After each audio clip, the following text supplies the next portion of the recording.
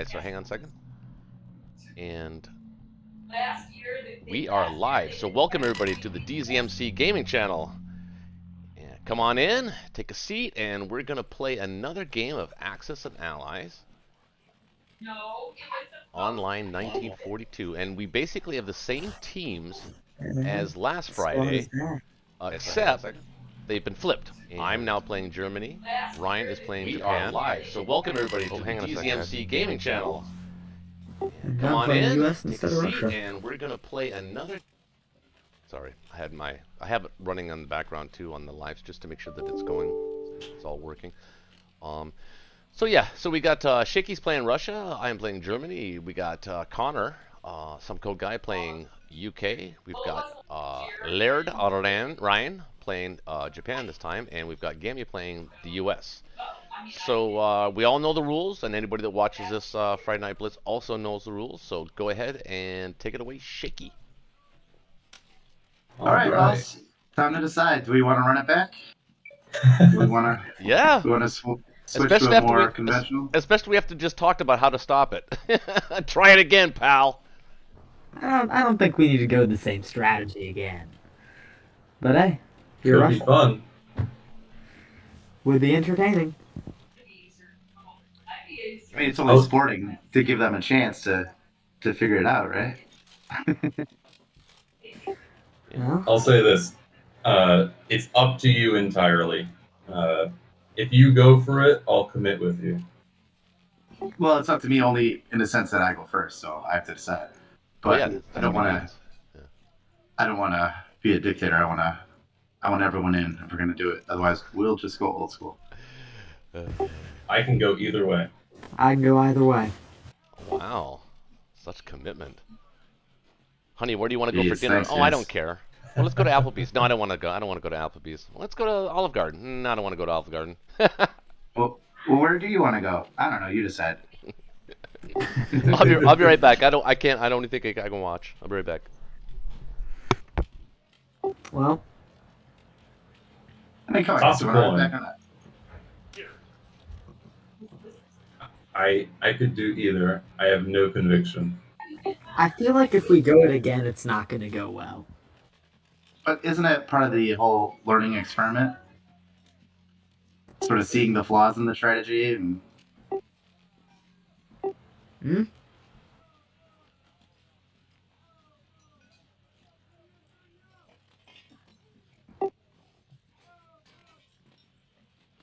I can do it again if you want. I don't know how to play the strategy as US. As the U.S., you're basically it's the same as any other KJF with the U.S. Yeah. Let's not run it. Let's just do a tradition. Alright. That's my mild preference anyways, so. Well, why don't you say you had a preference? Yeah, it's your choice.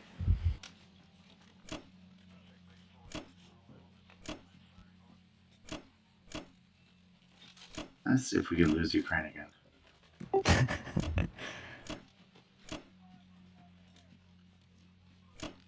Okay.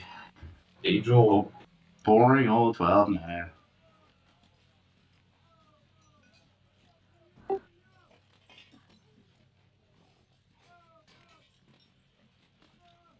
That was pretty good. That was even better hitbacks though. Ooh,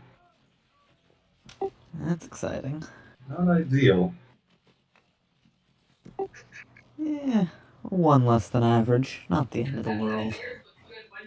It always feels like the end of the world. It is a surprisingly big deal to lose one more infantry. Okay, now there's a decision to be made. Oh wow. Mm-hmm. You got a lot remaining. And with below average West Russia, I might actually consider retreating here. I almost never consider that, but... The funny thing is, if I retreat, we could still go KJF. Oh, I mean, one bomber. The chances of it getting hit back are very minimal, so my remaining stack will probably include an infantry and an artillery. I mean, so that'll draw a lot of Germans into Ukraine. Like almost all of them, right? As many as it can reach. Well, if I were Germany here, I might go for the destroyer buy and take the transport and hit Ukraine too. And with the below average West Russia, I might actually try for a Karelia stack here and just risk the 2 fighters in Bulgaria. Oh yeah, Germany's definitely going to risk fighters going back into Ukraine. Well, and my fear here is that it just allows a G1 Karelia stack. Yeah, I want to push on. I want the bomber. I disagree with that, but alright. I like it. It's very forcing. I think it forces him into a...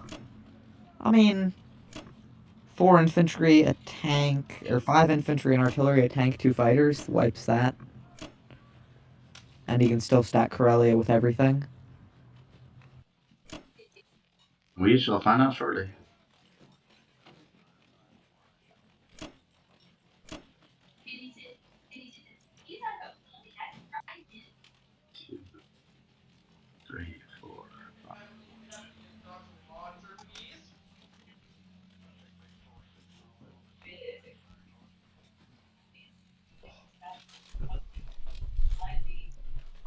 God damn it. Already I see a success.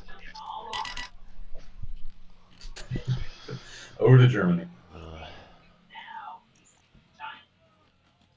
Well,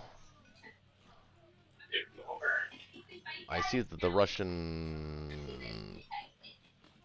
plane is in Ukraine, or not, Caucasus, and one in there. Well, let's see.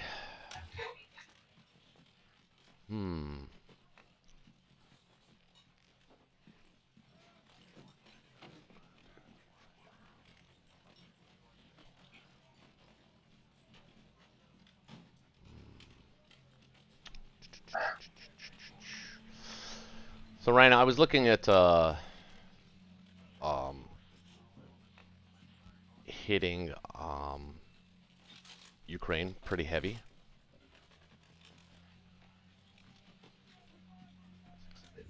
With transport? Yeah, with the transports too. I don't know. What do you think? Maybe I don't need to hit them with the transports. I can hit it with tanks. Actually, I might be able to actually sort of mini stack that. And we'll see if the Russians are game and attacking it back. Which they probably would be. What can we put there? 1, 2, 3, 4, 5, 6, 7, 8, 9, 10, 11, 12. We can attack it with 12. Probably lose if we don't use the planes. Actually, did I count the planes? 3, 4, 5, 6, 7, 8, 9, 10, 11, 12 ground units, including the transport, without planes. Or we can hit it with 10 ground units without planes. Kind of like that, too. So you probably would lose, yeah. And Yeah, so you probably lose, what, let's say four infantry? I'm thinking, well, yeah, I would think at least 4 infantry. I don't know about you, but my experience is trying to attack Ukraine on Germany 1 when they have that kind of success. It can actually really backfire on you, and it can turn out to be a nightmare. But it's a nightmare you can recover from as Germany. So I'm willing to take that risk and still go Transjordan. And then I think it might be beneficial to hit C-Zone 10 and C-Zone 7. What do you think? So just do like an 11 infantry like you did last time, 11 infantry and 2 artillery? Something like that. No bomber replacement? Would you get a bomber here? I like it because there's always flexibility for me, especially depending, Africa, it's a quick float, quick hit back either way across the Mediterranean. Mm-hmm. But with that good of a round, I think we're going to need to replace ground units fairly quickly. Well, we're not using any of the planes, so I actually like the bomber here. I don't mind doing 7 infantry, 2 artillery, and a bomber because that will almost ensure a non-UK round 1 fleet. Because we're not going to be using the planes in the Ukraine attack. Yeah. No. That's how I would set it up. Just you take Ukraine. I'm just worried about the counter punch back into Ukraine. So I'm wondering, should we just bypass Ukraine and just stack? Tell me if I'm an idiot. Like stack Poland with infantry, artillery, and load up Baltic states with the tanks. Not even attack Ukraine. Let him. I don't know. Let him isolate Ukraine's troops in back there. But it's tough. It's those tanks. Okay. Like anything we're gonna send over there, he's gonna smash back, right? Oh, that's okay. But I think we absolutely have to kill those tanks. I'm actually not even against putting 2 planes in there too and taking our chances. I'm buying the bomber, so that's okay. If we do take 2 planes and we lose 1,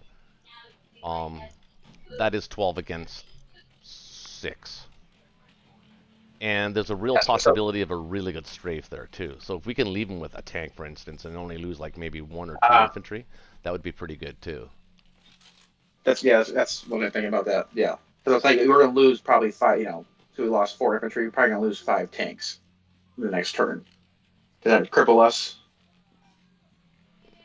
No, I'm only going to send 3 tanks. Oh, so 3 tanks. Okay. Yeah, well. Okay, so 7, 2, and 1. Well, I think we're sort of almost semi-agreed on that. Let's see how the battles look. So you on trans? Yeah. Okay. Yeah, actually, you know what I like to do? I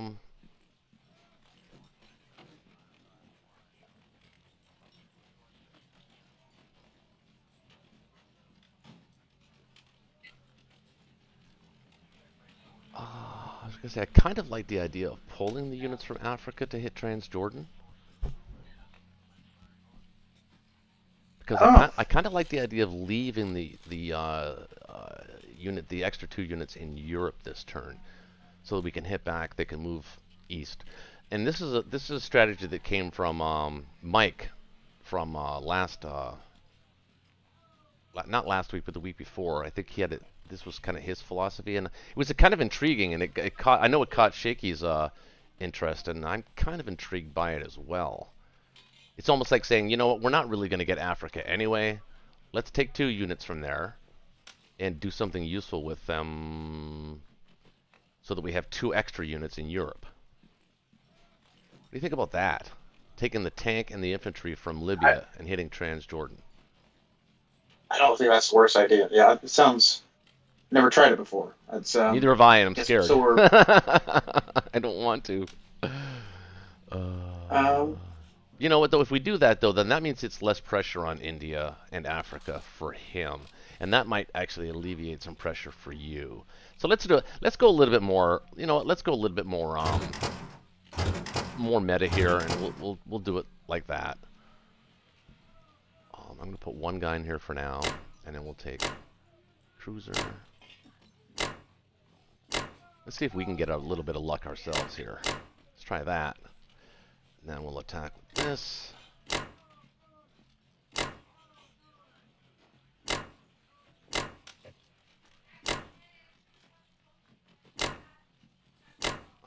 12 on 6.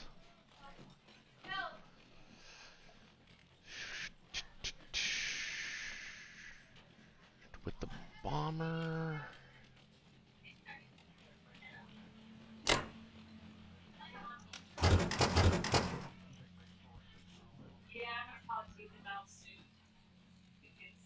Should I send any of the tanks from Germany to that battle? Or do you think 12 on 6 is enough? I think it should be enough. I think we're gonna, barring anti-aircraft success, I think we're gonna be four infantry down. I would think on average. What do you think about not taking the planes and taking the 2 tanks instead?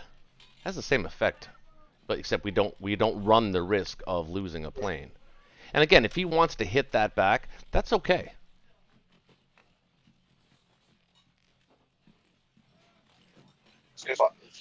Yeah, I have a feeling it's going to be a push there, so I think it's going to be those planes are going to be more useful for you in the long run for those tanks. What can we expect? We can hit on 7 infantry is on average 1 hit. I think it's 1.5. And then 5 tanks at 3, that's 2.5. So that's 4. So there's a good possibility we could stick him. There'll be 2 tanks left over for him. That is not, yeah, that we want really to ensure. Well, I guess we can hope we can get lucky and get 5 hits here. If we can get 5 hits, we'll leave him with a tank and then we'll retreat. Yeah, straight off. Yeah, that's the best. That's being yeah. All right, let's go with it then. Don't see I'm missing anything there, other than leaving the cruiser in 13, but we don't have a bomber to hit it. And just, I'm not questioning you, just out of curiosity, the Iceland take, is that just to prevent just... No, that's to prevent a UK landing. drop round 2. Because we might want to be able to use our planes in attacks in round 2, but we can still use them in attacks and still position them where they can hit Sea Zone 3 and 8. So that's my thinking there. And plus it's really super annoying for the Allies too, because they have to kill that. And if they have to send a UK fighter to kill Sea Zone 3, it can't reach West Russia. So that's also another annoying thing for them. He could kill it with the Americans, but it's also annoying because he wants to use those in other things. So that's the only strategy there. I mean, Germany doesn't miss 3 IPC to do that, and it becomes super annoying for the Allies to have to deal with Iceland. That's the only reason I like that move. And again, it doesn't allow them to have a landing spot. It also takes away the fact that they can only put 1 plane in West Russia as opposed to 2. So that's kind of a super. That's yeah. Okay, I was just asking for the understanding behind that one. That sounds great. I might have to start implementing that. Okay. All right. Let's go. Let's go, battleship. Oh no. I'm going to slow down my cadence.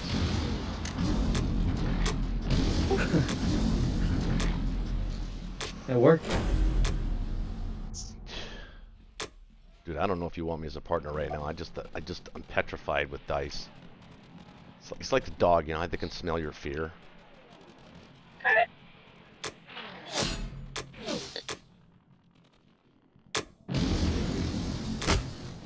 Very good. Beautiful. That's beautiful right there. What are you talking about? Shh.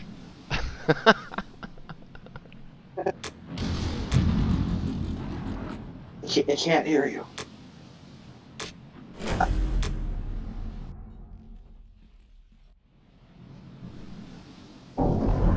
Halloween's over. No superstition.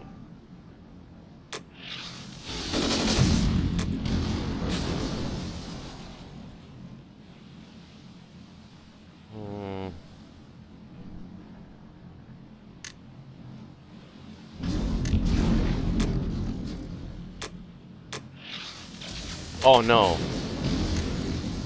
Oh, come on. I gotta kill it.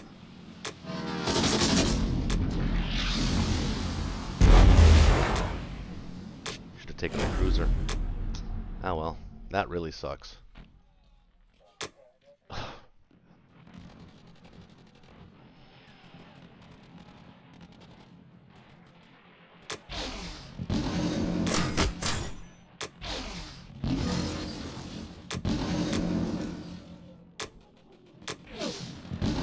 Ah, we got 3 hits. Oh. Damn it.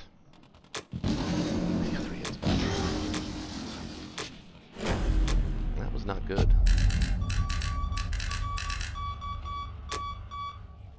Well, so much for that.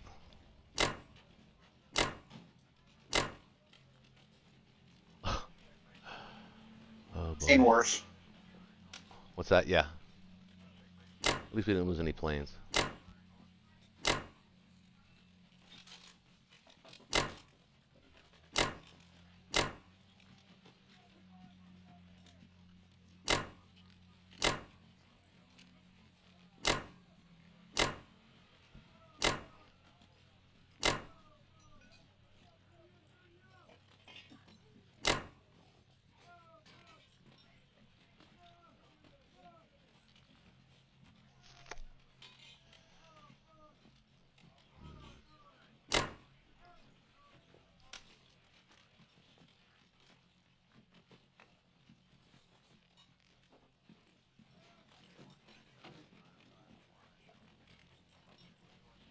no 3 in Karelia to kind of split that possibly with Russia. I'm thinking about that. I guess he doesn't need it.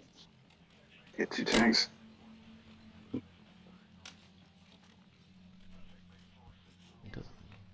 He's a transport alive though. He does have 2. Yeah, he's got a transport cruiser battleship hit on northwest.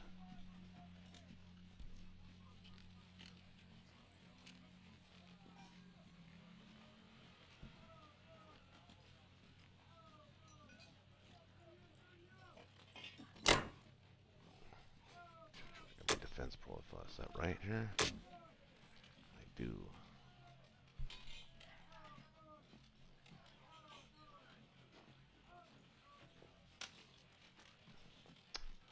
Well, I think that's probably the best under the circumstances. Losing 2 fighters that early is not great. 3. 4 can hit with 4. You know, actually, we don't even. He's going to be able to drop that fleet, so.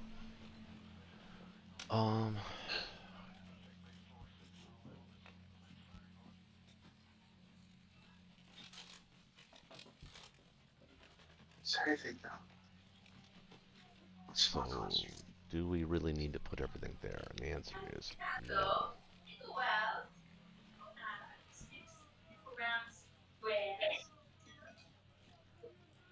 We'll put the 2 infantry in France, though. Oh, and What? Oh, you're talking about for Northwestern? Sorry. Gotcha. Yeah, because we'll only have the bomber and 3 fighters. He's already got 1, 2, 3, and he's going to build a destroyer and a carrier, and he'll have 2 planes. We won't be able to sink his fleet. He's going to get a UK fleet, so let's try to use them a little bit more positionally better. Okay. No, I didn't see what you were moving from. Sorry.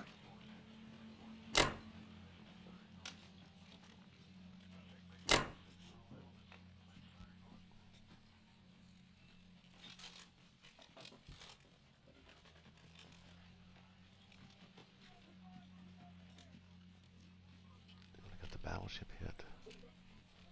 Bomber, 2 fighters. I'll take that battle. Mind you, it is kind of worth the sacrifice for him to actually go at that.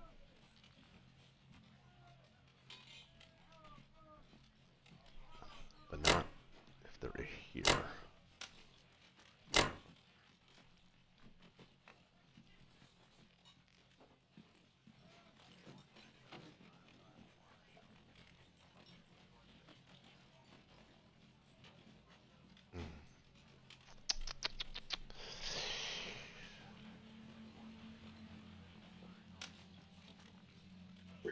What are you wavering on? Well, I'm just looking at what we can counter Ukraine with. Send 4 in all the tanks. So he has to be careful with that battle, actually. So I'm actually okay with the way it is right now with the guys in Poland. We'll try and shoot for a Karelia stack. We'll see if that works or not.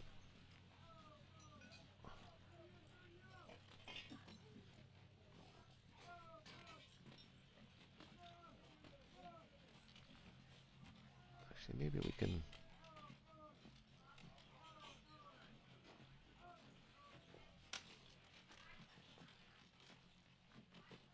Well, he can't do both. He can't do Karelia and hit Ukraine.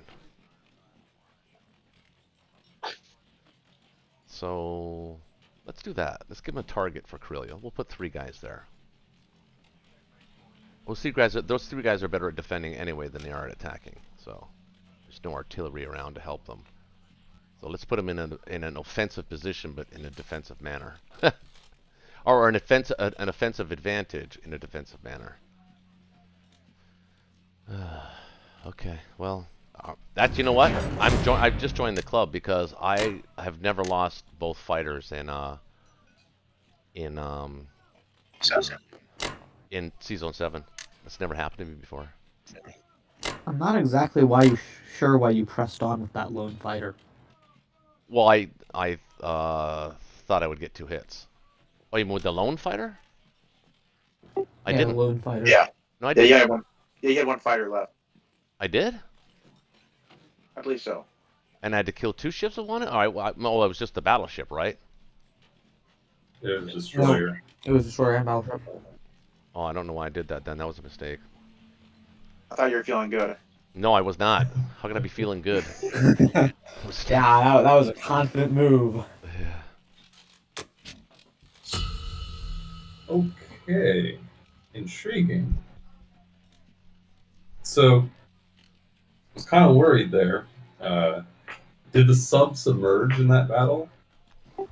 It did.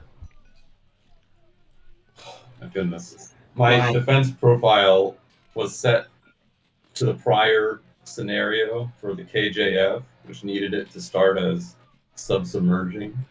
I didn't remember until now. Whoopsie. But it looks like it didn't matter, which is extremely lucky. That's probably a bottom 1% result for them. Well, let's try to capitalize. I mean, I'd probably buy a transport here, right? I would definitely take France. Yeah, I'm definitely gonna hit France.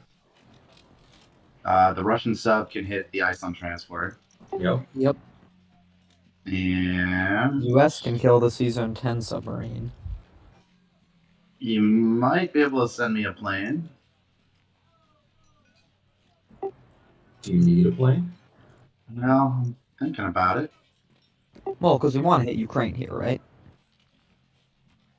That's a juicy strafe. Yeah, but what's going to be the West Russia situation after that? Is what I need to contemplate. If you strafe Ukraine, you could go back to Caucasus and not necessarily to West Russia. Yeah, since he doesn't have anything really prepared to stack Archangel. Or West Russia.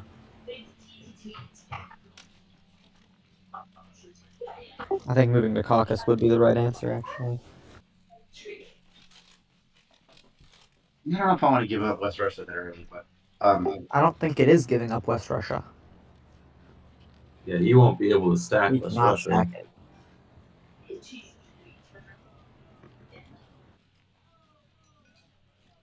all right. Well, you decide. I'll be right back. I gotta go. 1 second. Okay. I think it's just going to be a very standard British first turn. The transport, I could go greedy, but I think you want to. Why not go greedy?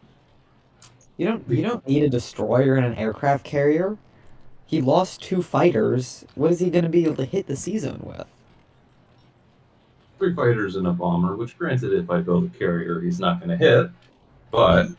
I mean, a carrier, a battleship, a cruiser versus 3 fighters and a bomber? No. 1, 2, 3.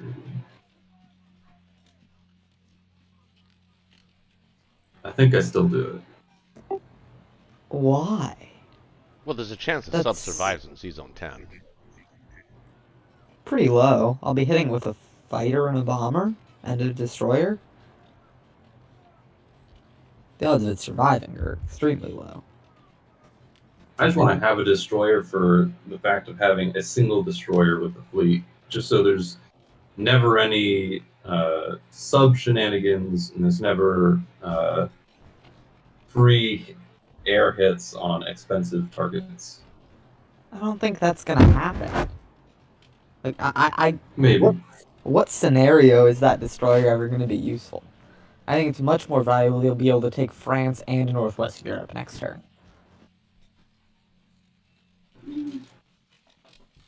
I'd only have 3 ground units to affect that. I mean, that's fine. 2 bombards, and also I do not like hitting Season 17 UK1. Yeah, I haven't decided on that yet, but for now, I think I'm going safe. I hear the argument. It's probably better, but paranoia is always going to get to me. Well, in a game where we're having better dice, I guess playing safer isn't the end of the world. Alright, so let's start with this.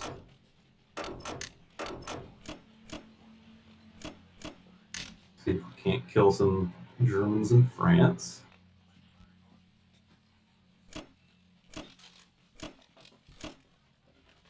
Now 17. Age-old question. I'm perfectly happy to move the fighter to Gibraltar, fighter to Caucasus, bomber to UK, kill that on my turn. Well, you can't put the fighter in Gibraltar, it'll hit that. Yes, he can.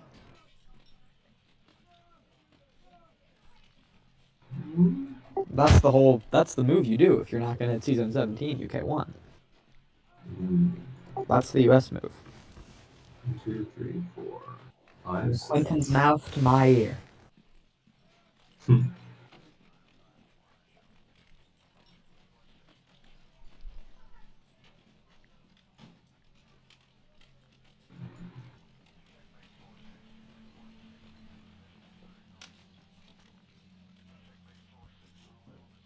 Alright.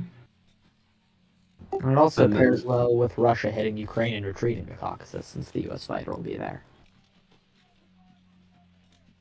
Alright, then. I'll rely on the Americans to finish off the battleship. I think I'm not going to hit the battleship in 17.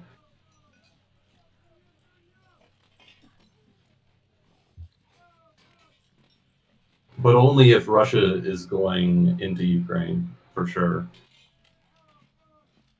I mean, that's such a juicy target. 3 infantry and 5 tanks.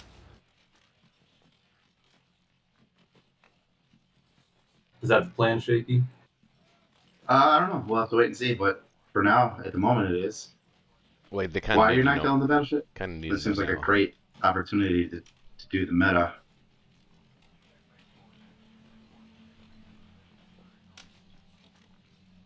Yeah, I mean, there's nothing that Japan is gonna do that's gonna affect hitting Ukraine. It mainly has to do with the German position in Europe, because at this point, if you hit Ukraine, Germany is going to have a hard time sending more units to Africa each turn, especially if he's left with like 1 tank, or if you take Ukraine. Well, are you sending me a plan? Well, I don't know. That's what we have to figure out. Are you planning to go back to West Russia, or are you going back to Caucasus? Well, my initial plan is to go back to West Russia. I think Caucasus is the right answer. Yeah, I know you think that, but I think West Russia is the right answer for me, and that's why I don't want a transport in the back. What a transport in the back? That's great. Yeah. Wait. Why do you want to go to West Russia? Because I like holding West Russia, and I think if we give it up now, it'll be silly. And my hope is that we can strafe Ukraine to perfection without having to take it. Well, yeah, we want to strafe it, not take it, I think. Okay, well then, if you're going back to West Russia, then I will hit the battleship. Okay. Well, wait, Shaky. If we move off West Russia this round,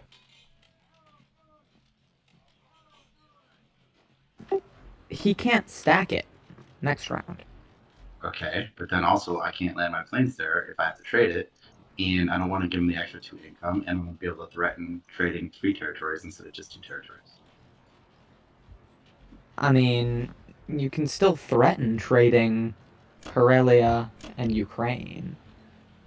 And I think that's fine. And I think the tactical advantage of... That's 2 territories, and I'm going to threaten 3 territories. Okay.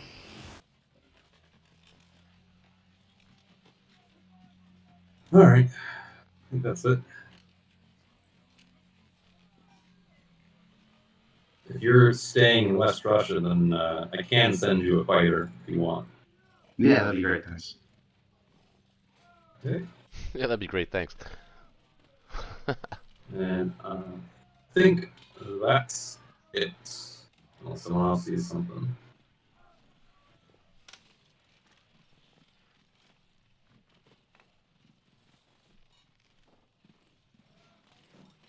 All right, France.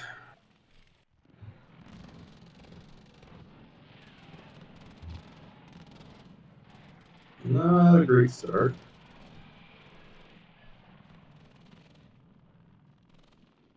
Come on, boys. Okay, Hit went back. pretty poorly. Hit back. Nice.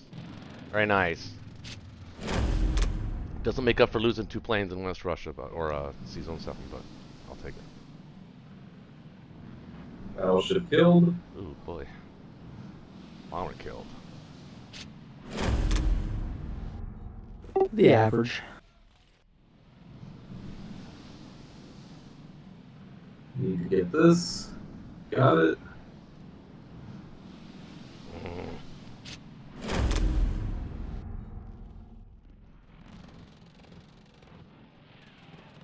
Ooh. Okay. Mulligan.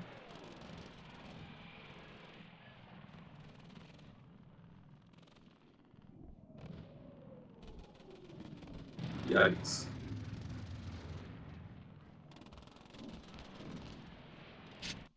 Painful.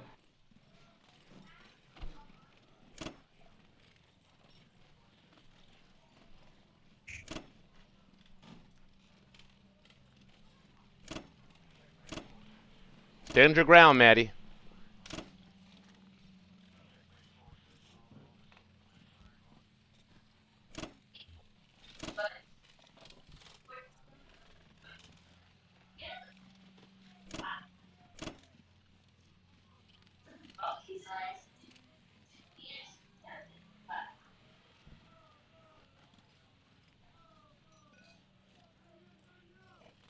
Okay. That's it.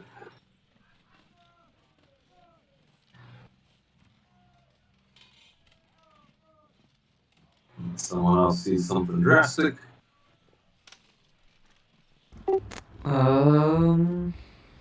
Yeah. I tend to like to bring one of the Indian infantry to East Africa with that transport. It looks like you could use it in this situation, but it's not a deal breaker one way or the other. Makes J3 India a bit stronger. And he's just going to kill the transport with Japan. So the guy with Germany could put his bomber in Italy. Indeed, indeed.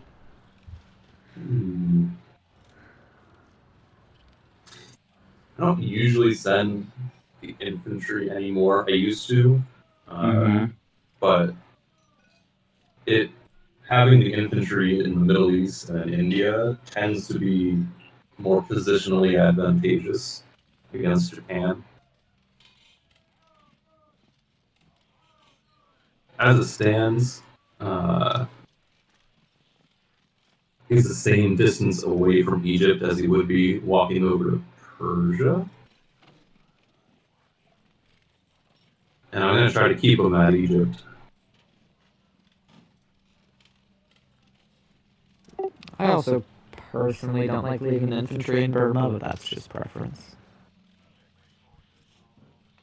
How does a bomber from Italy kill the transport in season 33? Can't. Oh, I thought I heard Shaky say if he left a bomber in Italy. Yeah, someone said it, but I don't think it can. 1, 2, 3, 4. Then it doesn't have a place. Is Formosa in 33? Is that how that works? Yeah, right. I would bring the infantry back to India, but only if the infantry in Buryatia fell back. But it didn't. I don't like either there, so I feel like it. I never feel inconvenienced by it as Japan. Well, it's just enough battles to be slightly inconvenient. I always like to see it as Japan. Maybe that's just me. Well, and have them commit a plane to it. Yep. Just personal preference. Yeah, it's coming out spicy today. He is. I like it. Got opinions. Yep, this looks good. There you go. Over to Japan. Oh, Right. Also, have you guys forfeited from last week's Friday Night Blitz yet? Yeah, I did. I don't think you have. I forfeited. Did not go through. Yeah, I did too. Still shows me as having the game. Maybe you got to enter the game. You just gotta Yeah. you gotta advance your turn. Yep, always forget about that. Never mind. So Rain, you've got all kinds of things you can do, man, as Japan. It's a KGF. If you want to kill Pearl, you want to kill Burma, you want to kill Yunnan, Anhui, and Buryatia, and C-Zone 61, go knock yourself out. You can kill them all. Now, that would mean leaving the transport in C-Zone 33, and that's sort of a preference move as well. Because you kind of have to commit a carrier to do it, and then he has to attack. You actually have to commit 2 planes and a carrier to that. And you have to have your planes on the defense profile set to die before your carrier, because you don't have any sea zones that planes can land. So he could attack with his 2 planes, hoping that he can kill your carrier, and then all he has to do is kill your carrier. But if you have your plane set to die before the carrier there on your defense profile, then he can't do that. So that's what you have to commit if you want to kill the transport in C-Zone 33. So, but if you don't do that, it gives you a lot more flexibility in killing everything else.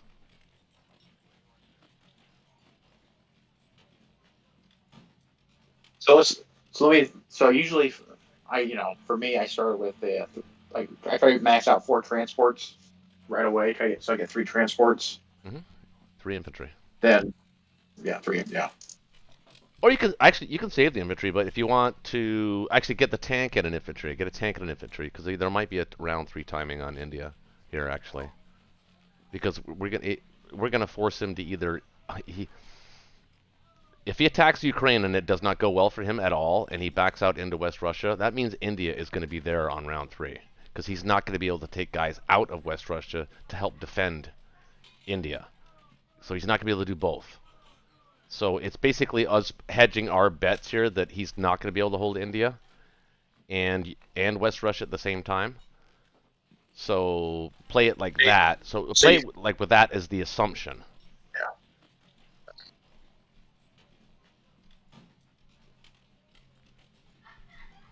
Yeah. They were trying to force that in there with the tank infantries. Yeah, and just remember. Usually I go over the top. Usually I go over the top of this.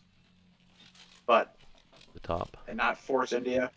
Yeah, go north over the Himalayas. Yeah, that's what Shaky likes to do, and that's not a bad ploy either. But you kind of because I don't know. I guess it's ultimately up to you. But yeah, we're trying to say what I usually do. That's my reason. Is just eventually you get so much over there, India has to fall, because this is going to isolate 2 forces away from him, and you'll get India by attrition. And anyway, Japan will always get India. Usually round 4, round 5, if you don't go for the round 3 timing. But if you go north, then what's your strategy for maybe taking Australia, New Zealand, or the Anzacs, and then maybe South Africa or something like that? I mean, well, usually I think like a 5th transport to kind of just harass, work slowly around the southeast part of the Pacific, and work my way to Hawaii. Okay. Do you like the idea of positioning your planes at the end of this turn so that they're all sitting in Kwangtung, so that round 2 they can be sitting somewhere maybe in Ukraine or Belarus, or maybe helping the Germans somewhere in Europe, because it's not a KJF. Those planes are pretty much useless to Japan early on. They're way more useful in Europe than they are in Asia. Yeah, I'm more than happy to throw them that way. Okay. Well, just have the option of doing it. Yeah. Yeah. Okay. So if you're going to do that, make sure you only send 3 guys into Anhui. Leave 1 back so that you can have 1 infantry from Kiangsu scooch down to Kwangtung. Yep, just get a little protection, yep. And also here, I mean, I see what you're saying, but do you think you need it? I mean, you could probably kill that Buryatia infantry with just the 3 infantry that are in Buryatia, or Manchuria. 3 on 1 is like an 80%, I think. Yeah. 88%. Just straight up, yeah. And then So no, I was going to say I usually send a transport down to pick up into the Philippines and move into Yemen. Yep, when you know it's not a KJF. Yep, absolutely. Use them guys early. Yeah. So go ahead, take your turn. I'm going to go smoke a cigarette, and I'll come back for the battles. It'll be fun, exciting. I don't want to be. I'm overly outspoken, so I kind of want to let you do your own thing, and I don't want to be too much of an influence because I want to see how you play, and I want to see your different perspective on the way you want to do things. So sometimes I come across as overbearing, and I don't mean to. I'm just trying to suggest overall the way I like to do things. And if you agree with some of those things, then maybe we can agree. And if you don't, then it's ultimately your turn anyway. So I'll support whatever you want to do. So I'm going to leave it at that. Smoke a cigarette unless you have a question. No, I just like the statement is saying no. I'm just like I said when I started this, just trying to learn from you guys, pick up some more tips, and you guys know more than me. I'm not gonna bend over to you guys' will, but Good. just, I hope not. And that's what I'm trying to avoid. I'm trying to avoid you're not teaching, bullying you you're into doing teaching. something you don't want to do. Like I felt like Friday in retrospect, looking introspectively, I think I kind of bullied you into that whole C line thing, and it really was not the good move. And I think you probably instinctively knew it wasn't the right move, but I think because you were new to our game, so to speak, we're sort of kind of invented. It's our platform. I didn't want you to feel that way again today. So I'm going to let you take your move, and I'll come back when it's time to do the battles. Fair? Camel. Fair enough. All right, brother. Right back. Good luck. Gracias.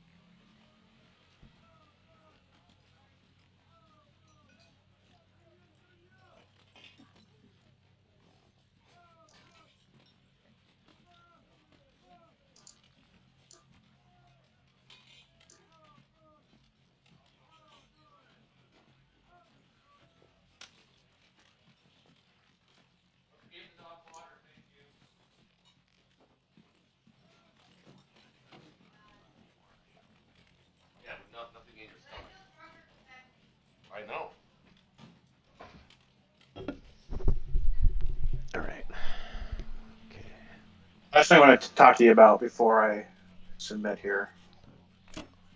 Okay.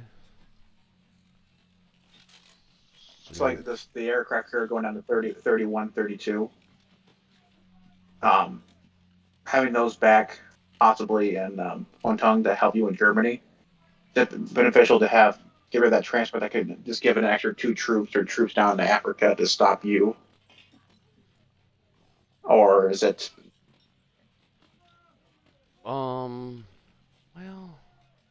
What's your opinion on that one? Uh, So I don't really, because unless I'm missing, like, unless they push the American fleet, I say I could put a battleship there with it in 32 with the carrier as well and have no worries about that. And just be out for, a turn. Yeah. Africa. Well, I could send the tank through Egypt into Sudan and make him attack me with one of his planes and his infantry. If you kill that transport. Yeah, well, he can attack with you with the transport, possibly, unless he wants to save it, with the transport and the one infantry. Yeah. Interesting you're not doing Pearl here on the KGF.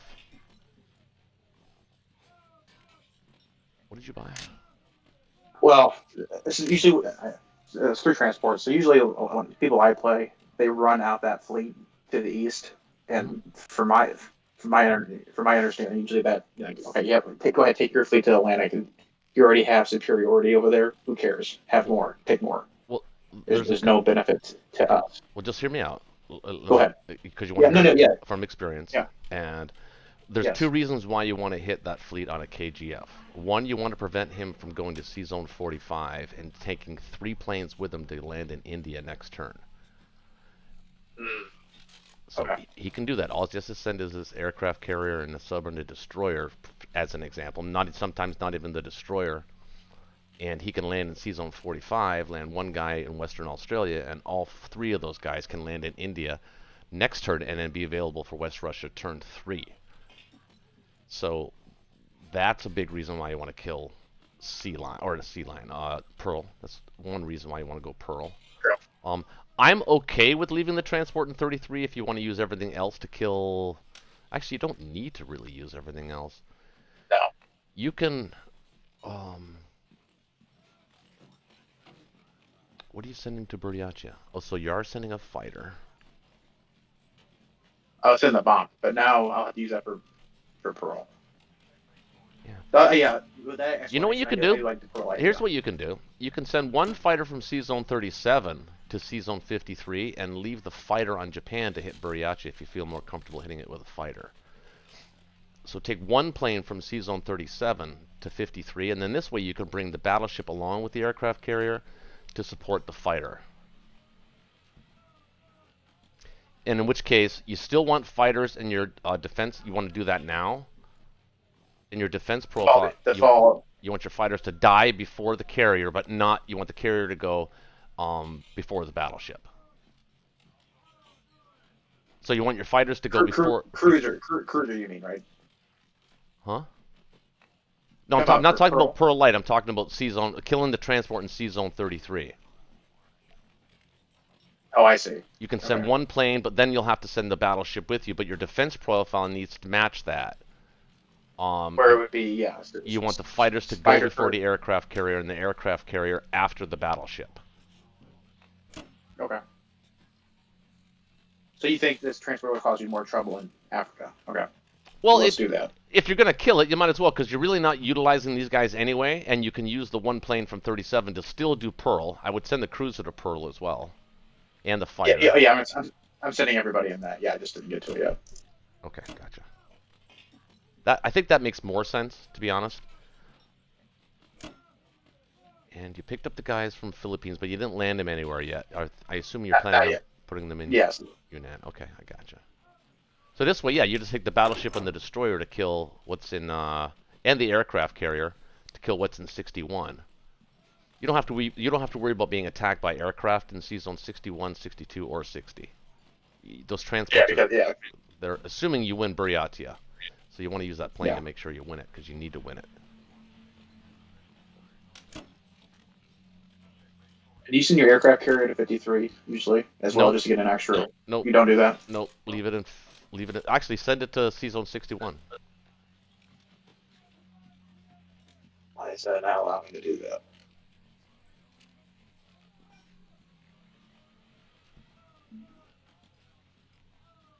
Can't send it right now. Oh yeah, because of the flighter. Thank you. Oh yeah, that's right. You're right. Okay. Then take the destroyer then Alright, at cool. 60 and put that in 61.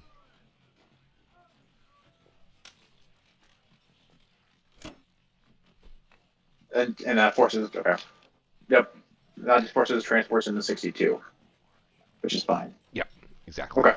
Exactly. All right. Rock and roll. Yeah, and let me remind you to take the plane first as a casualty. I don't know how many times I forgot to do that.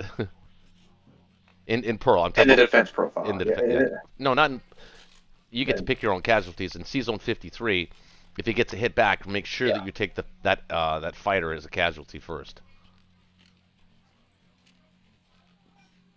Okay. That was good. You know the one fighter that has no moves? Yeah, no, go take that one for, Yeah, now I gotcha. Yeah, make sure you take that as a You casualty run, first. you can run, you run that other one back to Wake Island if it goes well. Mm-hmm. Great. Gotcha.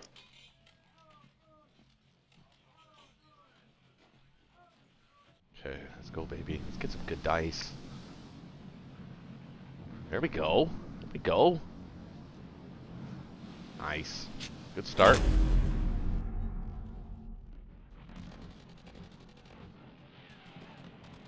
Not terrible. Not terrible. Not terrible. There we go. Nice.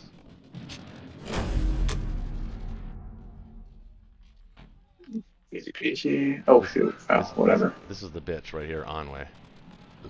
Oh, you got him. Oh, you got him. Nice. Well, you're fast. I forgot you were fast.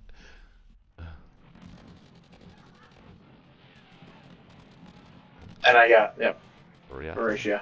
You got a hit back. That's fine. And the big one. Oh yeah, forgot that. Burma. Very nice.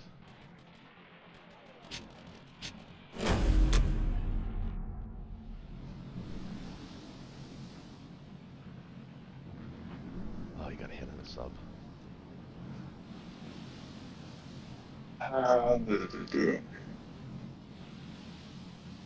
Yeah, you got to take the sub. Even with that, I haven't run the stats on that. The hit and hit, taking one out, attack, taking a possible defender out. Yeah, yeah, because you got a hit on 3. Yeah, exactly. That could have gone. Oh my God, that could have gone a little better. Oh, take the fighter now. One of the fighters. Yep. 0 out of 4. Yep. You got to kill that carrier, so you have to go again. No, you did. Oh, did you take the fighter? I did. Oh, okay. 0. Let him keep his plane. Wait, actually, hold on. Hold on. Can he use it to? See, 1, 2, 3. No, he can't use it to attack Wake. So if he attacks Wake, he has to attack it with a battleship and 2 units. So yeah. So let him keep his fighter, unless you have a different opinion. But well, what do you have left? You have a fighter and a bomber, right? Yeah. You want them to land. Fighter and a bomber. So have them land on Wake. So yeah, and just let him, because now he has. Now he has to force everything back east. Mm-hmm. He cannot get back to India in a timely manner. Okay, I think we just let it be. Yeah. Ideally, it would have been nice to kill everything, but it didn't work out that way. It seems our naval battles are not going very well for us.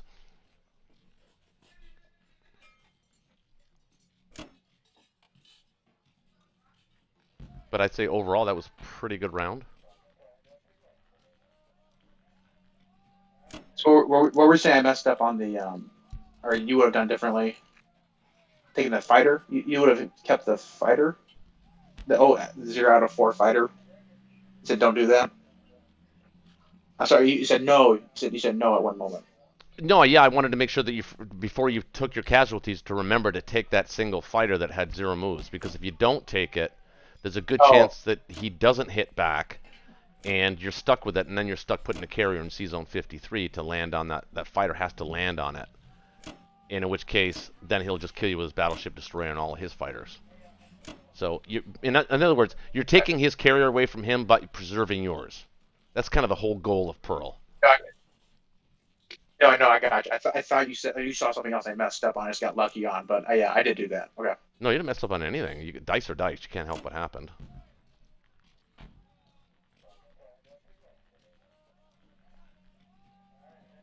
Okay.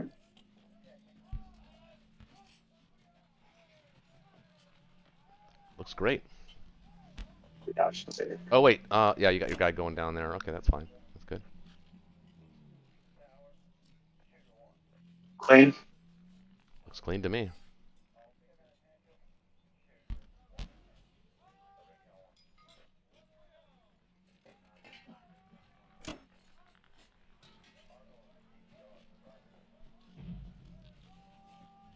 And you set your defense profile, right? Yes, it's fighter, cruiser, battleship. Fighter, carrier, battleship. Yeah. Okay. Gotcha. For 32. Well, no, it should be fighter, battleship, carrier.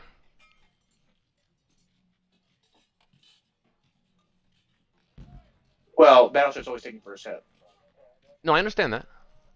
Oh, even with that, okay. Well, there's a chance that you can miss on all 3 of your hitbacks, and he can hit twice. So I mean, you know, look, the chance of that happening are really slim. But right now, I'm not liking the way our air-sea battles are going at all. So just to be super extra cautious, you can have the aircraft carrier go after the battleship, and the plane go before the have the plane go after the carrier, or before the carrier, but after the battleship. Does that make sense? It's done. Okay. Okay. All right, I am killing this. Good to go. Let's go.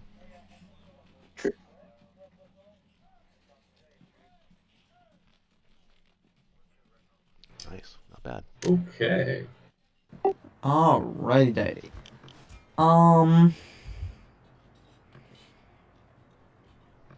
Everything is pretty standard here. Well, not really. Except for the There's Chinese not- mainland. It's not many German planes, so it Mhm. really offers the med checkup. Oh, yeah, absolutely, Metric, absolutely.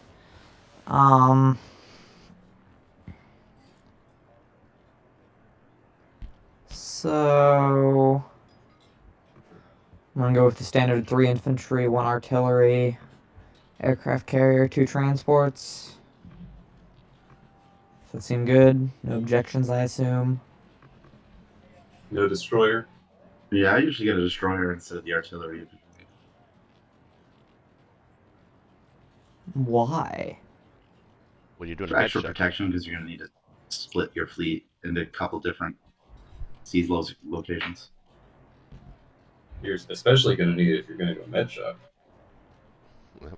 I mean, You don't have to. we'll have 2 destroyers. We can do the traditional Finland check if you want. No, I'm going for the med check, but I'm gonna have 2 destroyers. The secret to the med check is it has to work on turn 3. So that means you buy the destroyer now, next turn 13, next turn 15. Yeah, that's what's gonna happen. He only has 4 planes. You could have more.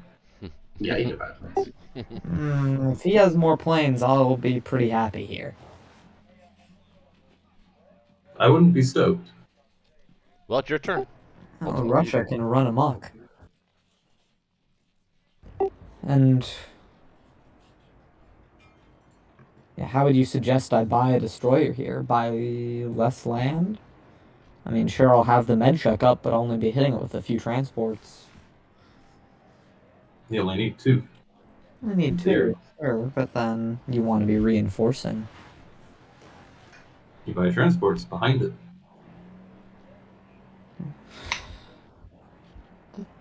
think I want to go with the standard buy. I'll be right back. I don't think that's a standard buy. Well, yeah. I mean, that's not the standard buy, but Really? This is the buy I see literally everyone go. no, the standard is 2 infantry, destroyer, carrier, and 2 transports. I have never seen someone go that buy ever. You've seen it in our games we've done.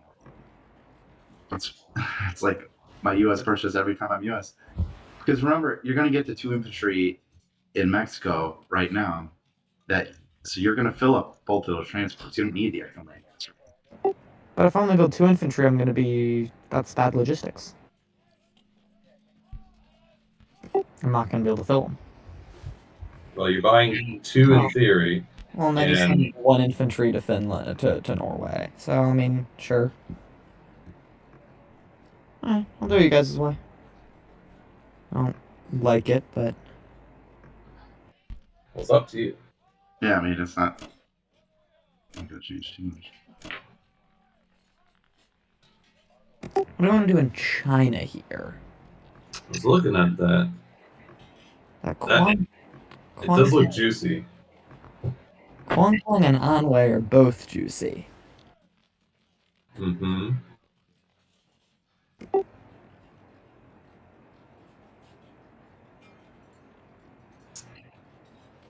One, 2, 3, 4, 5, 10.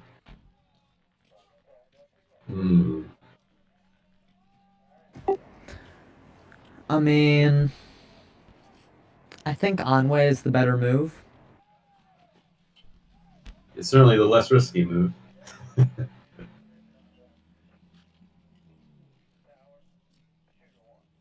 probably take a chance at Guangdong, but... Really, when we're ahead on the dice, and he can only counterattack with 1 guy, and then it gives the US or Russia a solid chance to be taking either Manchuria or Jiangsu the turn after. I mean, if you want to go super safe, you take Anhui, which is 2 infantry, and you send the plane to West Russia. That's even less safe. It's only a 55% battle on Anhui. Well, Russia's more safe. I can see a pretty good attack on Anhui. If you send everything in there and Russia follows up into it, it kind of forces his hand a little. Yeah, that's what I would do if you're willing to send that Russian infantry, Shaky.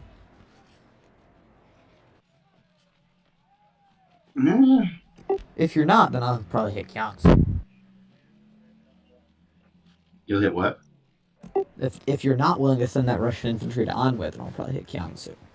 Or not Jiangsu, Guangdong. Bleh. Well, I mean, I think I would try Guangdong anyway. But I mean, either way, whatever you want to do. I mean, you get about 1. I mean, in Guangdong, it's average for me to get 1 hit and for him to get 2. So the average result there is trading 2 infantry for 1. I'd hit Guangdong if we were like behind on the dice, but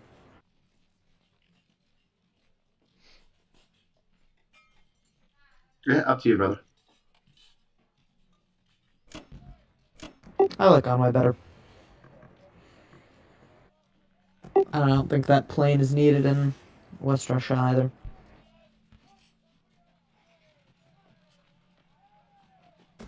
Any combat moves I'm missing here? Think this is good? No, don't see anything else. Alright.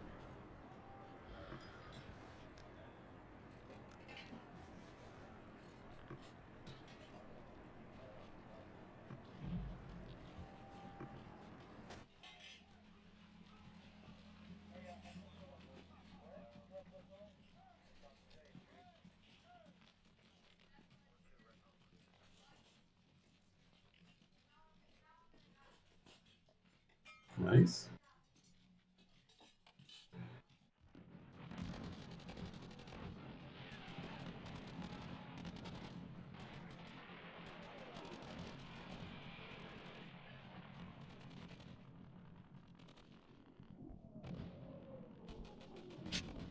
Nice.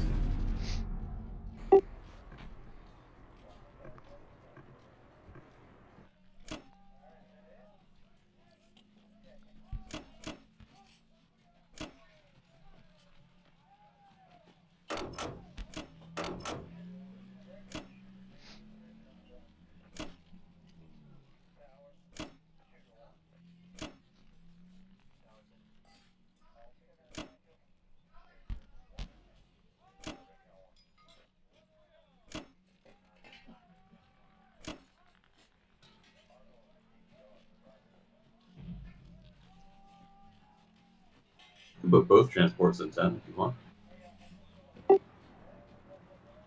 Yeah, it gives more options. Oh, sure.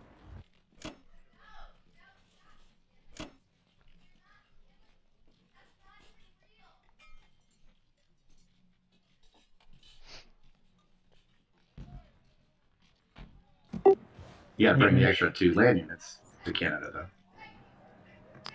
Yes.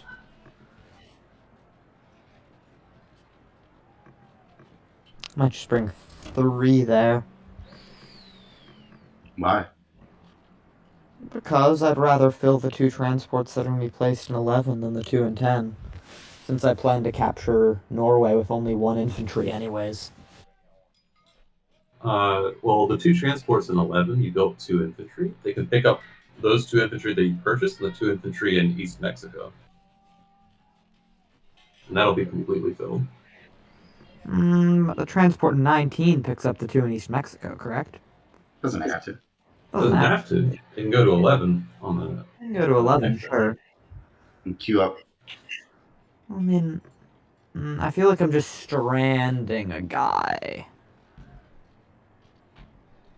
No, I think I like this better, because I'm not going to be using all 4 units with those 2 transports in 10. One of them is taking 1 infantry to take Norway. So I don't need that 4th unit.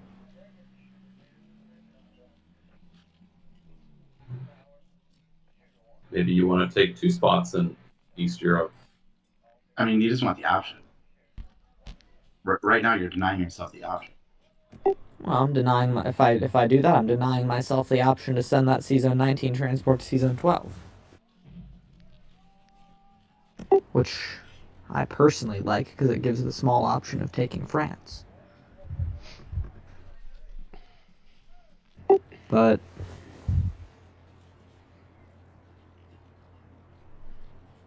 yeah, I think I like this better. Maybe I'm crazy.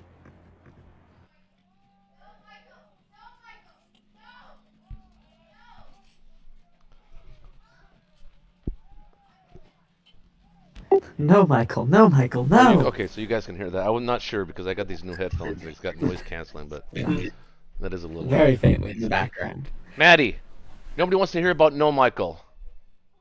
Oh my God, it is Michael Myers. He's coming at me with a rubber knife. Dude, seriously, I'm playing a game. I'm recording here. Alright, I'm gonna go with this move. I say that you're all crazy and wrong, and that 3 units to Canada is the move. Okay. So yeah. I just prefer it slightly.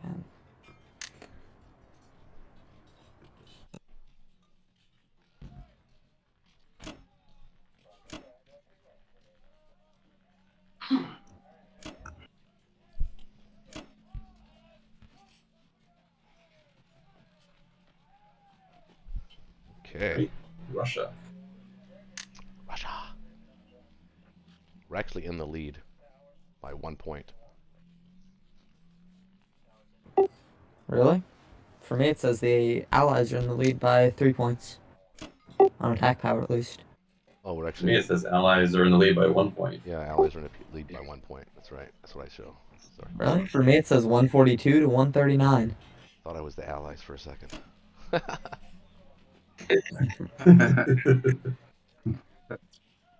wish I was the Allies. Do you want to attempt the Buryatia? No, I want to attempt the Belorussia. Ooh, the Belarus.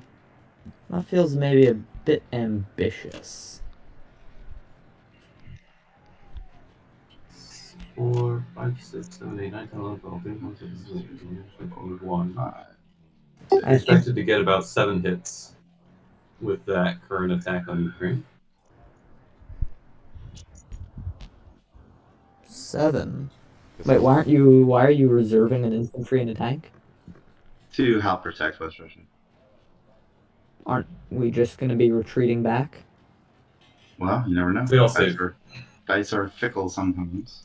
Well, you're opening yourself up to bad dice by not sending them, aren't you? Or am I opening myself up to over capturing? Which I definitely don't want to do. Well, I don't think. No, you'd have to get 8 hits to capture that. You're not going to get 8 hits in one round. Off of. Well, right now his average is about. No, wait, no. I take it back. I was dividing by 3. It's actually divided by 6. You're actually expected to hit 3.5 hits on the first round. Yeah, you need 8 hits? No. I think you should send the extra 2 units. What if I do capture it? Maybe I do want to capture it. If I capture it and Russia. Then I think that decision has already been made. Then you'd be leaving a UK fighter in the dust in West Russia. Well, you put 3 infantry in there. Plus the one I'm keeping in reserve, plus the tank, plus the AA, plus my 2 fighters. If you're, I mean, he can hit it with 1, 2, 3, 4, 5, 6, 7. Assume you move the AA gun there, but like, I feel like that's a favorable attack for him, right? Well, if he wants to commit all his fighters and tanks to hit West Russia instead of the whatever stacks left in Ukraine, then that's a possibility. I was talking about hitting Ukraine. 11 versus 8, we're not going to have a ton of units left.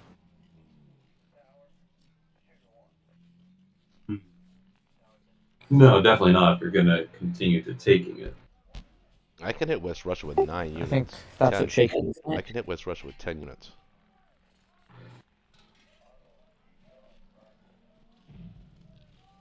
Yeah, we don't take Ukraine here. Sure would be nice if the American fighter was.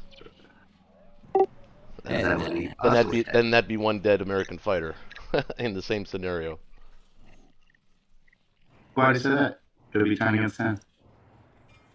We can hold West Russia 4, here. 5, 6, 7, 8. You'd have 9, 10.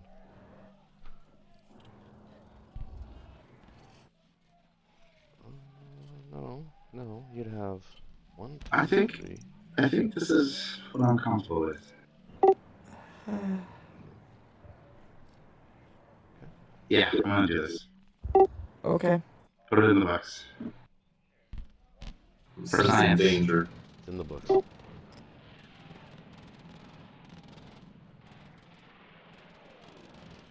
right, 4 hits. Oh, that was danger. Oh. Go again. That was definitely danger. Well then. Well, that's not good. That was almost perfect hitbacks. Yeah, wasn't that 7 out of 12 hitbacks? Mm-hmm. Every one of the tanks hit them to. That's unfortunate. It's not great. Well, that certainly turns the dice into the Axis' favor. Almost unfortunate that we took Belarusia there. We should have maybe retreated into West Russia. I don't know if you want to put those Russian guys there, actually. I think you can just wipe it no matter what. Might be better to cut our losses.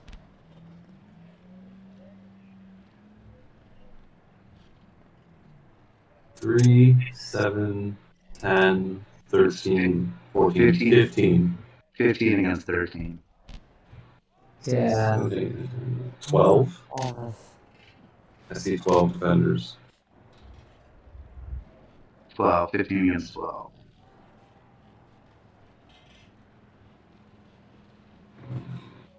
Well, have this in the back of your mind. If he goes for it, he'll be left with some amount of tanks on your border, and that's it.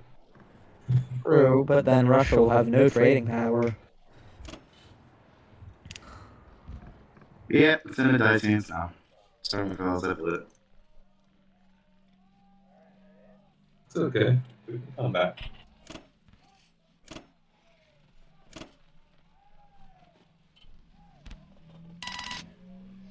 Okay. Ryan, what do you think about that?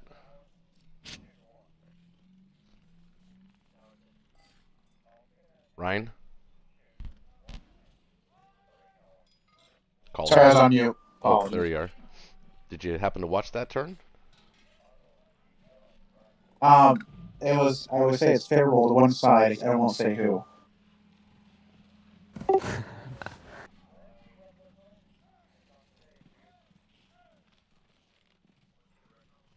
That changes the way I was actually going to buy. So they actually kind of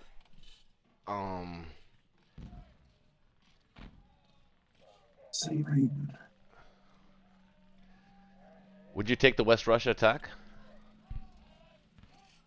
What's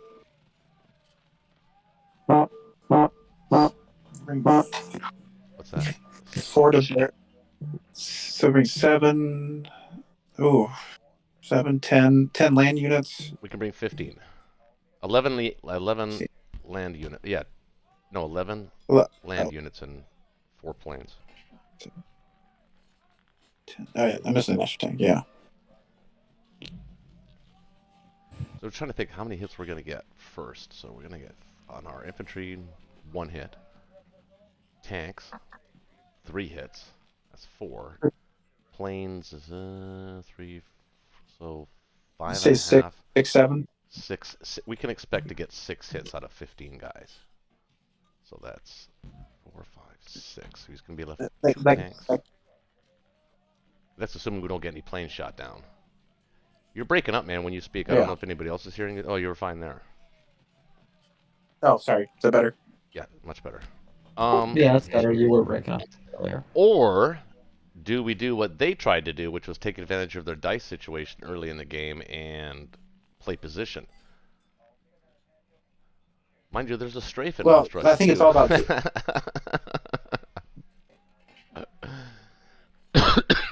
I think it's all about cadence. Like, you know, if you're just playing that way, like, you know, do you believe like Japan is strong enough position to follow up? I do. While you hold them off. Oh, I do. Absolutely. Because I mean, if he's going to do if he's going to do the med shuck, which I think that's what Gammy is kind of leading that way, and he's trying to sort of like do north and south for now. They kind of have to pick their poison. So I almost think we can also get away with stacking France here too. But there's a timing on Russia. Oh boy. Oh boy. Well, I think we need to buy a fighter. I think we can afford to do that now because of that. And I think we can buy 8 infantry, 2 artillery. Germany has to have its fighters. It's going to need to be able to trade in a KGF.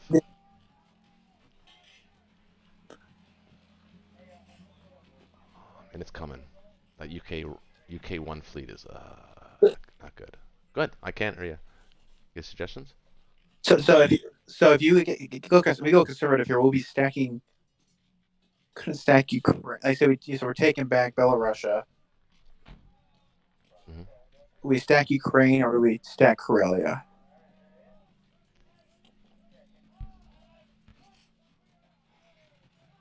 Or do we even stack? Well, I don't think we can stack Ukraine. Yeah, buying. I don't think we can stack Ukraine.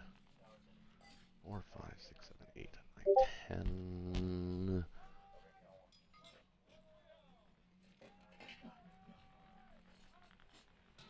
Again, we've been making that another juicy strafe for them, although I think to be less daredevil-y this time around. We could stack Ukraine here. And how much would you, so for France, you know, stack that up a little bit, like? Well, if we were going to stack Ukraine, if we were going to stack Ukraine, we would abandon France and just try to trade it, because we want to send as many guys east, because that's a timing thing, right? So there's a German-Japan timing on Moscow right now. Probably, well, if everything goes our way, probably like even maybe round 6. So that means you have to ignore India and just bolt through China. Well, that's going to be problematic because he's got a guy in Hanwei. It's going to delay matters a little bit. It did give you the north, though, for free, so that's nice. So you'll be able to deal with the Anhui guy, with the guy from Kwangtung with fighters. Kill that. Yeah. You don't have to take the territory. You just have to kill him. Go Szechuan with, one guy starting off. Or plus you could just non-combat a couple guys into Manchuria as well, even if you didn't get that. So, are you thinking about building a complex, or what are you thinking about doing? I know it's my turn, but kind of need to know what you're gonna do too. Are you gonna kind of ignore India, maybe through attrition, maybe grab it through attrition, or bolt through China right to Moscow? I think that's probably the best thing for the Axis to do right now, since we have Russia at kind of a disadvantage. So if you're bolting through, so it'd take me 3 turns to get to Russia, well, with a meager force. Before 4 turns, right? To kind of get something to attack Russia, threaten Russia, Japan side. Yeah. For you, I think next turn. I'm sorry, I'm just thinking. Sorry, I'm going slow here. So next turn, like say you just take the you think about taking the Caucasus here if you went the conservative route, just grabbing stuff. I'd have to take it with a tank, and I don't like that, but I mean, I think I will. Yeah. You can take Belorussia, then either stack or just hold back the tanks and just have a little 1 infantry front. I think what we can do is we can move guys into Belorussia, build 2 guys in Karelia along with the infantry that's going from Finland, and sort of mini stack Belorussia, Karelia, and then stack Ukraine here. I think we can stack it and still take Caucasus. By many stacking, like 2 or 3 guys, 2 infantry, 3 infantry. It's going to be 3 infantry and all tanks, along with fighters. Oh, for the big stack. Okay. Yeah, because I was saying for Belarus. You've got 2 fighters you have in Kwangtung that you can put in Ukraine as well. So we can stack Ukraine very comfortably. I mean, he can get through the infantry fairly quickly, but we're going to get to his tanks almost immediately in the first round. So that's. I can bring 3. I can bring 3 fighters to bear. I can bring 3 fighters to Ukraine. One down in the 32. Yeah, the more the merrier. Yeah. So I think that's a good buy, right? Yeah, 8 infantry, 2 artillery, and a fighter. Unless you disagree with that, yeah, I'm going to go with it. Also, wait, before I do that, what do you think about sending the tank in Libya through Egypt into Sudan and then putting a single infantry in Egypt? We're actually putting both infantry and artillery in Egypt as well. We'll send the tank through to Sudan. Yeah, because he can't use both planes. He can't use both planes. Like he's gonna use one plane to maybe attack. I don't think he has enough to take out an infantry. No. Plus he wants those planes in West Russia, but he won't be able to do that if he has to kill the tank. Yeah, I think that's good pressure, even if it goes the worst possible way the next turn. Yeah. Who get? Agreed. So. Okay. Well, so we'll go with this build then, and we will do that.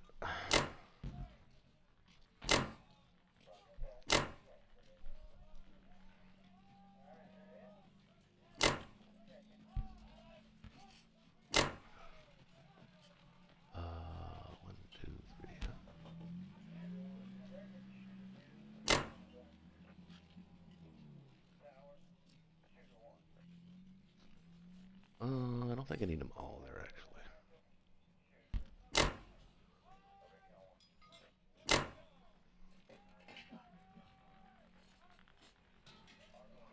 Probably spare one.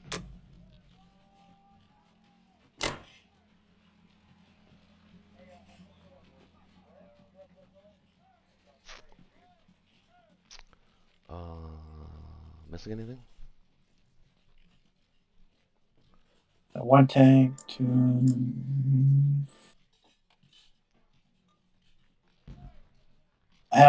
So you had 3 planes. Yeah, 3 or. Yeah, that's fine. It's kind of a walk. I was thinking the 2 guys, maybe 2 fighters, just to guarantee that. But Caucasus we really need. So. Yeah. Yeah, that's. All right. Let's go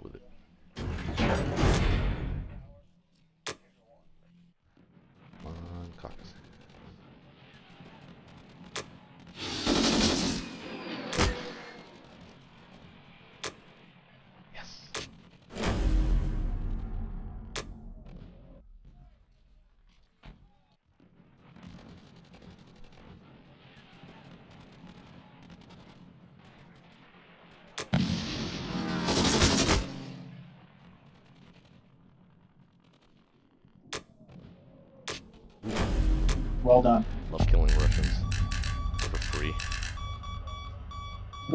I think Beamdog heard your pleas from your previous video. No, they didn't.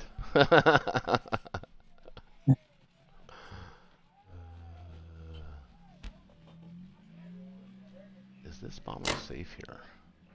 I think it is. Where's his bomber? You can't hit the American one. 5 can't hit.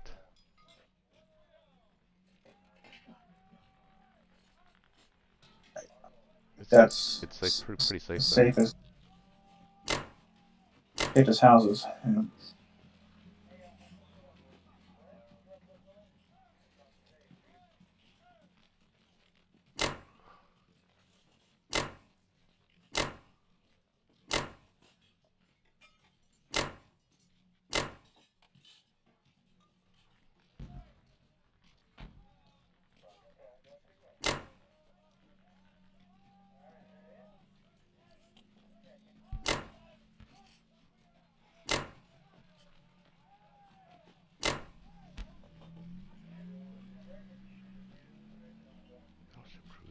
Yeah, that's about it.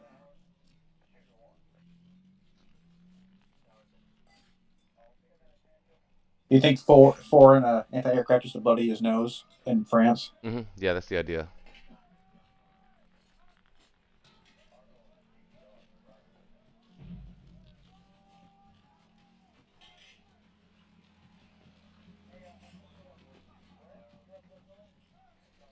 Okay, I don't see anything else to do. I really don't think anything else left. Yeah, there's nothing else. There's very few pieces to move. Yeah.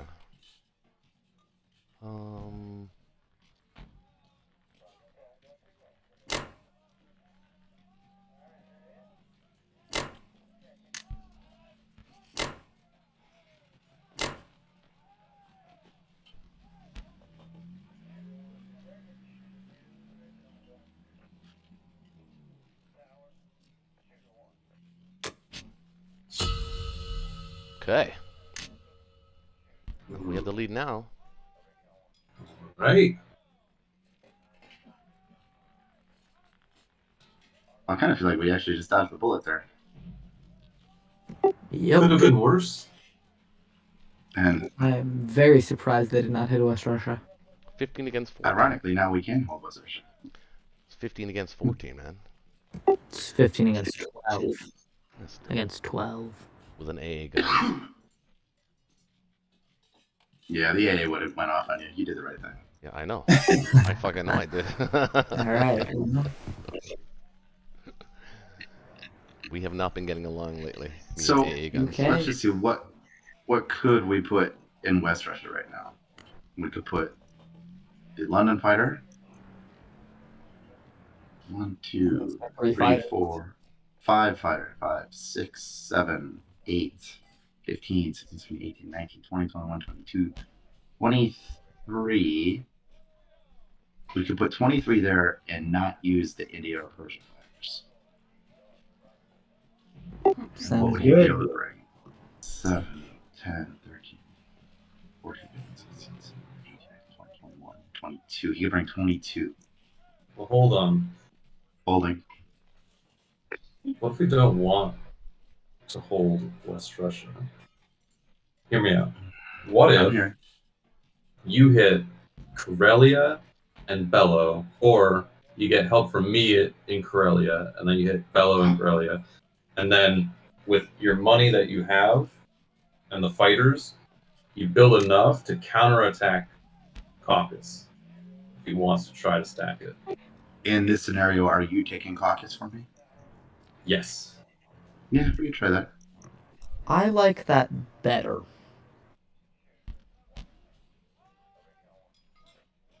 You like leaving West Russia? Yes. I think that is the move. Because we gotta punish the critical limitation of the units on your border. And I think this is going to be the purchase. What's the purchase? 6 infantry. Now you can put a transport in 7. It would be safe in 7. Yeah. Oh, you already bought it. Never mind. Are we sure we don't want another transport? That's what I'd probably do. If I buy another transport, I can't put 3 guys in India. Can't you? You're currently buying 7 guys. Oh, okay. Yeah, okay. We can ramp up to it. It doesn't all have to be this turn. Yeah. Especially with the strong U.S. U.S. is pretty average, I'd say. Unless look at Shaky trying to bolster Gamia's ego. It's fucking funny. Hey man, my ego. I don't know what you're talking about. He doesn't know what I'm talking about. There's a number of things the British have to affect this turn. Gotta kill this tank. Indeed. Gotta kill this tank.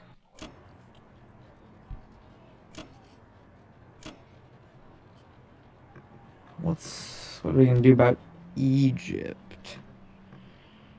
Actually, Egypt, I'm just gonna move the infantry over. That's all I can do. In fact, I think I'm gonna send this fighter over here, because it's more important to kill this tank. I'll be right back. In fact, well, no, we're not stacking that, so I wouldn't send a tank to that. Over here, it could help the Karelia. Do you need help in Karelia, Shaky? I mean, it would be really sexy, especially with those bombards. I think hitting Karelia is probably better than hitting France here. So I'm not sure. Oh yeah, I was never gonna hit France. Yeah, I think Karelia is the best target.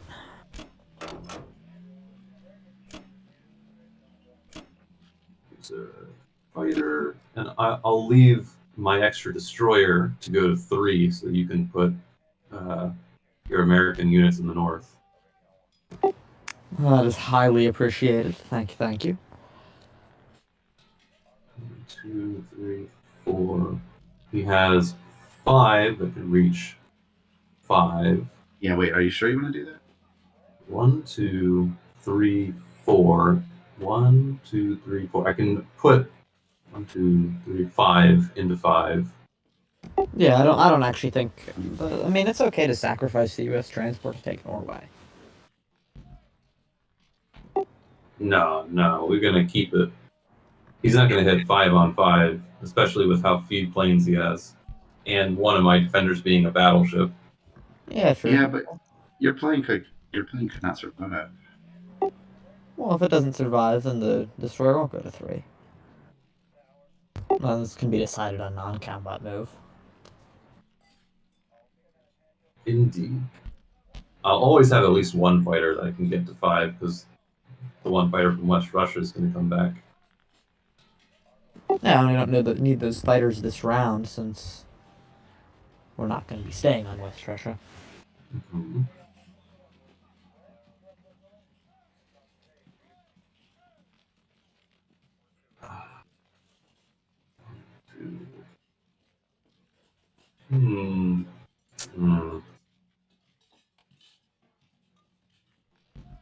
I'm still not right.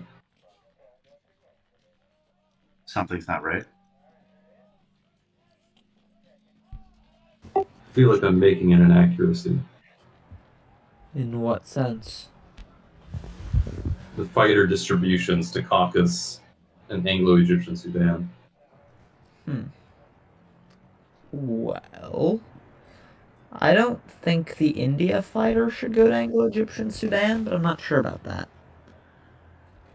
I think yeah, that's a good point. I think I want to send this guy up here. I like that better. And the U.S. can drop off.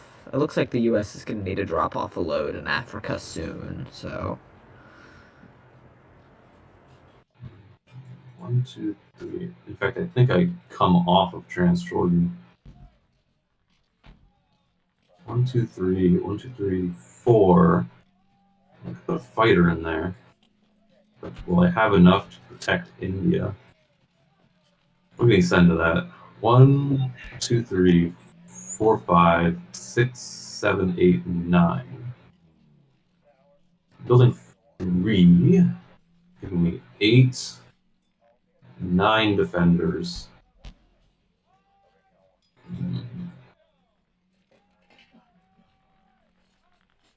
Dangerous. Well, you can put the tank in there, leave the infantry and artillery in Persia. You could abandon Transjordan for a turn. Especially if you get the tank killed. Yeah, that's what I'm feeling. Okay, well, I think that's the attack I want to do. Hopefully not get too burned in Karelia.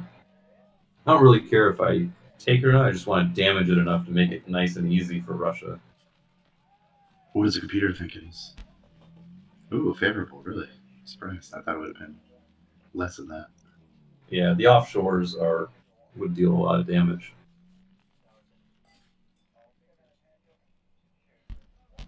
Well, hopefully. Alright, I think that's it. Unless somebody feels strongly about something else. Nope. Alright. Hope we get that tank.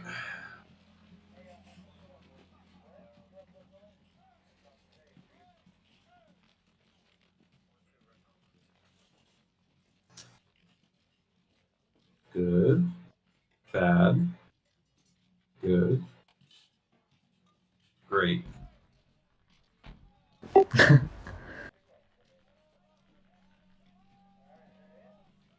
There you go, Russia.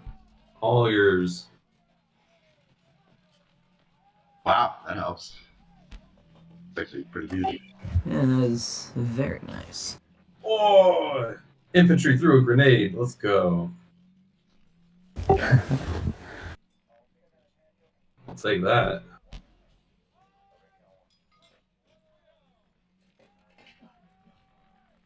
And thank goodness I sent an extra plane to that. There you go, Russia. Feeling a little better? I mean, it looks great now. Are we sure we don't want to stack Transjordan? Well, you hit it with 4. I need one fighter to come back to India. Actually, he could hit it with 7 if he wanted to spend all 3 Ukraine planes, so... Yeah, even so. I think I do have to pull back. Yeah, you do. Which is unfortunate. Not the end of the world. He can't come into Transjordan. Yeah, but he can come into Africa. Wow. Really went pretty fucking well for you. The U.S. is just gonna have to send 2 transports. God damn it. Let's bring you guys up. And get the sub here in Hawaii.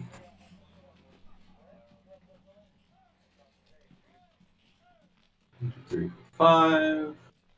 1, 2.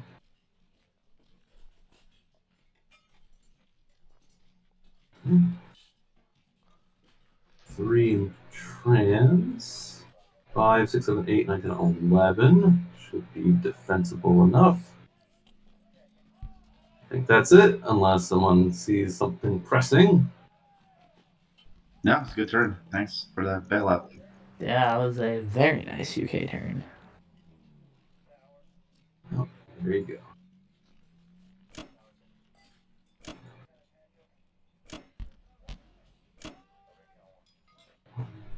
Two, 3, 4, 1, 2, 3, 4, 5, 6. I was paranoid about that transport. Alright. There you go. Back to Japan.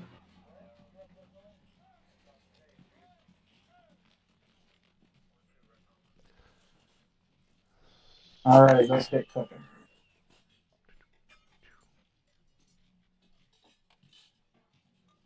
Okay.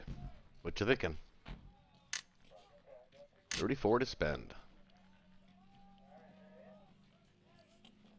So we got with that recent Russian move,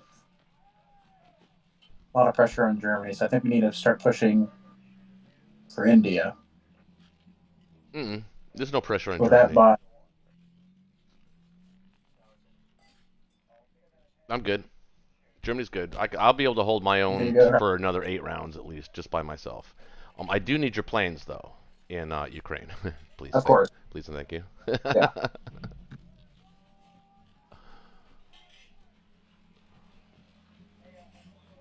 So should I? So I'm thinking. Obviously, I'm going to fill up all my transports. So a 4 infantry buy.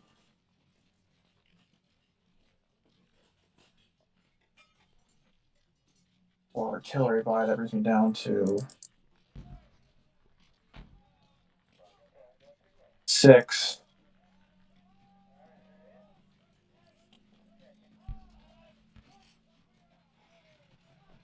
Yeah, that's probably what I would do. It'd just be a 4-4, 3-4 artillery, hold on to 6. Yeah, you could maybe do 2 less artillery and think about purchasing another transport here actually instead of a complex.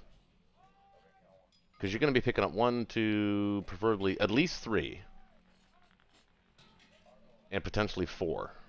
So you'll go up to 38 IPC or 35 IPC. No, 37 IPC. And then you'll have the threat next turn, and instead of actually, you can take one of the transports on non-combat this turn and move them down to East Indies or something like that with protection. Yep. And then you're threatening start Australia and Southern Africa, or South Africa, I should say. Actually, you could probably bring them to C-Zone 31. Let's see, 1, 2, wait, 1, 2. I can't get there. 1, 2. Yeah.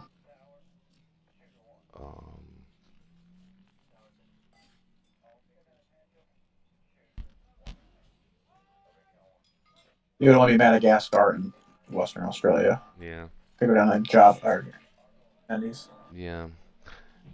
You're gonna have to bring some bombard and fighter support too for that battle. So maybe the fighter in Wake Island, along with the bomber, land maybe in New Guinea or East Indies, something like that, to make sure that we really truly threaten Western Australia. So here, at this point, I would leave my transports pretty much by themselves. Keep the destroyer behind. Keep the destroyer behind. He does have a sub in the water. Okay. But and you know, you can leave a carrier behind, and you can even leave another battleship behind. If you even the extra bombard. Okay. I would actually. Yeah. Okay. The plane in 32 though probably does need to land in Ukraine, like you said. I agree with that. That's a good move. So if I had 1 transport, 4 infantry, 2 artillery, I have 7 left. So that's 1 down, 4 back. Save it, Tom. Save it. Save 7. Sure. Don't buy an extra. Yeah, it'll give you a lot more luxury next turn to buy that complex wherever you want it and fill up all your transports. So I'm doing a 4 infantry, 2 artillery, and transport buy. Yeah. That sounds good to me.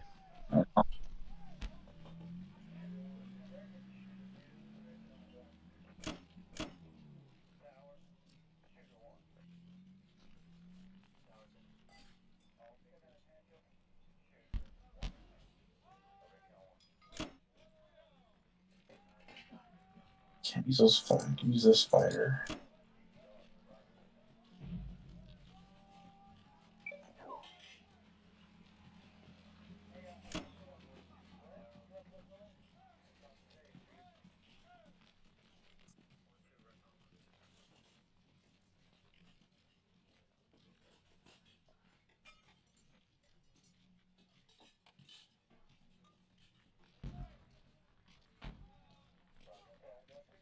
I guess that's all I can do. Mm-hmm. Yeah. Come on. Alright. You got this. Locking it in. You got this. All on the wrist.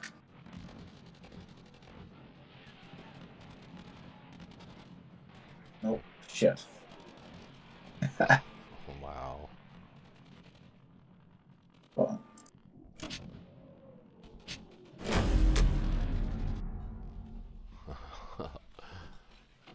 What a pain in the ass that is. Now you're gonna have to put guys in Manchuria.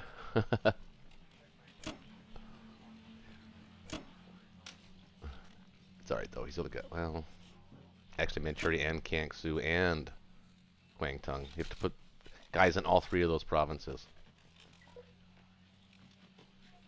it shows off or puts the cadence down, doesn't it? Yeah. Mm-hmm. It does. Okay, so let's transport it down.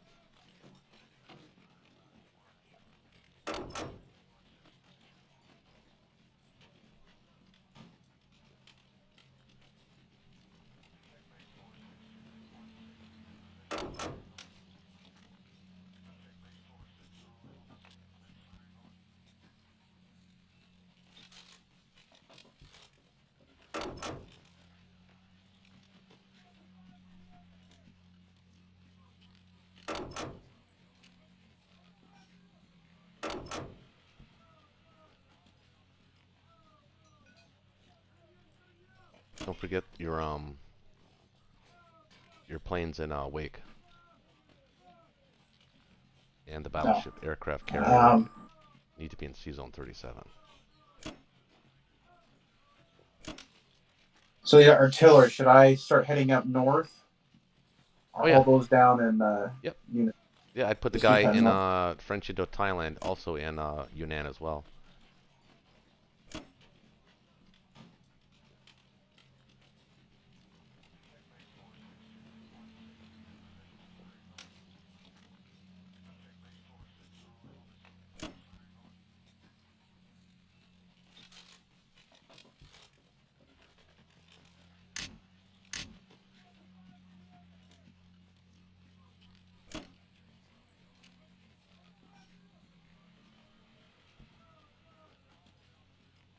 Yep, that's fine too.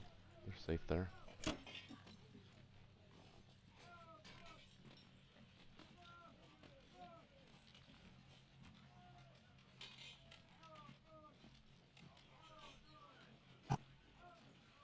I'll bring this fighter. I bring this fighter into the Australian. Yeah, I'm pretty much coming again. The fighter or the bomber? Yeah. Well, both. Wake Island, or should I try to bring that fighter in? Because he can only reach T-Zone 61. I think the carrier there. I think you'd probably want to put We need more. the bomber in East Indies. Not can, Borneo. It can do more things from the East Indies. And fighter. I think so. We're bringing 2 bombard. I thought aren't you going to put it on the 1, 2, 3, the carrier in C-Zone 61? Or did you move? Yeah, it's still there. That's an option. Yeah. I didn't know if you were going to add an actual firepower was necessarily against 3 units. Yeah. But, I mean, ideally, but two bombard hits, bomber, and 2 infantry should do the job. If not, you can just go pick up some guys and do it the next turn. So, I mean, you've got guys in Borneo and New Guinea. Okay. All right, I'm saving this. Saving it for what? Show and tell? You mean you're sending? Take a screenshot. You mean you're sending it? Yeah, saving it. Yeah. Looks good to me. So 3 most important thing. I like it. I don't like having to do what we had to do to protect our borders there from that stupid Anway infantry, but you know, if we have to do it, we got to do it, right? Yeah. Yeah. Was this one? Is it better to give up 2 and just? No. No, we don't give him anything. Yeah. The only thing he can hit with it, he can bring an American fighter and hit Kwang Tung, but that's 2 against 2, and I doubt very much he does that, because the plane would die next turn anyway, so that'd be kind of a dumb move. But it's there, technically speaking. All right. I am sending it to the next person. All right.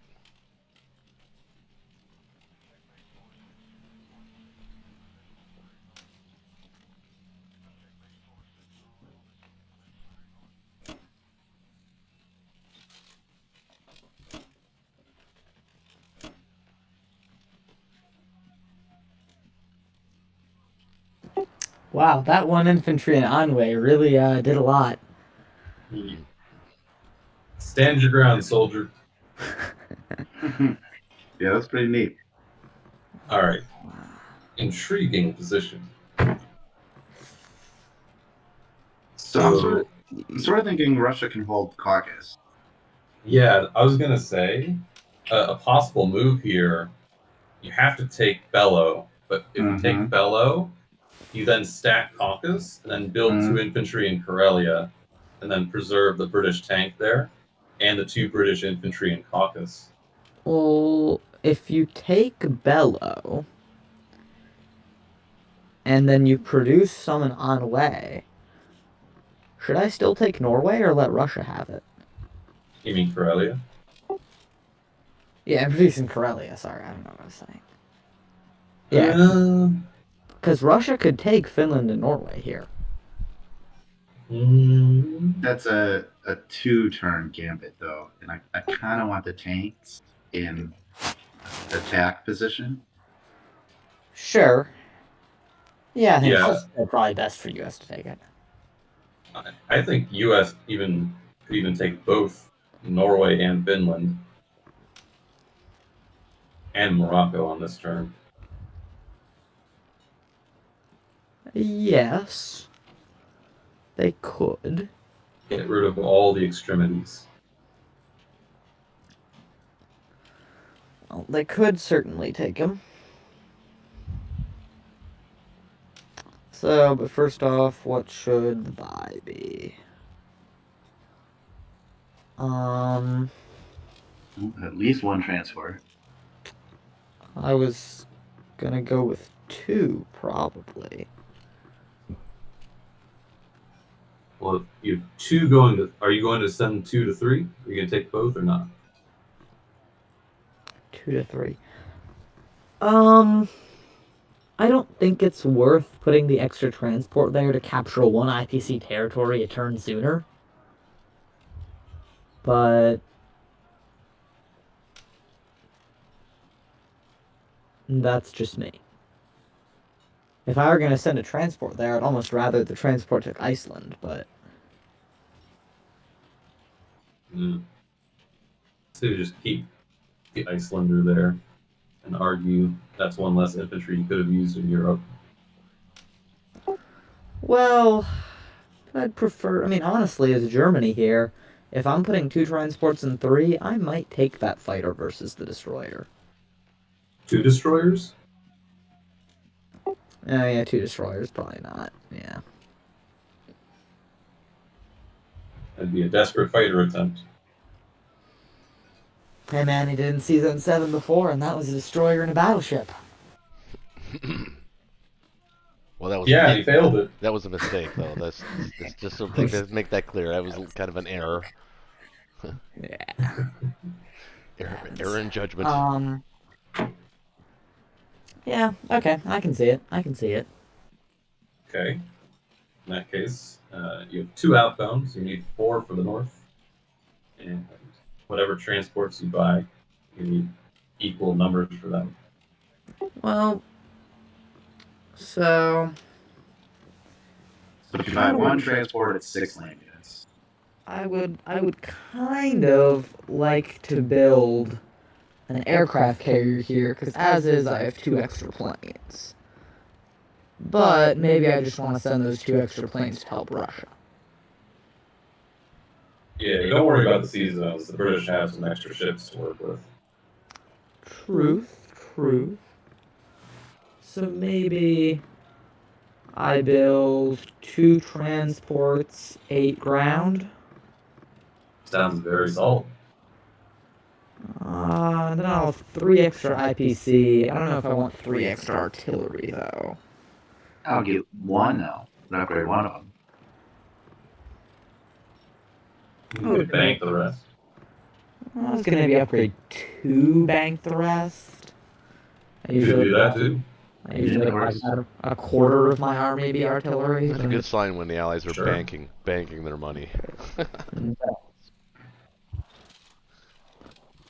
Especially as U.S., it's never really bad to. You can always use it for a fighter or something down the line. And if you're feeling lucky, I would even strap on.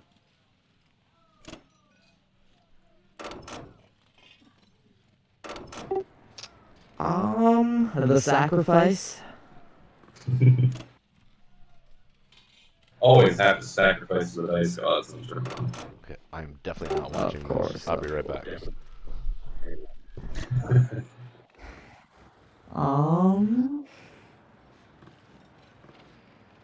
Any combat moves I'm missing?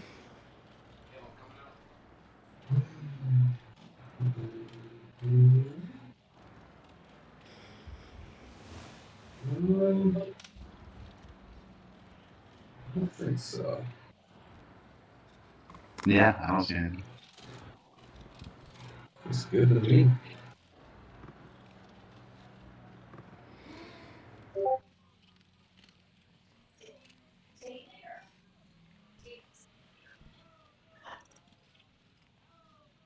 Sacrifice? Didn't lose the bomber. Can't ask for more. Alright. They smile upon us.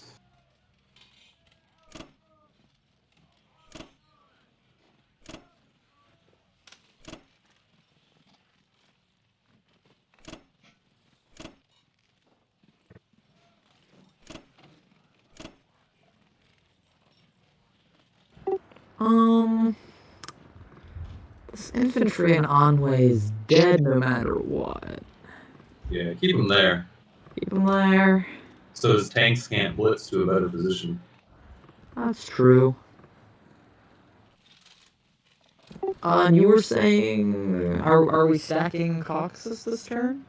I think so. I think so, yeah. If you want to add your fighter, that'd be helpful. Yeah. Well, let's... Bomber too, even if you want to bring the bomber. Sure, let's count it out just to make... Or, you guys count it out, I'm gonna count it out just to make sure. He's hitting with 15. He's got to use 5 Russian units into Bello and 1 Russian unit to keep in West Russia. How many units to Bello did you say? Sorry. I was thinking 3 infantry, artillery, 2 planes. You don't think that sounds like enough? I would send 5. I would send 5 units as well. Because you kind of do want to take it so that he can't get back into Karelia. So if he does that and he sends his tanks up there, that would be kind of a death sentence for the tanks. I would send 5. I mean, if we send 5 ground to Belorussia, we still have a large. We have a large numerical advantage in Caucasus. Yeah. I mean, you're going to put at least 7, 11, 12, 13, 14, 15, 16, 17 Russians easily, plus whatever's already there. Those other 4. Yeah, I think this is solid. What do I want to do with these 2 extra planes? Just move them to Eastern Canada for now? You can put them in Gibraltar. Gibraltar, maybe.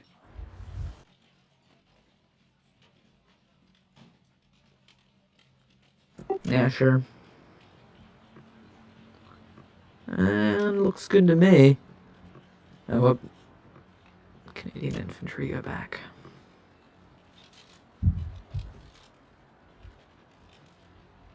Alright, looks good to me. Missing anything? You want to welcome him into Alaska? I mean,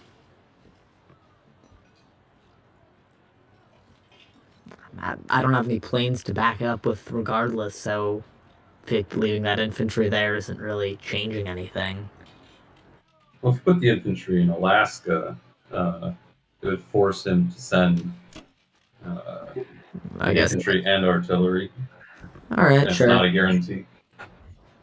Yeah, alright, sure. I can see the logic in that. Alright, now this looks good. Do you have a plan for the AA gun in Western U.S.? You just want to keep them there?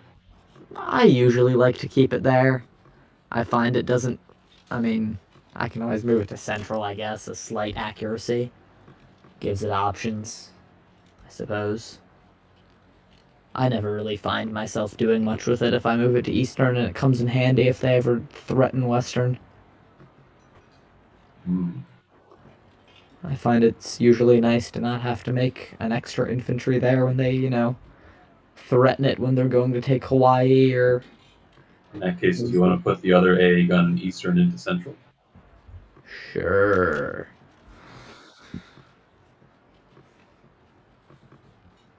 Alright, now I think this is good. I do believe. Going once, going twice. So... Feels delicious. I trust that you're smart enough to know better.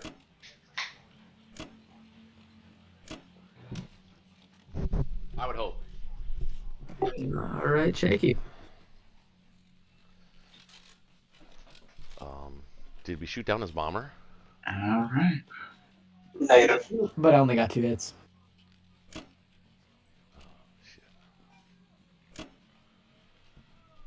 Let's see what the computer says. Computer says it's strong. Sorry, guys. Be right back. I mean, I think it's 30 probably a seconds. 75% battle. Do you think it's what? I think it's probably a 75% battle, but I'd like to make it 90 so his tanks can't hit Corellia.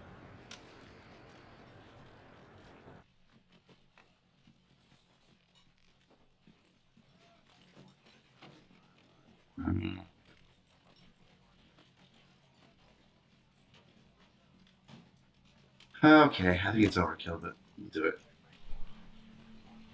Their turn.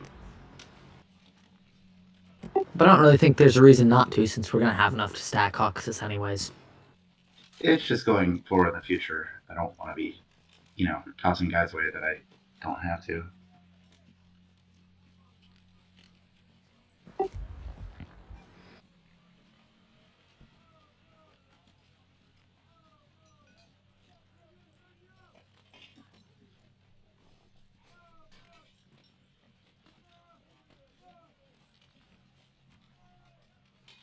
Ooh. Wow. Well, that was definitely overkill. Pretty nice result. It's better than underkill.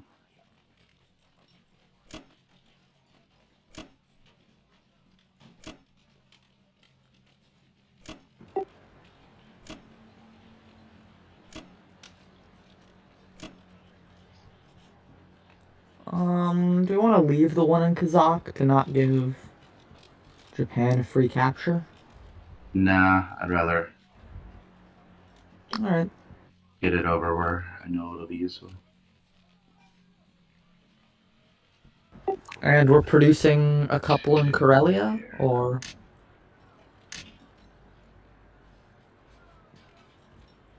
I don't really see why. To give the Russians the potential to maybe trade Baltic or something. Alright, I'm back. Oh. Oh, wow. Belorussia went swimmingly. That went really well.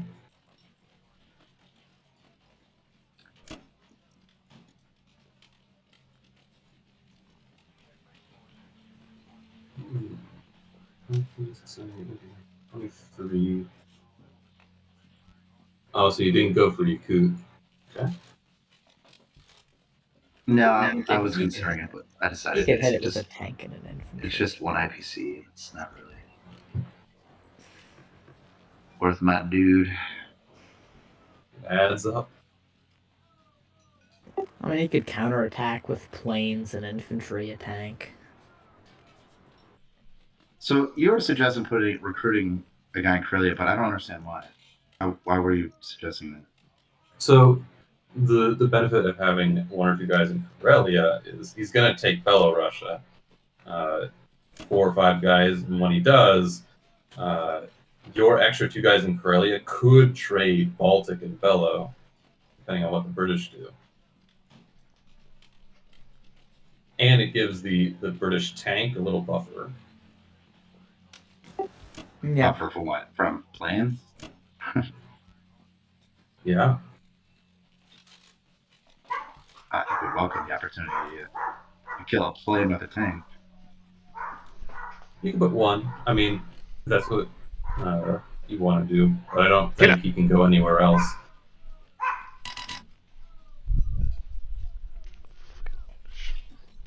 All right, go to Germany.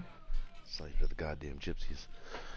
Okay, Jesus. 1 step forward, 2 steps back. Frustrating. Not as bad. Not as bad as it. Hmm? Not as bad as I thought it was going to be. Oh, Bello didn't go well. We gotta repair.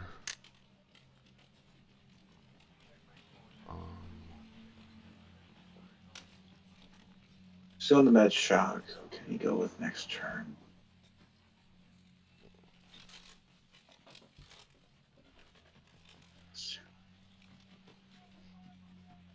Create a bear. I think it's just an infantry artillery buy again. I'm sorry? Send infantry artillery where? Yeah. I just another artillery infantry buy again. Oh, yeah. Yeah. Sure, yeah. And a fighter. 9 infantry, 2 artillery, and a fighter. The idea here is to...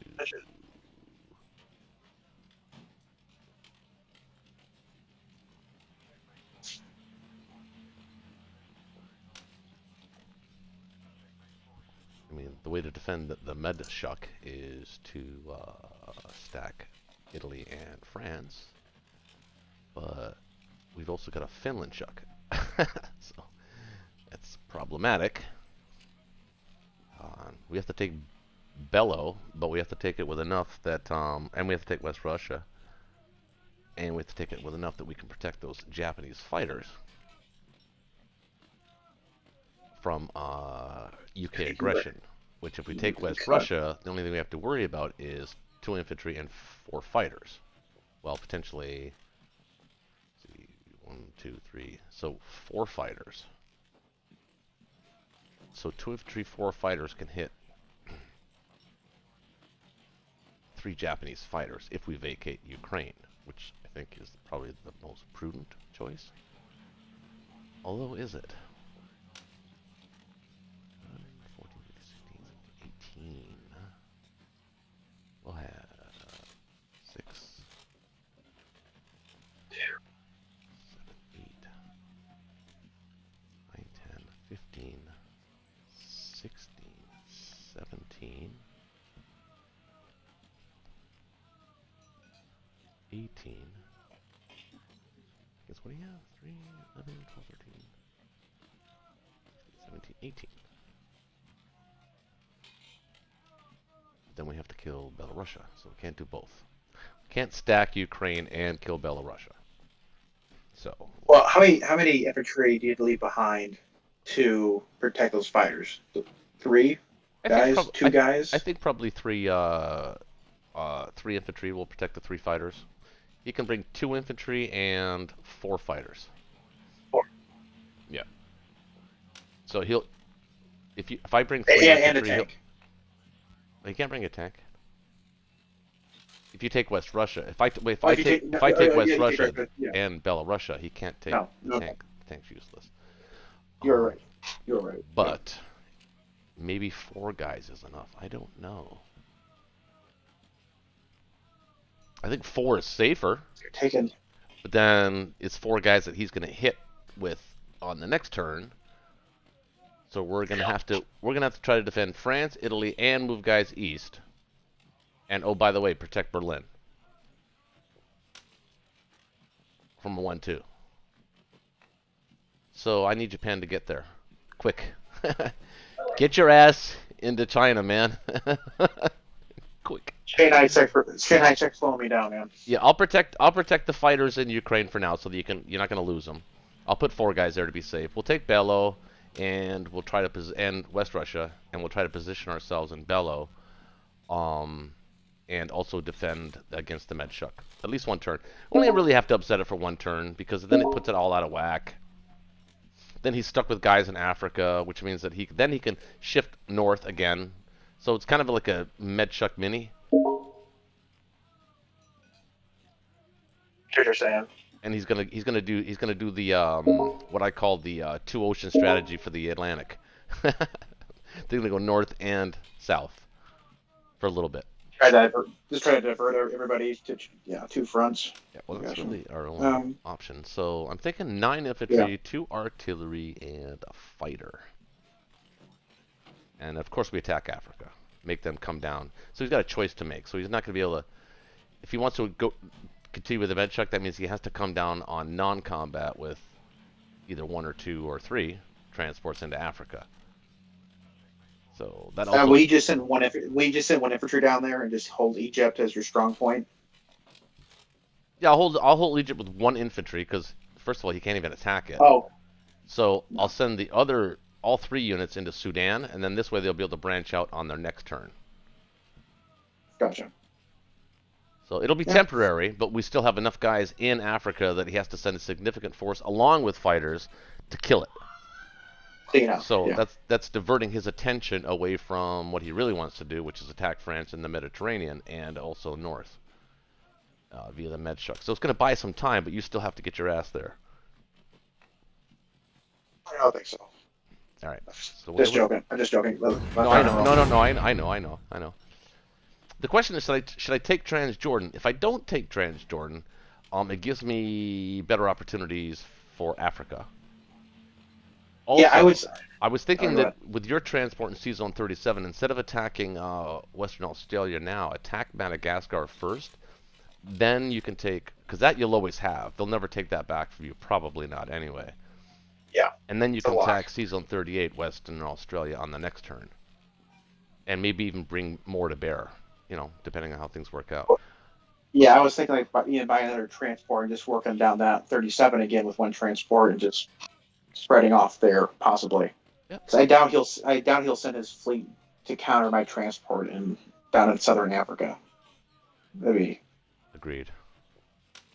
Maybe a destroyer, but then again, I don't really need any of my support ships. I can send like the aircraft carrier and 2 battleships that way, if need be. That much issue. And then all I had to worry about there is a submarine. At least. But okay. Oh, the sub? Yeah, I think. You got 2 battleships. That sub's not I going to say that's the bother only you thing. at all.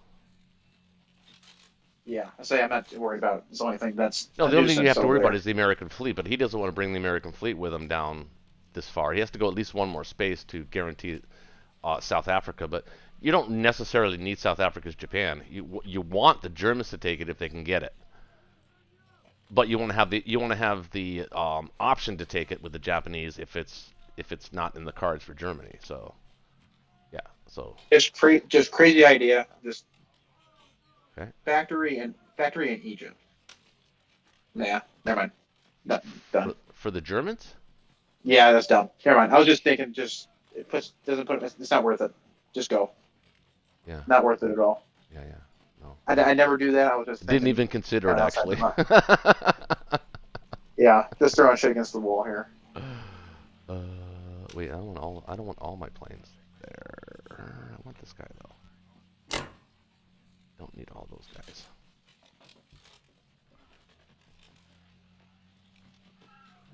one of them, though.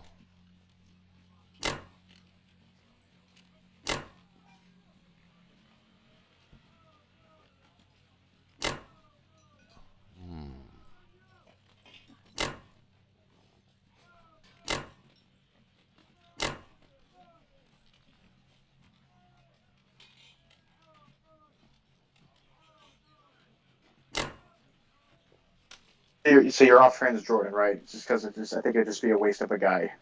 Yeah. Okay. Well, what he's going to try and do, he's going to steadily move guys through Persia into Caucasus.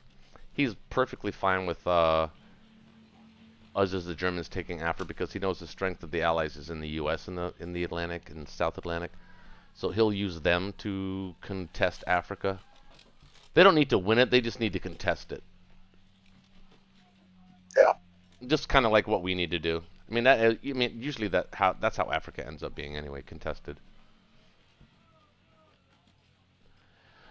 But I don't think I need all 3 fighters there either. So let's put one more here.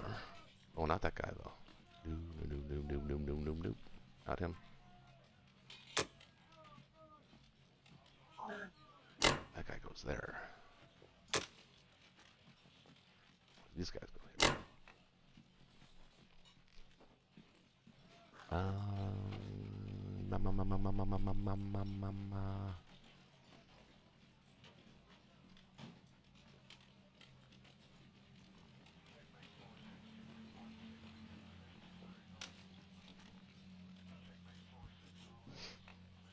mean, do you want me to put a guy in Transjordan? I'm not against it.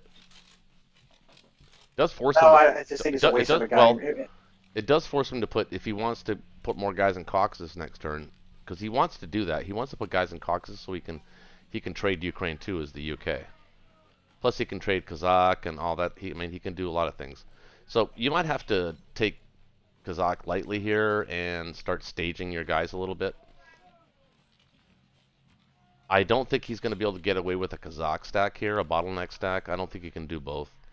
So that's not really in the cards. I don't think he's going to pull out Russia next turn. No, is that what you're saying? Like for the Kazakh stack, you would have to pull out India to stack that. It's usually how I've seen it done. I don't know. If exactly. No, the allies can do a Kazakh stock, and that's usually if they have a strong West Russia, but they don't have a strong West Russia here, so that's kind of out of the cards for them at this point. So your job is to get as many guys as you can into China fast, as soon as possible. Build the complex next turn for sure. Just keep moving forward. I'll stay alive. It's gonna be my job. It's gonna be to stay alive.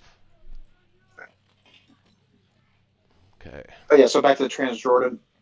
Yeah, I think it would divert 2 guys. It would divert the artillery and the infantry that way, which might cause issues. It means 1 less guy for you heading down south to grab pieces. As a 2-way swing, you only have 1 piece. Yeah, well, they have a better chance of surviving. They have a better chance of surviving together down south than they do 1 guy east. So yeah, I think I'll keep them together. Leave it alone. All right. So this looks okay. Let's see what the 1-2 looks like here. They've got 2 transports now. It's 4, 5, 6, 7, 8. Technically 9 can hit Germany.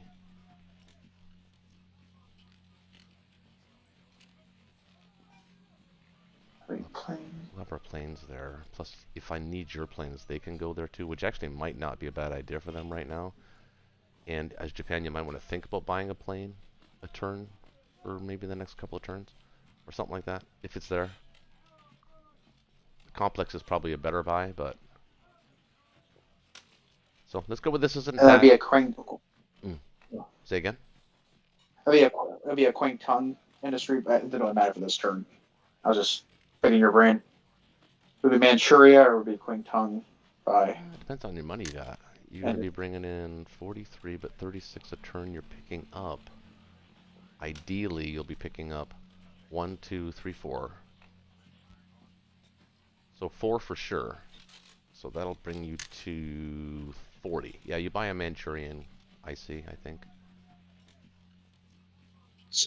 And you could make your turn here. So I was just asking for like a general rule of thumb. You always just build your factories as your output grows, as the island can only support so much. That's Yeah, you'll go logistics is a surpass that major. very When you start getting into the top 50, 25 platinum level play, it's all about the logistics. Yeah. It has everything to do with it. You want to be spot on. You don't want to be wasting IPC anywhere. So it's typically what you do. You should just do the math in your head as far as what you can buy and up against what you can build and what you're going to get. It's always planning ideally 3 or 4 turns, 2 or 3 turns into the future. Of course, that's not always possible, especially the drunker you get. So, just throwing that out there. All right, I think this is it for attacks. Let's hope that we get the same kind of luck in Belarus that they got. I suppose like cornhole, where you get drunker you get, the better you get. Yeah. Well, yeah. Or you think you get better. He doesn't seem to have a problem getting hits back. Good. Maybe that's all he's going to get is right there. Let's see. A couple of hits here would be nice.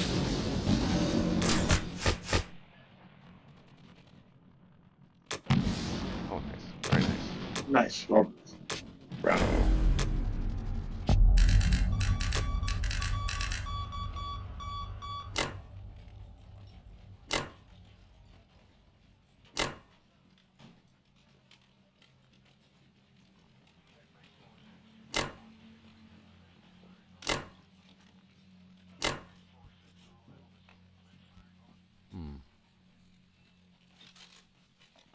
Wait. Stack.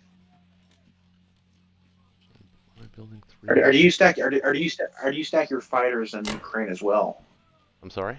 Or no, you need. I was wondering if you stack some of the fighters in Ukraine as well to preserve those. So how many do you need in Germany? How many do you need in Germany to? All of them. He's got a 1. He's got a 1-2 there. It's a very small chance. Even mathematically in my head, it's probably less than 3%, but there's a mathematical chance he can do it. So, just to make sure. Why do you want them in Ukraine? Just to kind of guarantee that it's not go for. No. I get a feel for. I'm still trying to get a feel for these guys, how they play poker here, and like how much risk they like to have. No, we want him to go for that. If he wants to send 2 infantry and 4 planes against our 4 infantry and 3 planes, yes, please. Yes. Yes, please. I'm signing on to that.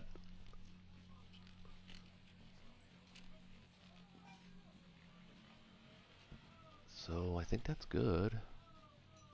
Maybe.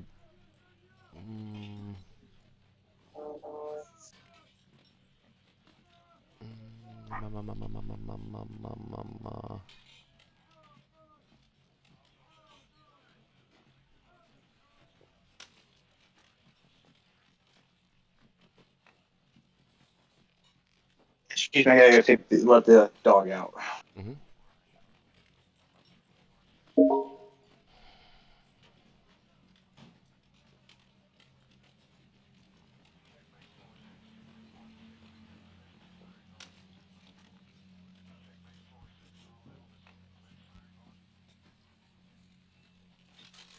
know what? I'll do it like that instead.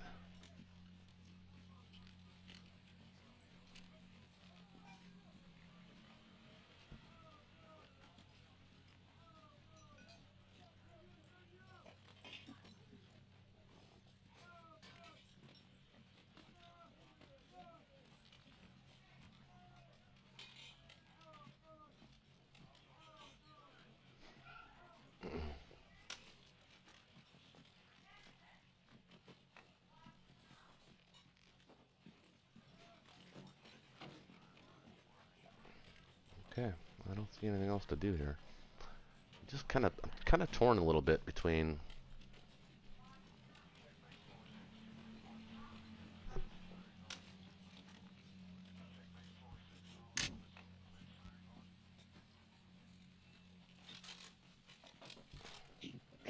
I'm outside now. What are you torn between? No. Oh, you're outside. You can still talk. Just how many guys to send to Poland?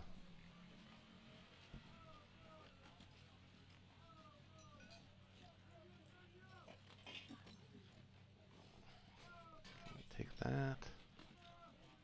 Bring these guys down on non-combat. Can't really stack France.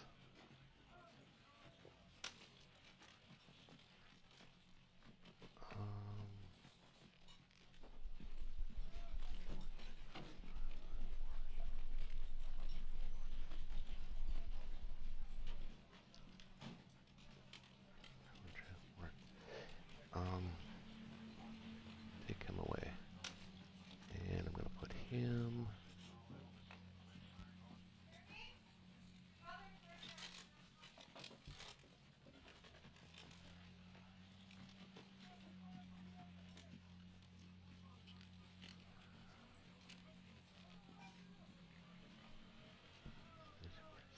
Can't take it.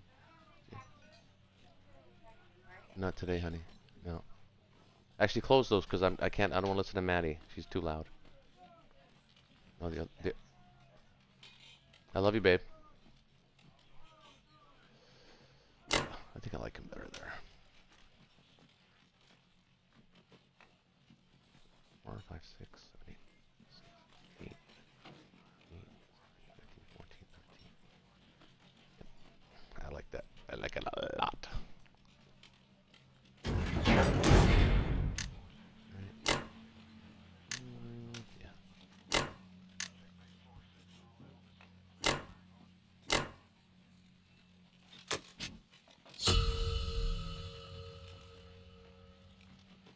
Okay.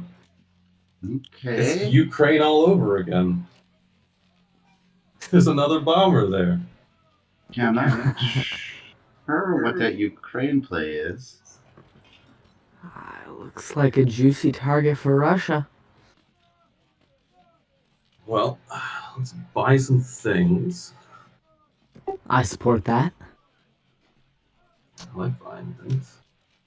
I think I leave India, actually. Oh, I forgot to. I want the goddamn shit. Why? I didn't want that bomber there. Dummy. Read it in Poland. Oh, there's 2 mistakes by me.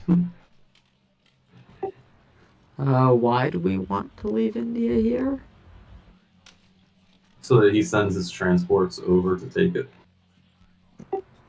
Yeah, just sit in Persia and let him slam himself against it. Uh-huh. I'll build 3, leave 1 and the AA gun. Force him to send at least 2 transports, maybe even 3. And disrupt his logistics going into Well, yeah, the area. Or I'd even send a single infantry to Burma. I think some infantry and playing to Burma is good. Mm-hmm. So here's what's interesting about if you take West Russia, I don't get that IPC. But if you take it, I could land planes there, and I can use my planes in Ukraine.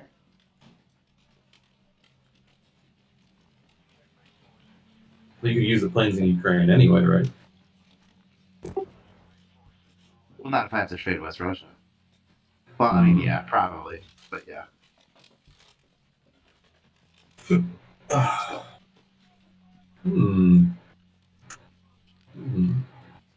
Maybe I'll send 1 infantry and 1 fighter and see what happens. Okay, I can get behind that. Mm. 3. You want to say the Baltic states? You want the Baltic? Yeah, I'll take the $2. That way you could non-combat your tank somewhere interesting, maybe Caucasus, if you take West Russia or Russia itself. Yeah, yep. Right. That's what I'm thinking. I like your tank. I like you the tank in Kazakh range. Mm-hmm. Does America want France? Well, I was just thinking about that since he's stacked Italy pretty hard. It could be a consolation for not going into the Mediterranean. You just take France and Northwest and shift north. I think that is what that's what I was thinking of doing. In which case, I'll probably just start sending guys north. I can. Nothing left for the British. You could send the Season 12 transport to Congo, and you could land 2 fighters there, the 2 Gibraltar fighters there. So you'd have 2 infantry, 2 fighters. That should be enough to stop the German advance, especially assuming if I kill that bomber. You can take Northwest Europe here if you want it.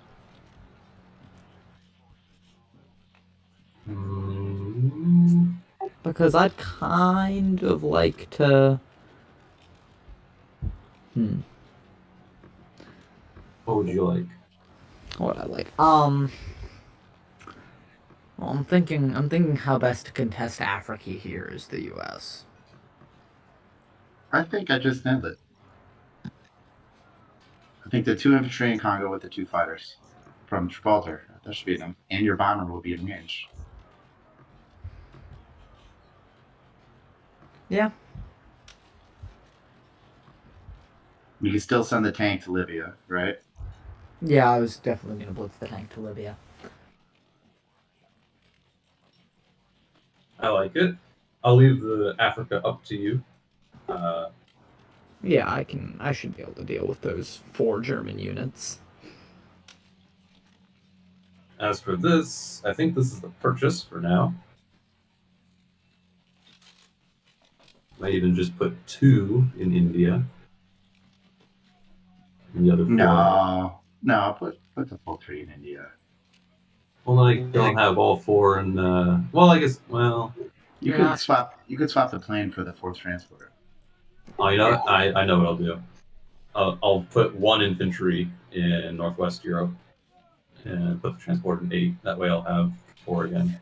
If you're running short on logistics, I can take Northwest Europe too. No, I can take it. I can put 1 in it. Yeah, okay. If I put 1 in they're it... squabbling over our fate. Actually, I only have 2 transports. I'd have to put... I'll be right back. Well, I think you should get the 4th transport counter, especially if you're leaving India soonish. You won't be able to buy there. You're going to want to buy the extra units. I can't afford the extra transport right now. You can't. I got $28. You just got to cancel the fighter. Russia's not really feeling the heat right now. We don't need that fighter imminently. I need that fighter imminently. I'm gonna need some trading power very soon. I mean, you've already got 4 planes. I'm gonna need more. Well, I think this is the play. I'm like 80% sure. can't disagree with the top 10 allies still, right? Oh no, I dropped to 11. Drop to 11. Loser. Yeah, we don't gotta listen to him anymore, Shaky. Yeah, don't listen to me. I don't know what I'm talking about. Oh dang, Snuggles, number 5 allies. I have not heard from him in a while. And Battlescotch. Whoa. Sorry, off topic.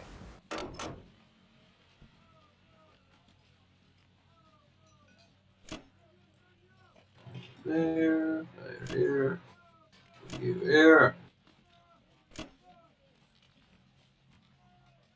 So, question, why are you not taking Northwest from Season 5? Because I'm getting out of Season 5. Why would we want to do that? Well, I'm not doing anything from Season 5.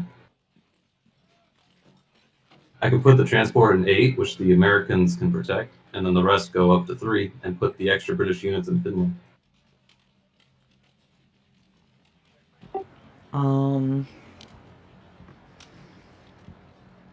Yeah, I feel like the UK, it might just be transit. Also, wait, actually, something to think about here. Can we do a Corellia stack? No, I don't think so. Well, 2, I'm not 3, so hasty. I think 5, 6, 7, 8, 9.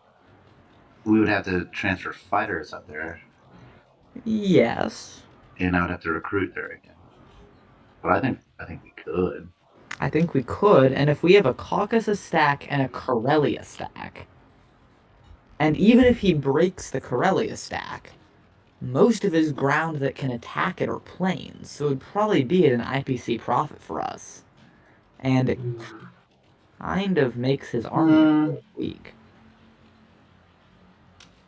I think that actually we totally should. So count how many guys we could have there. What is it? Well, so okay, so let's see. So 1, 2, 3, 4, 5, 6, 7, 8, 9, 10, 11, 12, 13, 14, 15, 16, 17. 20 plus change. Yeah, it's about 20, something like that. I think it's... Yeah, You know, yeah, totally. I'm warming up to that idea. It'd be -1 because I do still intend to take Baltic. Yeah, sure. I guess you could blitz Baltic. Yeah, I actually think UK blitzing Baltic here, since they wouldn't be taking Northwest Europe. And maybe take the AA gun and 3 infantry.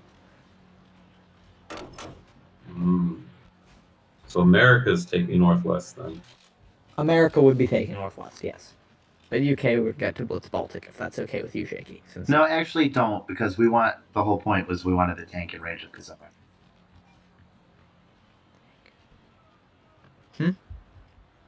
If the tank leaves, can we still be in range, or can we still defend Karelia? Why do we want the tank in range of Kazakh if we're abandoning India? The units in Persia should be plenty to handle Kazakh. Well, just maybe we don't want to any personal information, right? Abandon, or I don't know. I guess now that you said it, I guess that's a good point. Yeah, I think also just about a round 3 allied Karelia stack. Think how nice that sounds. I don't know. I think that would be a really strong move. So do you want Baltic, or do you want me to take Baltic? Yeah, I guess Gary's making some sense. Yeah, you could blitz it. I would, though. I would send 2 fighters to West Russia. Now that we're doing this new gambit. Yeah, your fighters in Season 5 aren't doing anything, so yeah.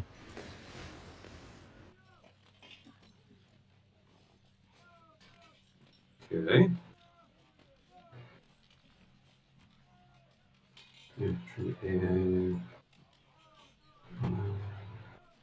And Russia's sending those 3 Caucasus tanks to Karelia, too, yeah? Mm-hmm. Oh, well then maybe... do we want to send that extra Caucasus infantry to West Russia? Not necessarily, because we just need to kill the unit. It would still be nice for Russia to get the 2 IPC if possible. True, yes. And even if we don't kill it and he somehow survives, I mean, Russia can just kill it and then non-com tanks. So you do have to hit Ukraine. Yeah. And bear that in mind. Wow. We can either assume that he will add another plane, or they'll cut their losses and pull the 3 Japanese. I imagine they'll cut their losses there. Oh, it would be nice if he leaves the planes there. Yeah, that would be swell. Okay, well, I think that's it.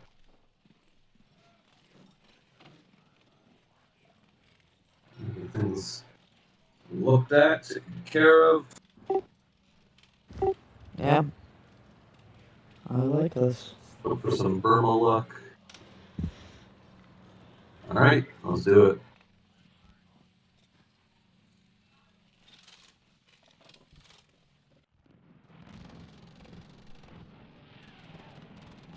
Oh, threw a grenade. Nice. Feels good.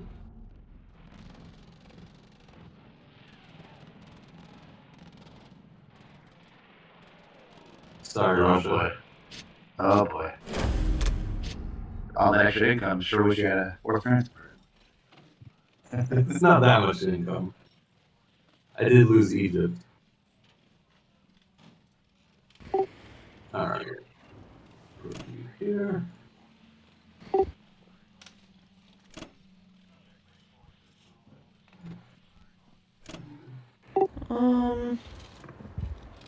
Is that fighter from Burma needed in Persia, or is it better in Caucasus?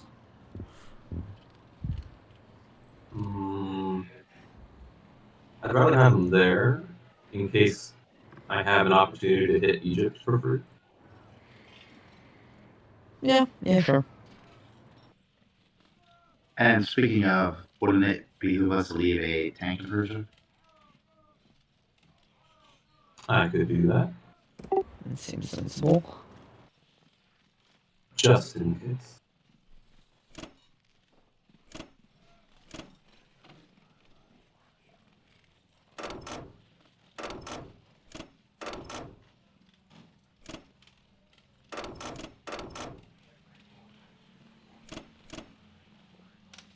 And yep, the destroyer. Yep.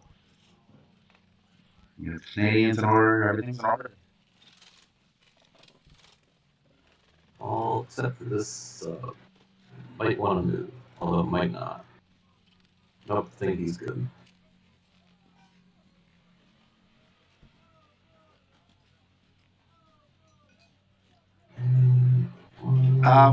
Wait. You want to move the Australians?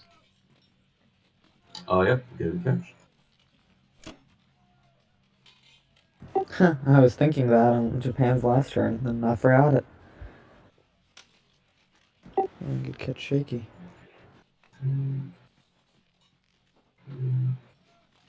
Considering moving, I guess it doesn't need to move right now. No, I think he's good there. There's no Japanese in range of Novosibirsk or Vologda yet. Alright, well, I think that's it. 5, 6, 7, and count this again just to make sure. 5, 6, 7, 8, 9, 10, 11, 12, 13, 14, 15, 16, 17, 18, 19. That's more than 15. It's a lot more than 15. And his 15 are mostly tanks and planes, so not a lot of things to soak up hits. 19. Well, his 15 would become 14 if you get that bomber. True. Actually, no, it wouldn't. Take it back. You have to take the bomber for it to be 15. Even 16 versus 19 is still very favorable for us.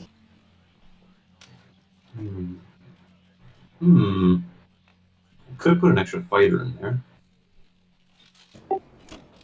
1, 2, 3, 4, 5. And you move your American destroyer in there. There's no need. I don't think there's a need, yeah. I'm paranoid. No, I think it's good. I think then Season 5 is more of a risk. Can't really afford to do a sea battle. I mean, at this point, I think if we get this Karelia stack off, this game is... Actually, you know what? No. I don't want to say over, but... I think I do want to put the fighter there, because if America's going into France and Northwest, he is not going for a Season 5. That's true. I mean, it would be pretty disastrous for him, too. As long as you put the American destroyer in there, we should be good. Do I want to? I don't have another unit that would be in Season 3. Right, you don't need anything else in Season 3. The transports come back and the destroyer goes to 5. Season 3 is empty. That's true. And you know what? Even if he does wipe the UK fleet, you already have the beginnings of a new fleet with a cruiser and a transport in time. Yep. I'm on the way. All right, I think this is it. That's all I want to do.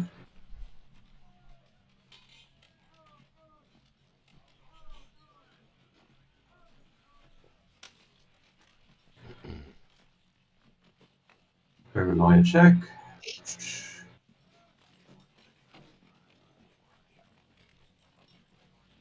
5, 6, 7, 8,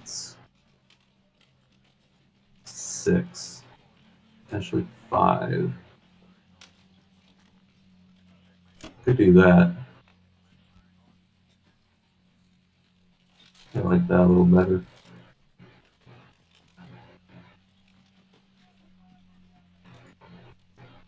Four, 5, 6. Against 5. Hits once. 5. 5 infantry, 2 tanks, and a fighter can hit 5 ground units.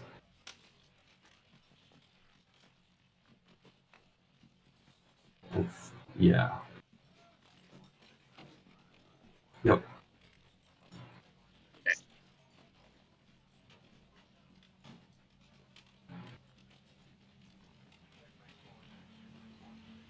Ooh, a lot of pressure on Japan right now to perform.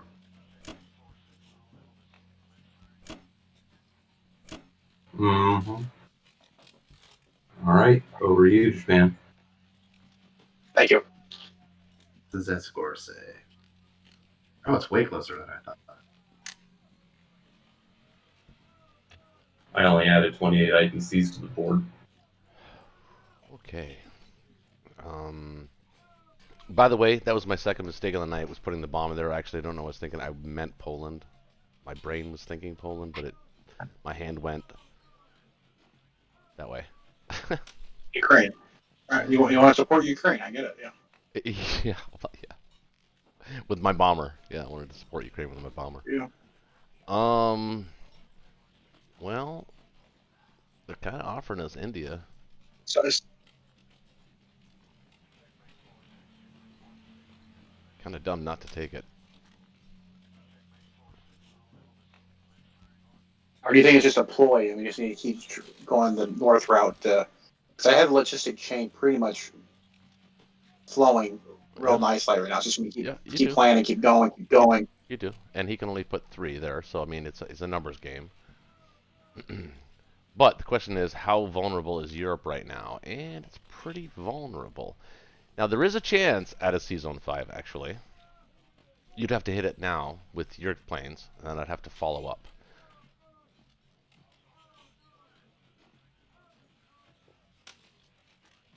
So 8. Well, so let's just say I take. Well, the battleship will take a hit. So the best you can do here is 2 hits. You can take out 2. Then you have to, all 3 planes have to hit.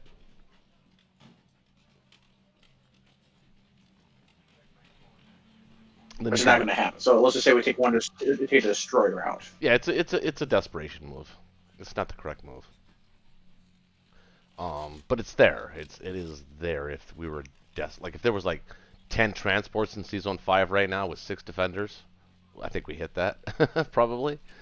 But it's not the case. And he's right. He's got a cruiser and the beginnings of a whole new fleet coming up anyway. So it's not like he can't. And we'll have no planes left anyway. So it wouldn't be doing. It would be counterproductive. So I think you've got 2, 3, 4, potentially 7. 7. Kind of, actually, technically, because he's got no planes that can reach you. You can technically take 8 here. As Japan, so you can take India, Burma, Madagascar, Sinkang, Kazakh, and Anhui. So actually 9. Yeah, you say Burma as well? Yeah, Burma. With the 62 transport and the 60 You can even take Alaska, but that's a little bit more of a risk. But it does present problems for him, though. Actually, it might not be a bad move. I was thinking, so let's just say I keep one guy over there. The only thing that could attack it next turn would be the British, Yeah. which I doubt. Well, he's got a sub that can attack a destroyer. It's the same thing as a C-Zone 10 or a C-Zone 11 Gambit.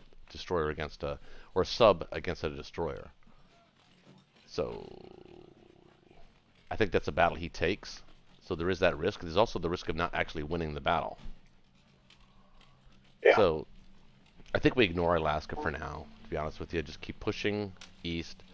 I think we take Burma and India. You know, there's also an argument to be made for, instead of taking Madagascar, to actually go into C-Zone 34. 1, 2, 3, 4. You can go into C-Zone 34.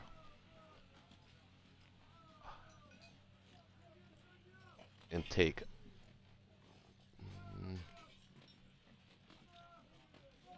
No, that doesn't make any sense either.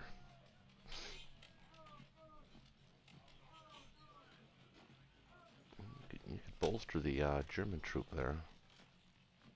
That would divert UK resources towards Africa, unless he wants to just ignore it and let the Americans completely by themselves deal with it. In which case, we're kind of okay with that. That'll give. No, he can't bring it.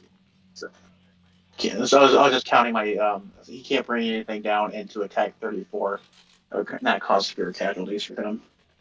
Right. So that's not no.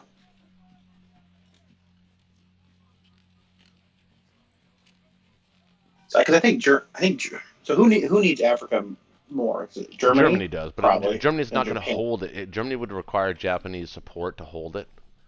So you want to have that option. And you can do that because he's not going to be able to get to it anyway until next turn. I mean, this turn he can land, but he won't be able to do anything until next turn. But yet I'll have 3 units there that can band together if they need to, so to speak. So yeah, he can't just take it with 2 infantry and 2 planes like he says he wants to. He's not going to be able to do that. Well, he's got a bomber too. But still. He's got to devote more than that to that battle.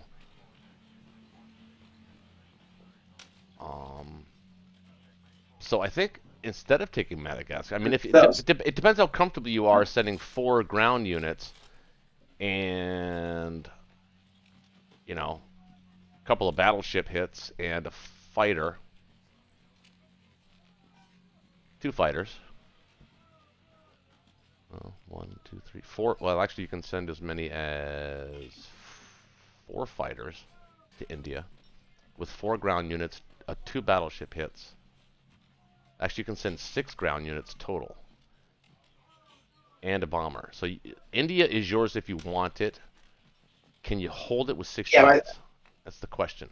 I don't think so. But then that preserves also another way to preserve Africa to prevent him from coming down using those tanks, possibly. Right. So let's say we take that. He'll come back with 5 guys and possibly 2 tanks and planes. Mm-hmm. Exactly. And if you take Burma, you'll have a couple of guys left over, and you'll have. Problem is, you have to bring guys with you, so it'll be like 4 maximum into Burma, 5 maximum into Burma. Is that enough to take over whatever he has left over? That's the question. Then I can't get anything, and I'm wasting those transports for 1 turn as well. Mm-hmm. Right. Then the next turn. Mm-hmm. Yeah. Yep. So you might want to think about a complex here for sure. I do have one. I have one in there. So I think Manchuria. Because I think what am I making per round here? 35. So you're picking up 9 potentially, or 8. Yeah. Yeah, 8. So that's 3. Let's just say 3 times 8. So 24. Yeah, I think it's a good move to get a little flexibility inland because I need to start building up. Yeah, I'm gonna have to start actually. So the realistic position for Germany here is that they're gonna lose Ukraine.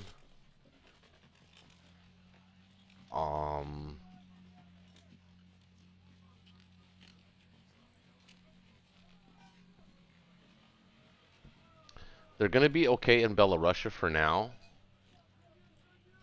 Especially with the Africa stuff, he's going to have to deal with that. So we're going to be okay in Belarusia and maybe even Baltic. And we're still going to be able to push east and defend Italy and France. If he wants to hit France and Northwest, we can hit both of those back very easily. Yeah, but your days of attacking Russia is pretty much over. Oh yeah, I'm not attacking Russia anymore. Yeah, I'm trying to dead zone Baltic and Belarusia and West Russia for as long as I can. Yeah. Yeah, so your income's going to be, let's say, 30-ish on average. Mm-hmm. But those 3 planes that are in Ukraine right now, they're really not that super useful to you unless you want to use them in the attack on India. But I think that as soon as you can get them back into Europe, Germany's not a bad spot for those guys to sit. It means he has to think about how he moves his fleets.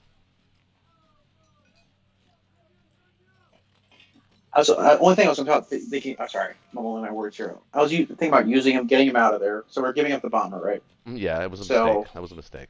Misclick. So three fighters go up to Oak Rug, National Oak Rug, to take then flip them back to you if you didn't need them this round to defend anything. If you need them to defend, okay. let's see here. No, that's fine too. For Germany. Well, are you going to go after India? I don't think so. I think it's just a bait. I think we just keep the train rolling and we pick up Australia. No, it is a bait. Africa. Absolutely is a bait. But we take that bait. We have the numbers to take that bait. So Burma, I can only bring the bear. Let's see here. 4 guys. 4 guys. Well, yeah, 4. Yeah, you're right. 4 guys right now. Yeah, well, technically 5. Technically 5. Yeah, possibly. So, and back in India, I can take possibly Madagascar troops back into India, so I can counter with 7. No, don't even send those to Madagascar. Send all 6 available land units to India, along with the battleships. Don't use any fighters. Yeah. Don't use any fighters there. Spare your fighters. Use them in Burma if you need them, and in Anhui. And of course, Evenki.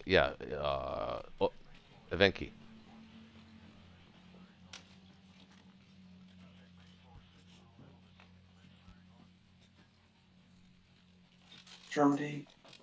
You don't even need planes to take Anhui here. You can take that fairly comfortably.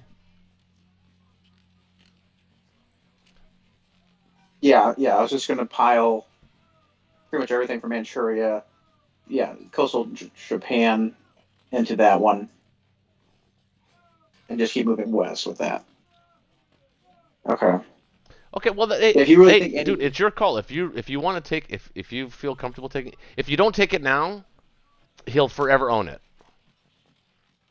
and he's got the money to own it. Well, that's what. Kind of. Well, that's what I'm thinking. Like we just keep chipping away from it in the underbelly. Eventually, he will not have that to own it.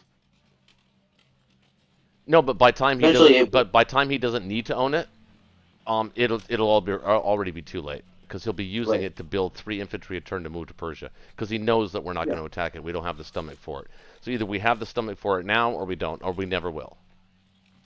And even if we attack it and win it, he still has to come back and retake it, which is less units that he's going to be pouring into Europe, which is a reprieve for Germany while Japan is getting its shit together in China. Which right now, after this turn, you'll have pretty much your shit together in China, and now you'll be ferrying guys back and forth. I mean, the guys that you're going to use from C-Zone 62, the transports from 62 and 60 that'll hit Burma can go back and at least drop guys off into C-Zone or into Manchuria next turn. So buying a couple tanks is not a bad idea either if you can afford it. Right now, probably not, right? Yeah, I can buy 4 infantry, 4 artillery in 1 factory. That's fine. I have 0 left. Wait, that's too many.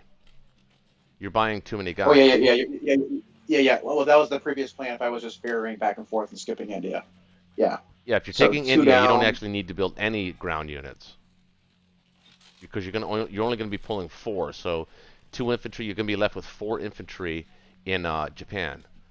So let's go air now. Well, you could go air. You could go You might even go one more transport, actually. One more transport's not a bad idea, because then it still threatens Alaska.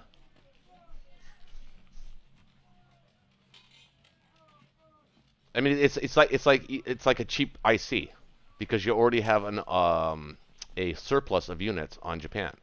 So it'd be like an instant 2 for the cost of 7, as opposed to 15, which isn't an instant 2. It's a future 2. So if you bought a transport now, it's instantly next turn you're gonna be able to put 2 more units on wherever you want, and it only costs you 7 as opposed to like buying an IC. I can protect that 64 if I would chose to go to Alaska. I can move that aircraft carrier back in 61 as extra. Yeah, it's not even needed. Yeah, it's not needed in Burma or well. Yeah. Actually, no, it's. Is it? It's needed, and it depends on what your risk of variance or risk aversion is to taking India, because the guys in Ukraine could really help in that battle. You want to kill it in one turn, but you don't want to kill it if you can kill it without planes. That's ideally what you want to do. And I think 6 with 2 battleship hits, maybe a plane is enough.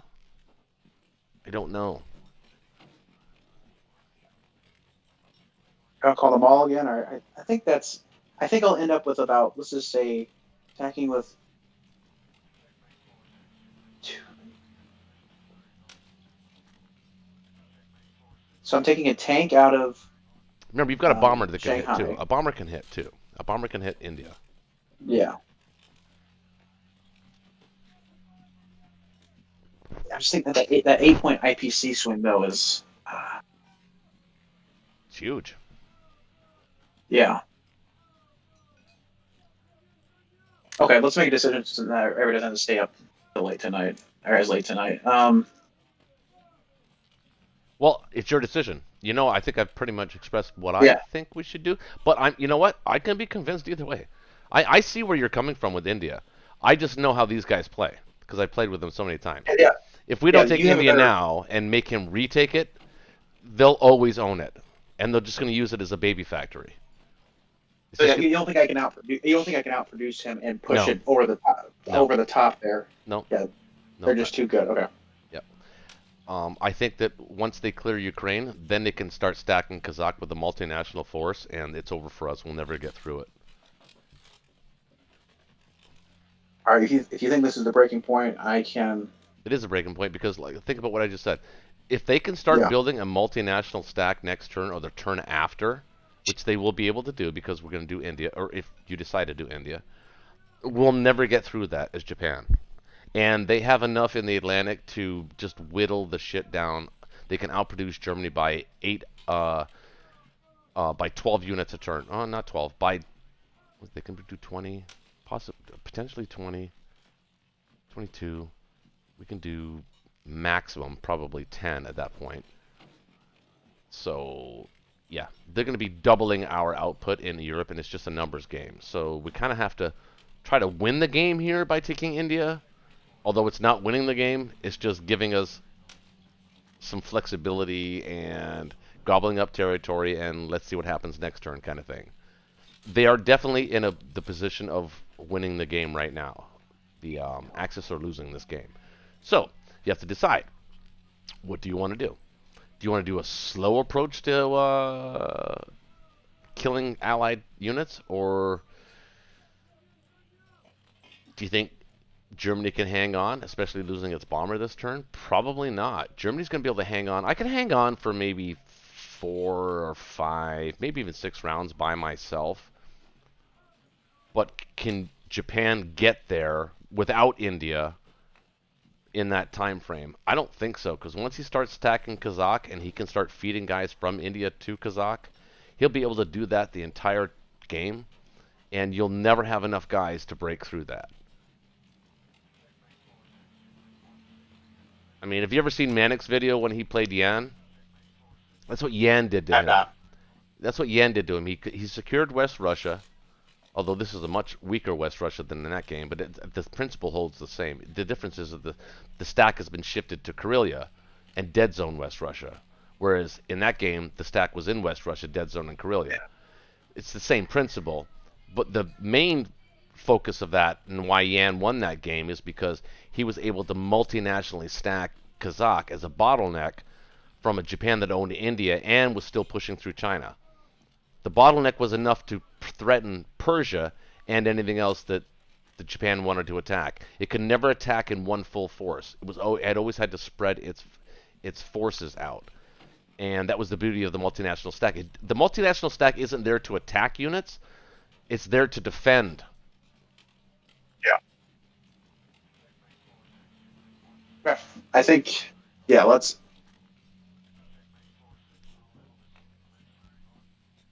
You've seen more of these games than I have. I'm going to default to your judgment on this one. I almost think that, I mean, even though, because I'm suggesting it, I think trying to take India hard and fast, I think those, maybe you might want to send one of those fighters to Evenki, but I think two of them should go to India. I think you should bring everything you can to that. Fuck the AA gun. You're probably going to lose a plane. I know you will, because it's me suggesting it. But I think it might be worth it, because if you can wipe that in one turn, the chance of his hitbacks are going to be maybe one hit, two, probably two hits. And that makes it less of a chance for him to retake India and then hold it, because we'll have 5 guys in Burma that can hit, along with the planes and the battleships. So he'll be able to retake it one turn, but he won't be able to do it the next turn. Unless he pulls guys from Caucasus as the Russians. In which case, we kind of welcome that if he does that. All right, so with this plan, we have 1 transport, no infantry. So right now, and I have an industry in there. I don't... Yeah. Build a bomber. Can you build a bomber? Hold on. 1, 2, 3, 4, 5. No, bomber's not going to help you. But planes will. Yeah, so 1 industry, losing 21.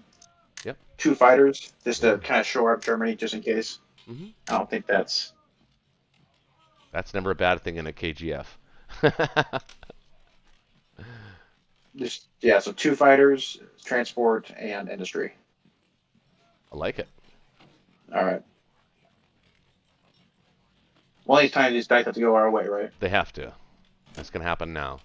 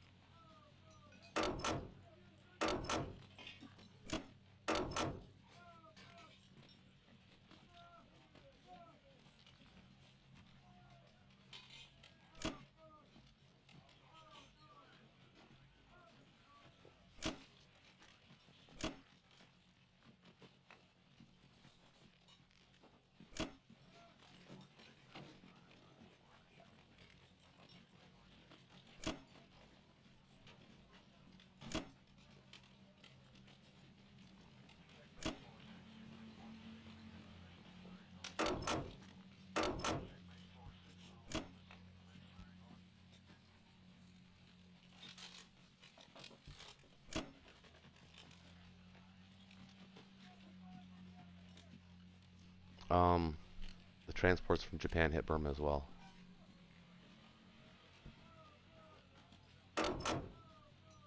Just in case. I didn't know. I didn't know you were gonna. I'm not saying you were gonna miss. I'm just saying, don't forget. Hey, we're a team, man. Don't worry about it. We're trying to... Kind of important, that one. All right. In this convoluted web, I'm putting. I guess I don't need that.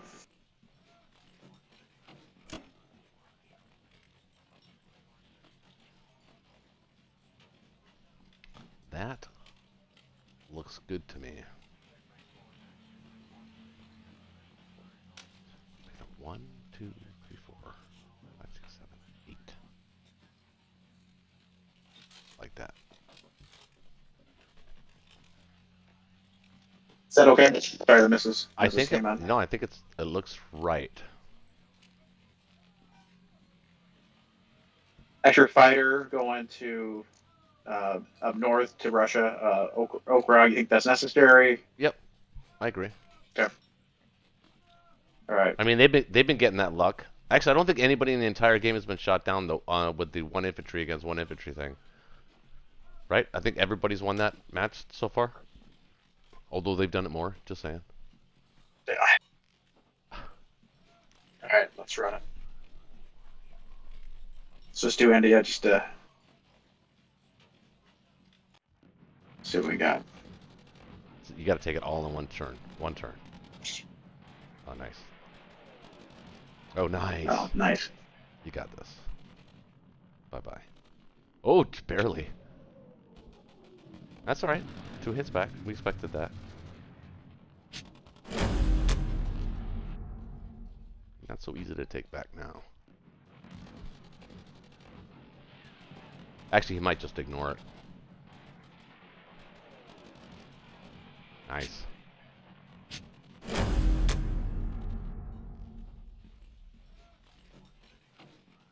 Oh. Works. Oh.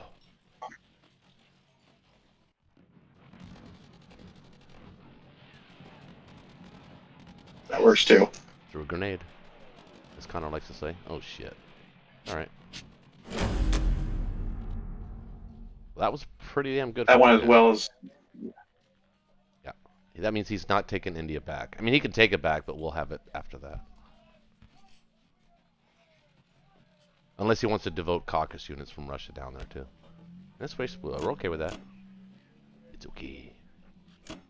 I got to move both aircraft carriers down there. We got to count that off. Mm-hmm. Yep. Now they can go to Sea Zone 34, and now you can put those planes in Germany directly from Sea Zone 34 if they were ever needed. Plus, we can also attack Western Australia, Madagascar, or whatever we need to do. Anything we want.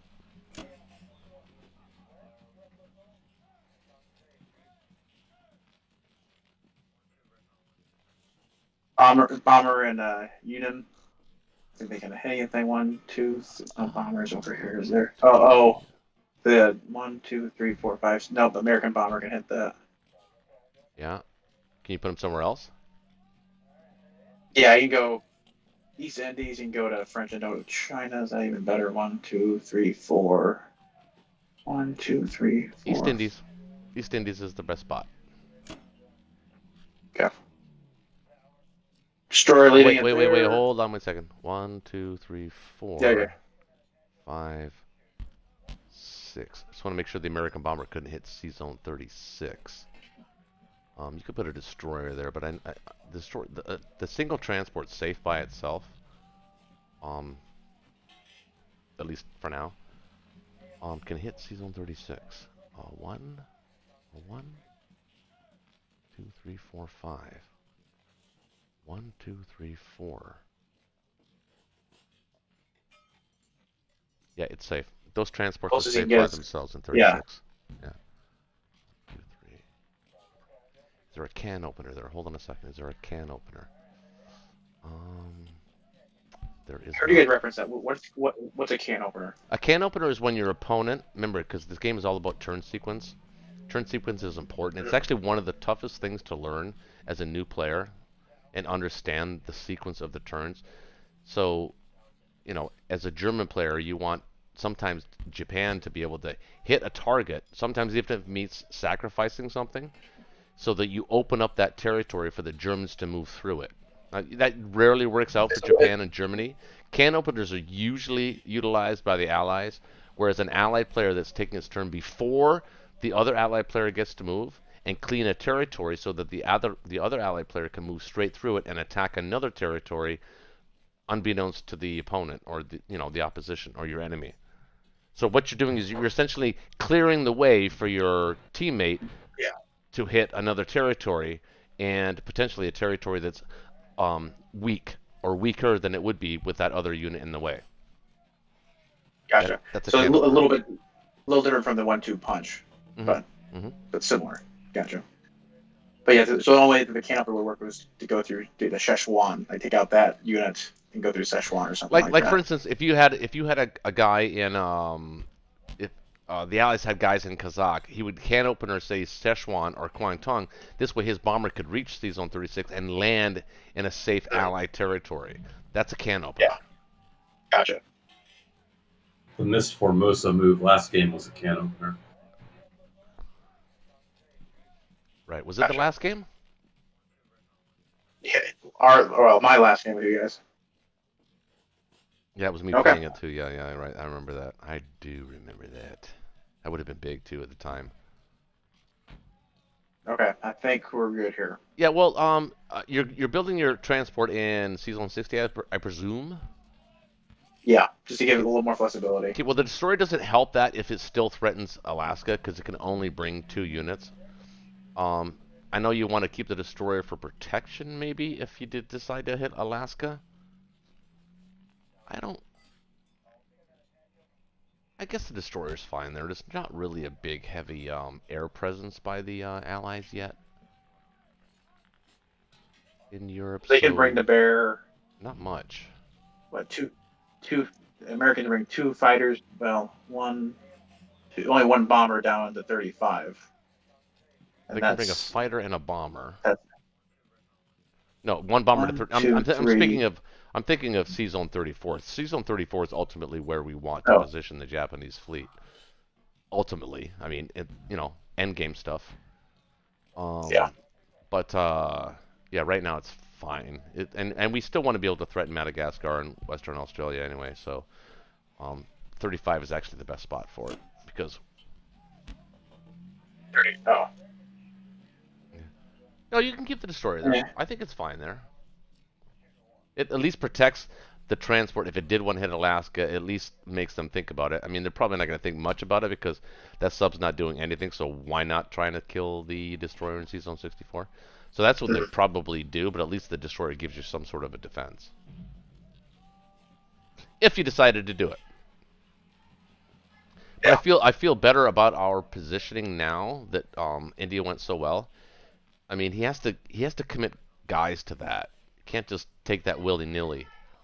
He's very infantry heavy. So his planes not all of his planes can hit. So only 1 plane and 5 infantry and 2 tanks can hit that. It's not that much. And he's going to lose at least 3. So the Burma guys will be able to retake it. So if he wants to contest India, he's going to think ahead now and move Russian units down. But then that interferes with his plans for West Russia and Ukraine and stacking Karelia and all that stuff. Maybe even slightly, but enough. So, yeah, that was a good move. Yeah. That was a good move. That was about as best you could have actually hoped for. Yeah, I see where your logic is with that, though. Yeah, thanks for pulling me. Oh, to India, you mean? On that one. Yeah. Yeah, if we didn't take it, they would own it forever. And we'd be locked out of Africa. So, actually, if we didn't take it now, the game would actually be over.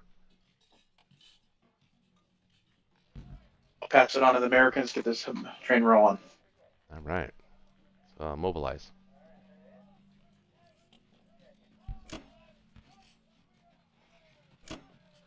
And Manchuria?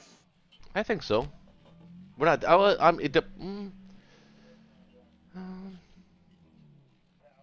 Yeah, only because you only built the 1 transport, and these 2 transports in 36 will be able to pick up guys, but only be able to drop them in Manchuria or Buryatia. So actually, that's not a bad idea. Maybe Kwangtung is not a bad idea for the complex here because you're going to be able to drop 4 guys off into Manchuria or Buryatia next turn anyway. So Kwangtung will get you guys closer to the front faster.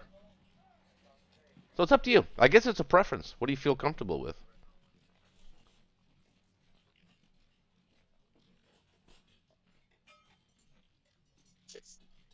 I think Manchuria makes the most financial sense because. Sorry, I keep talking over you. Go ahead.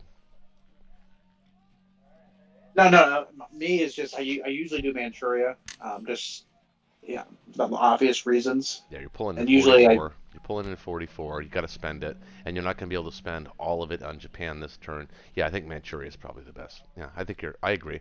But you've got India, so if they allow you to build there, which they probably won't. They're going to attack it. It is decided. What's the score? 155 to 158.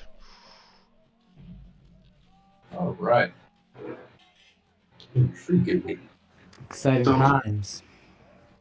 From my point of view, what I'm seeing is 3 artillery and Sinkang that really want to get killed by Russians. Yeah.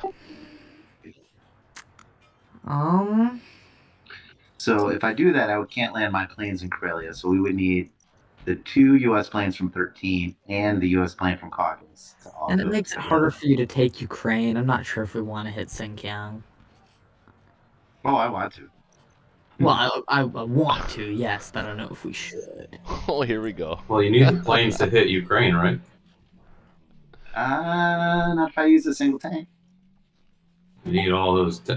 We can't keep diverting stuff from Karelia here. I got planes on the line. Yeah, at this point we But have. that's what I'm saying. We could add. I'll be right We back. could add 3 U.S. fighters and a U.S. bomber, And a U.S. infantry and artillery. and potentially a 3rd U.S. infantry if we divert. the I don't want to transport. mess up my transport logistics like that if it can be avoided. Okay. So if you put all those planes are 1, 2, 3, 4, 5, 6, plus I add 7, 8, 9, 10. If I add 10, 11, 12, 13, 14, 15, 16, 17, 18, 19. So we still have 19 there. That's way more than he can bring.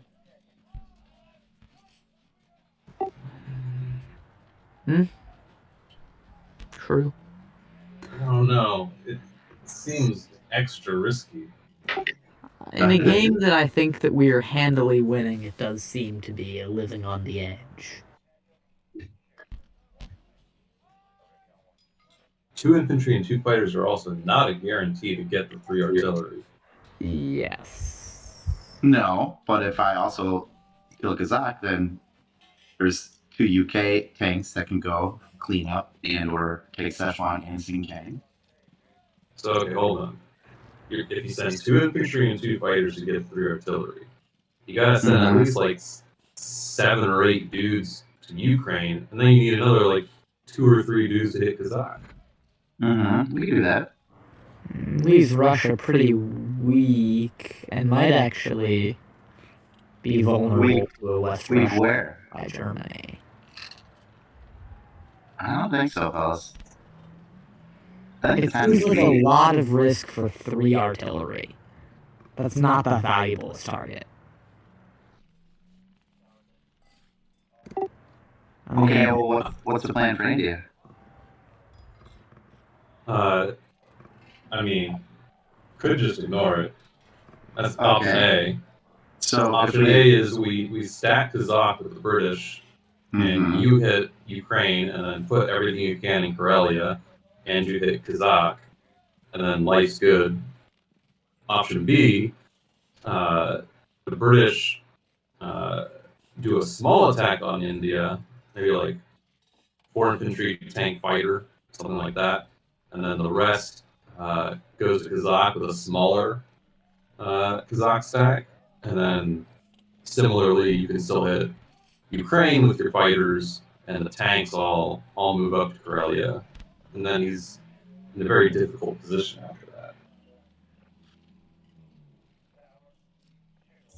Imagine, if you will, join me on a journey of imagination where there is a UK tank in Sinkang and Szechuan, and the only thing they can hit back with is a tank and an infantry.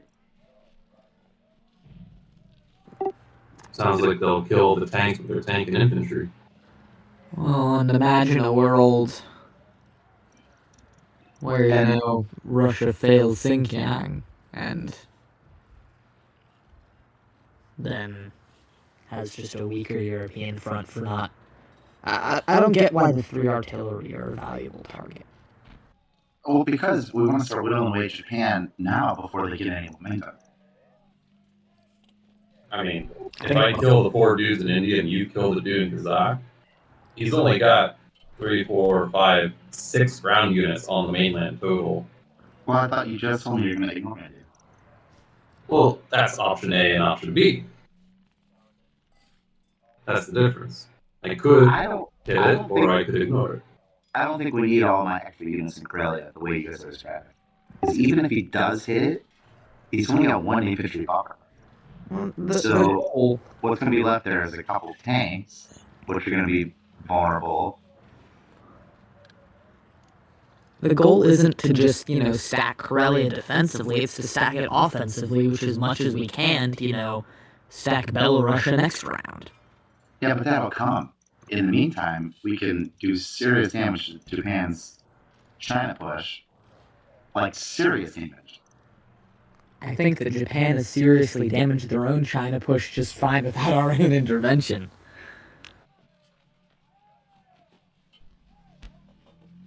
I mean, it's up to you. I'm just saying, make sure you have 100% on Ukraine. That isn't sacrificing a bunch of units to be counterattacked there. Alright, fine. Go ahead. Well, I mean, it's a move that's not exactly forcing our hand at all, and it's your turn, so... No, that's your turn. No, it's the US's turn. Yeah, that's very true. Yeah, we're kind of getting ahead of ourselves. I want to build an IC in Norway. And I don't think I need to build any surplus ground this turn. Right? Or I think all my transports are going to be good on their own. Well, so you got 2 transports going to 8. So you'll need at least 4 ground for them when they go back to 10. You need 4 ground for them, yeah.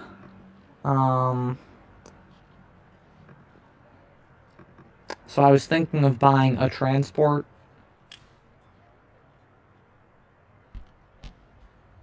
$6 ground. I don't know what my transport in 12 wants to be doing. I thought we were going to go to Congo. Go to Congo? That was the plan, wasn't it? Yeah, I'm for that. So, a transport, 6 ground, maybe bank the 5 IPC and build like a plane or something next round. And remember, you're going to be collecting 10 extra bucks this turn. The 6, the 2, and the 2 and a half. Yes, I will be... So, I will have a considerable amount of dough.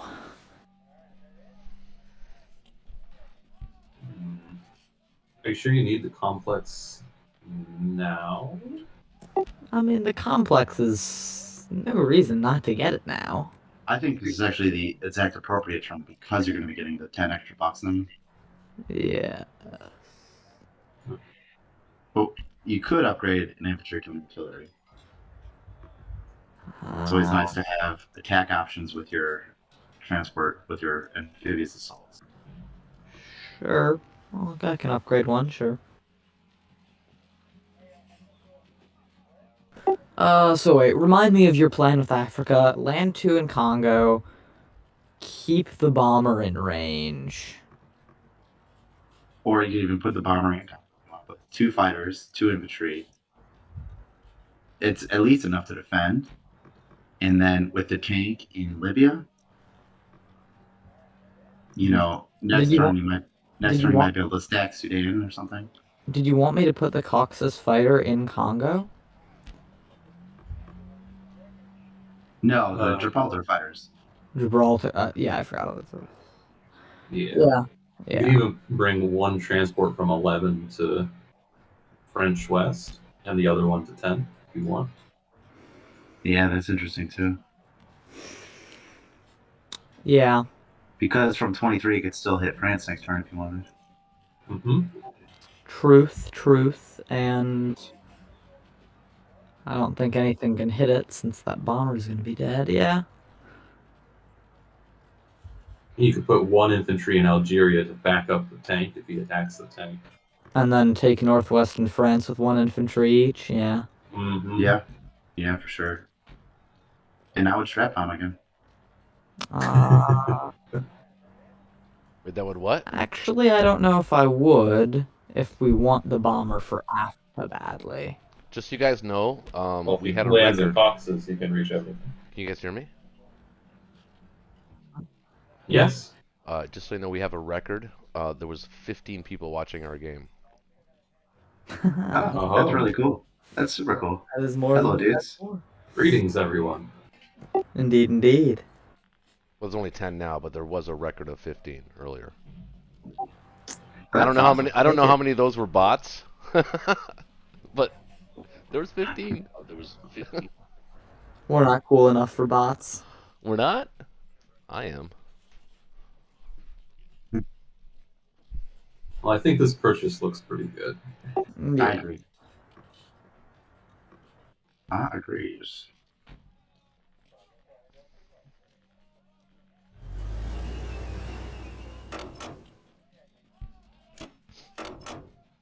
board's going to look a lot more green in a moment. Yes, it will.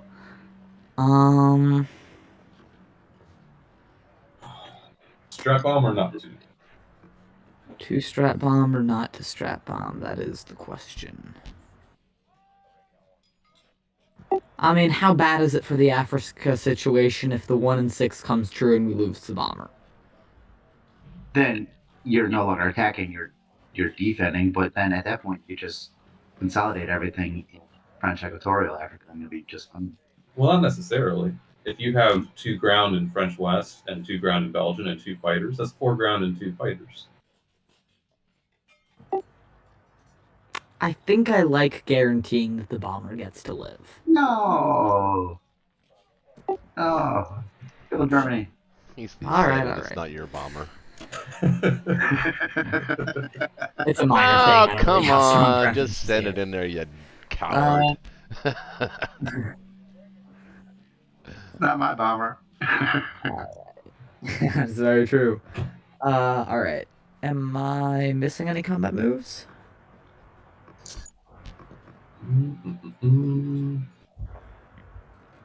I don't see anything. Alright. Going once, going twice. Sold. Conquer the world. A lot more green.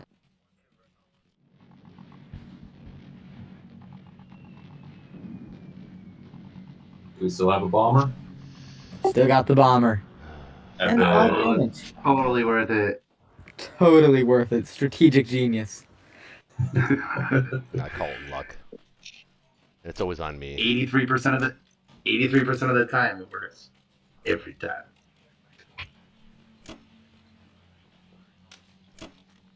Sucks monkey dick.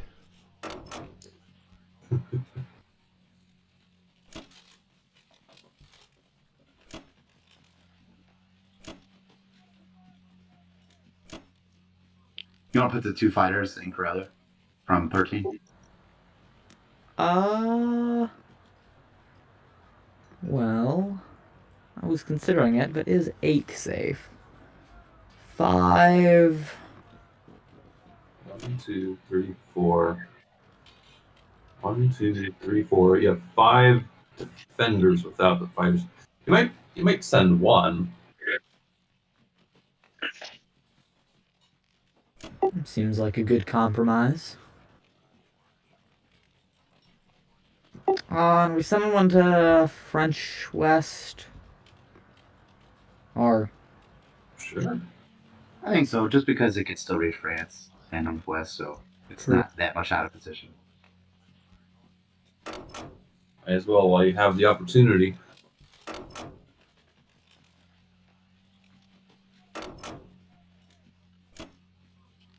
And I would put one of the AA guns in Eastern Canada in case we get an opportunity to mini stack France and drop an AA gun or something like that. sure. And I would back out of Alaska. Well, Why is it different logic than before? Well, I don't know. I like him still in Alaska. If he wants to take it, he's got to use 2 infantry on 1. And if he fails, the sub gets the shot on a destroyer and a transport. Yeah, that's true. Yeah, I think I'll keep it there.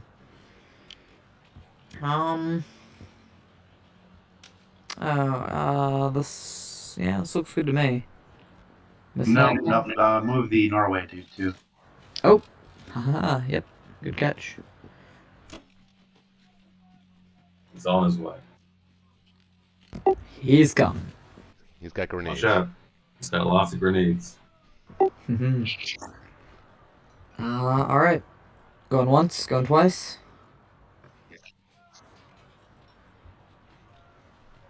It's good to me. But Hold. me. He doesn't have a bomb. Good. Okay, we're good.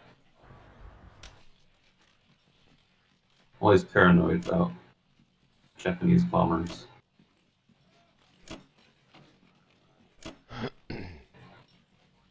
Speedy U.S. turn. Off to Russia. Alright, Russia. Important turn. Get our 8 dudes. You know what? I think I am going to take a 1-versus-1 flyer on Kazakh. For the chance of getting the dough. Oh. What does the computer think this is? Favorable. That's gotta be a strong. Strong. We do not want to fail Ukraine with such a gift.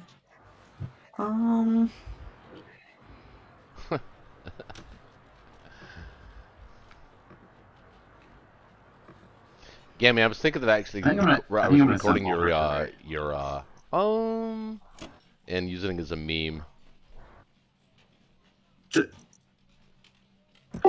You do it a lot, dude.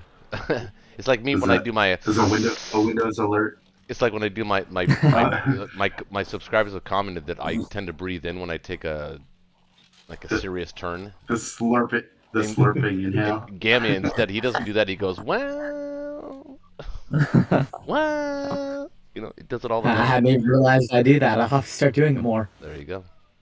It's not annoying or anything. So Shaky, what's the logic here of the one-on-one in Kazakh? I don't know. Just because I want the dough.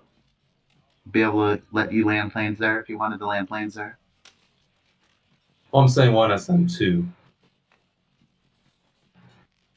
Well, we could send 2.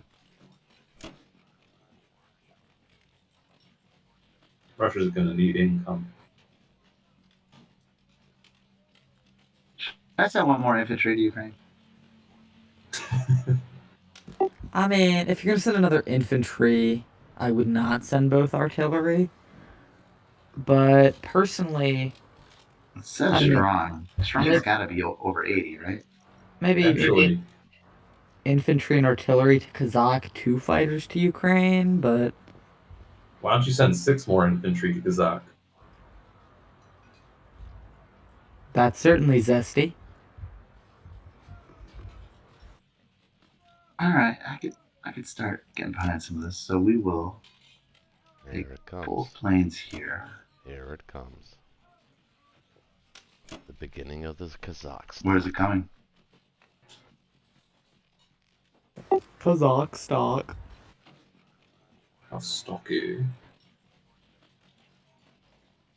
Which was the danger of taking India. Called it, saw it. But it comes at a price for their allies, so it's not a bad thing.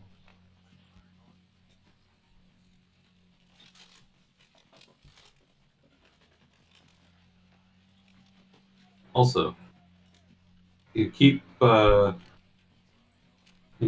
infantry in Novo and send the other one from Caucasus, so that you can have 1 infantry in Novo, Vologda, and Archangel if you want.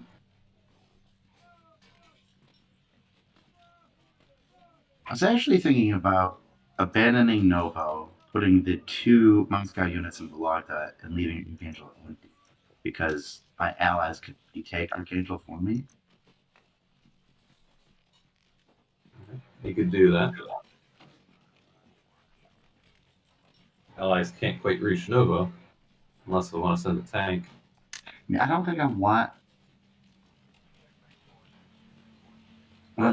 to defend Novo. Okay.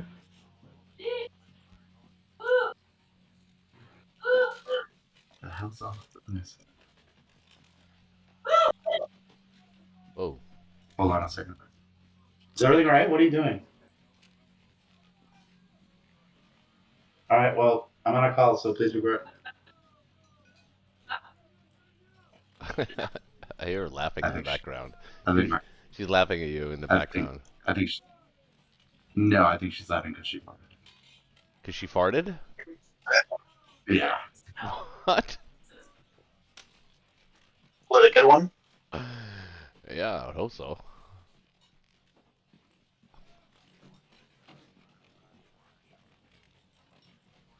I lost one. That's fine. Here we go. Come on, boys. Come on, Bomber, fight back. You gotta win this. Ooh. Not bad, not bad. Oh, come on. Fucking idiots. Nice. Why is my bomber not The dying? bomber hit, oh, though. the bomber hit! That's It's fair. okay. That's fair.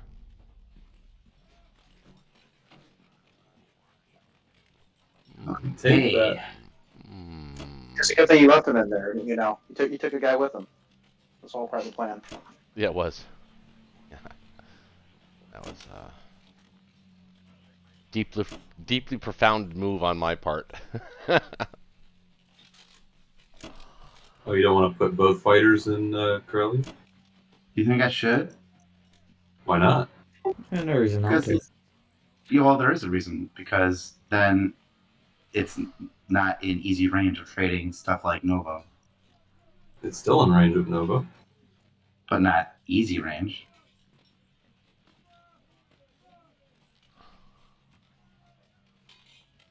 In fact, what if I do something like that? What if I put 4 units in Balaga? I'm seeing a lot of danger in Corellia forming. How? What danger are you seeing? I don't know, man. Feels dangerous. Seriously, what are you seeing? Because I feel like I'm missing something. Nah, I mean, it's 18 versus 15. They're in a bad spot. They might take it. Not 18. We don't have 18. 1, 2, 3, 4. No, we do. Yeah, we have 18. Yeah, you have 18. Yeah, we got 15. Probably. Yeah, I'm gonna roll with this. I'm gonna take my chances on this one, because if he goes for that, then I actually think that's good. Yeah, to be honest with you, the game's I mean, over. it's gonna And the game's actually pipe over. so many of his tanks, and I mean, we could play it out, but it's over. God, I'm starting to sound like Gamia now. Jesus think Christ. that's Round 4. probably It's true. over. It's over. Let's just call it, guys. You know, what the fuck? I hate that, but it is. No, I mean, We did preserve our 3 artillery and Sing Kang, though. That was neat.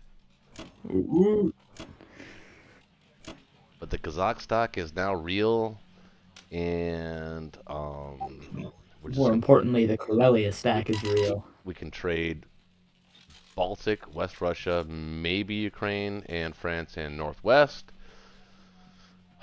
which is fine. We could do that. ooh, we took a big score lead. Nice. But is it Yeah, enough? Alright. Is 5. it enough Over to is Germany. the question. Because he can be able... Because if we do that... Ryan, I'm talking to you, by the way. I heard. Yeah. We can't really hold...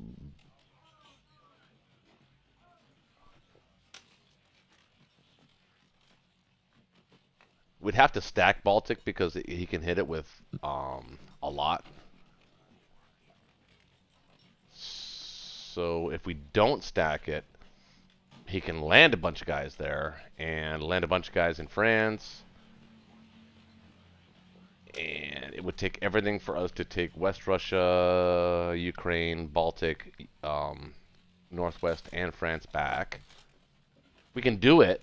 I can take all those territories back, or at least I can attempt to. But what does that get us? It gets us them moving in slowly through Baltic, Belarusia, West Russia next turn, and Ukraine. So they're going to get it all next turn, and we're not going to be able to do anything about it. The game is actually over.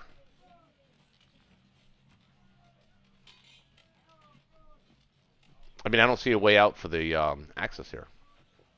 It's not from anything we did. I don't think we did anything wrong. No, maybe I did a couple things wrong, but you didn't play any. You played flawlessly as Japan. It's just they got the lead on us quick, and I would even say favorable dice. I would say probably normal dice. I mean, because they lost early in Ukraine. Remember that? So that was good for us. We just got beat. We got beat positionally. Yeah. We got beat positionally, and we got beat pretty swiftly. I mean, we could. I mean, if this was a rank game, you'd probably want to play it out. I would play it out if it was a rank game, of course. Well, it's 11:30. It's pretty late to start a new one. I mean, I can take my turn. Okay, is there a desperation move for us anywhere? Well, they sound like Corellia.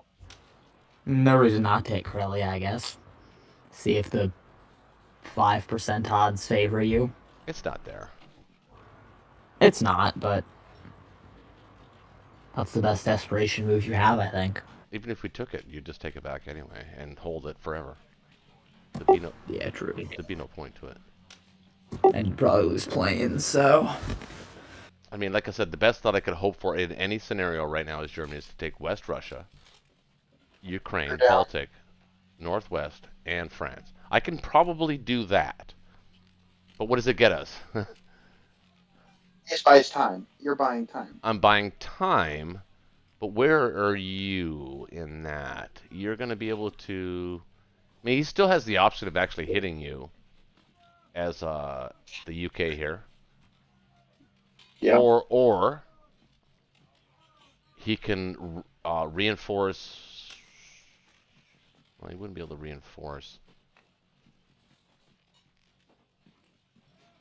I think I would have to make a play to a last. I would have to threaten the western seaboard in some manner, just to pull up a little bit.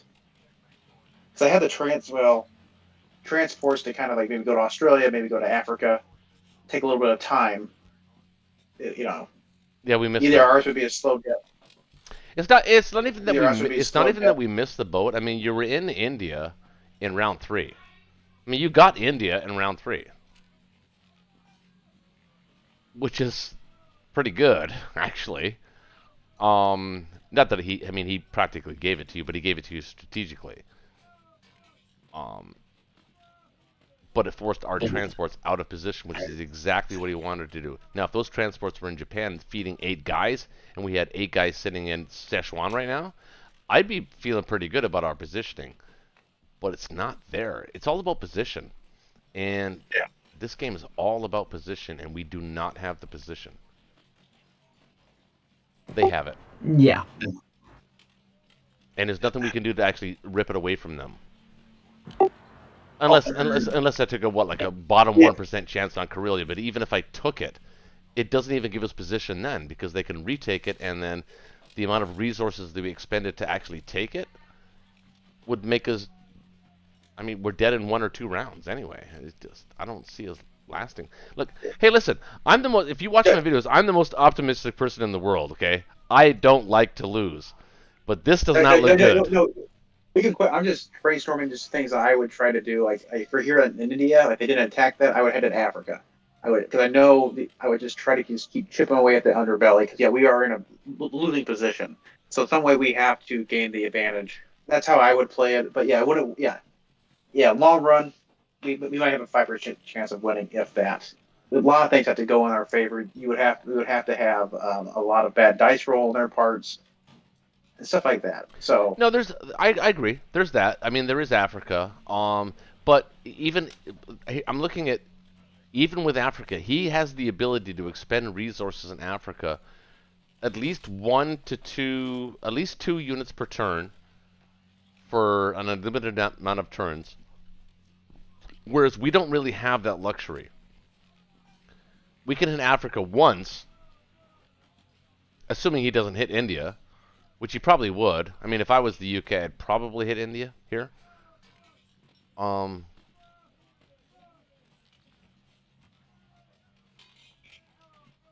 So Africa Africa would probably be off the table in that instance. Even if he doesn't win the battle, he'll do enough damage that Africa would be off the table, and then he would gobble it back up with the Americans.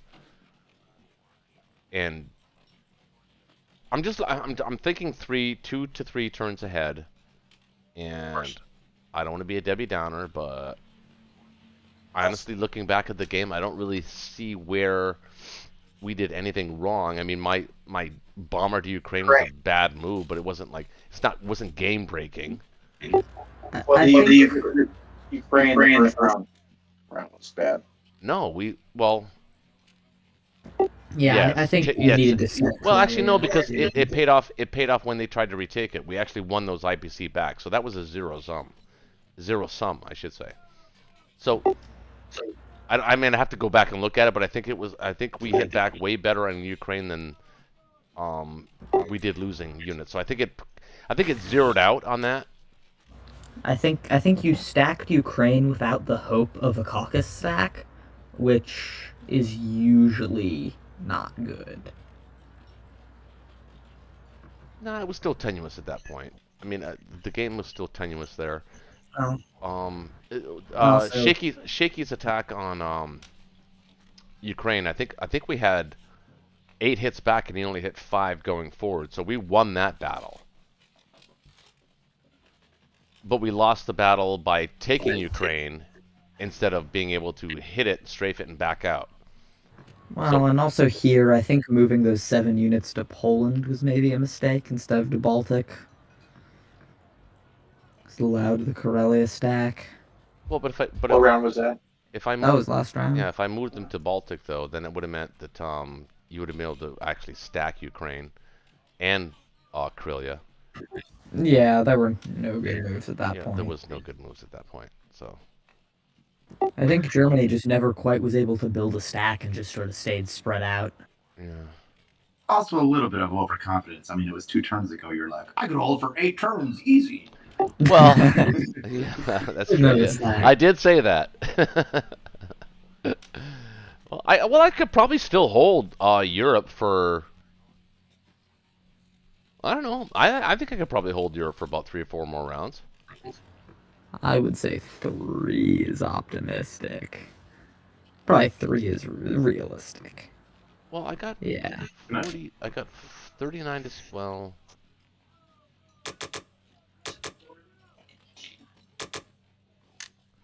$36 to spend. I could build another fighter. Yeah. I could pump fighters to you. Mm-hmm. Yeah, I think I could probably hold Europe for at least another 3 rounds. 3-ish. I think 3 or 4 is probably accurate, actually. Yeah. Did you want to take your YOLO on Karelia before we stop? It's not really there. I mean, I can do it, I guess. Yeah, maybe try it. I guess, why not? For the crowds. For the crowd. Would you guys want to play like a blitz round? Do you guys ever play blitz in this? We are blitzing. Yeah, this is blitz. True blitz, not 30-minute turn. Oh, you mean all tanks? Yeah. No, like 3 minutes. Yeah, 3 minutes or 2 minutes. That's not enough time. Yeah. No, not 3 minutes. Like 5 or 10. Yeah, just some form of blitz chess or something. Dude, it takes me 3 minutes to pick my nose, for God's sakes. Hold on, to blitz that. Boop.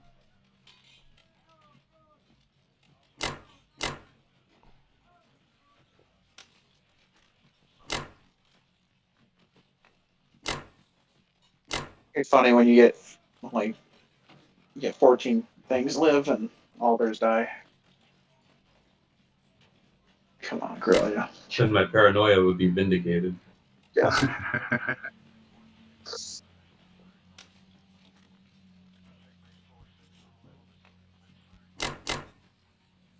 So with Italy stacked up like that, would you guys ever?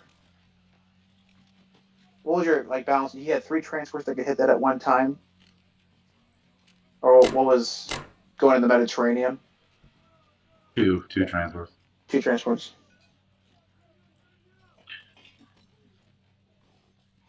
So that's 3-man swing.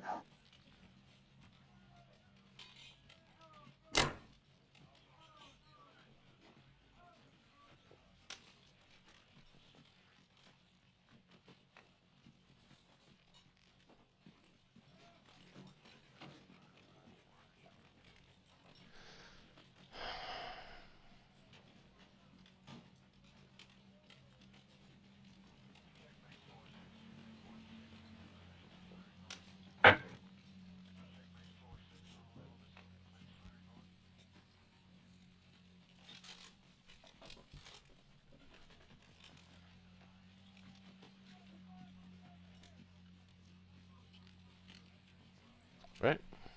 Well, hold on. What does computer say? Computer says implausible. Of course it does. It's only implausible until it's possible. Honestly, you know what? It's hard to win games when the UK battleship lives. That is a huge, It is. huge, huge. It really, That was- yeah, it really yeah. is. It really. And you lost to 2 fighters that I think. Not the only whole having, game yeah, exactly, spiraled out of Shaky. that Not only battle. having it lived, having the 2 fighters die along with it. That's a completely different story. Painful. So I think I'll spread it around one. Here we go. 15 hits.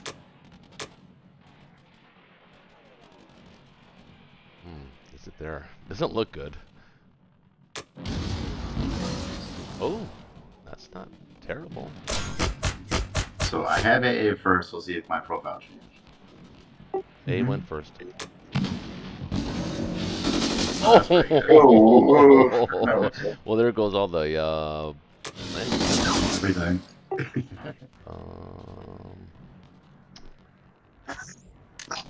Damn it. Connor's pissed off because he wanted to be eternally vindicated. No, I'm never pissed about winning a battle. Come on, fighters, you can do it. I always wish to be one. Yeah, that was never in the cards. Oh, okay. That was never in the cards.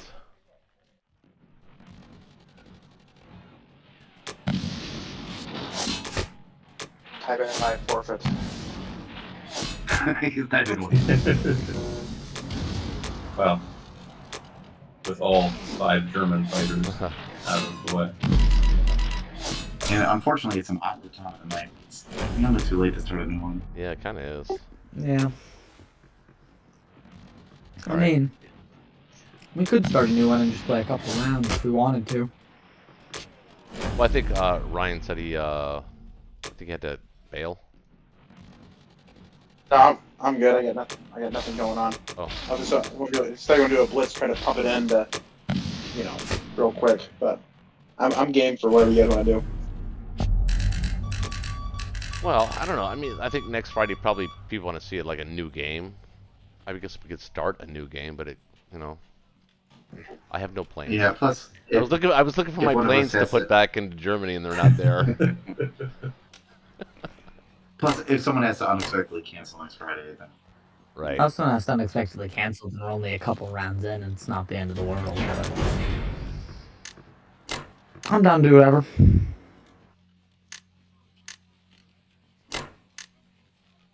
I'm here all night.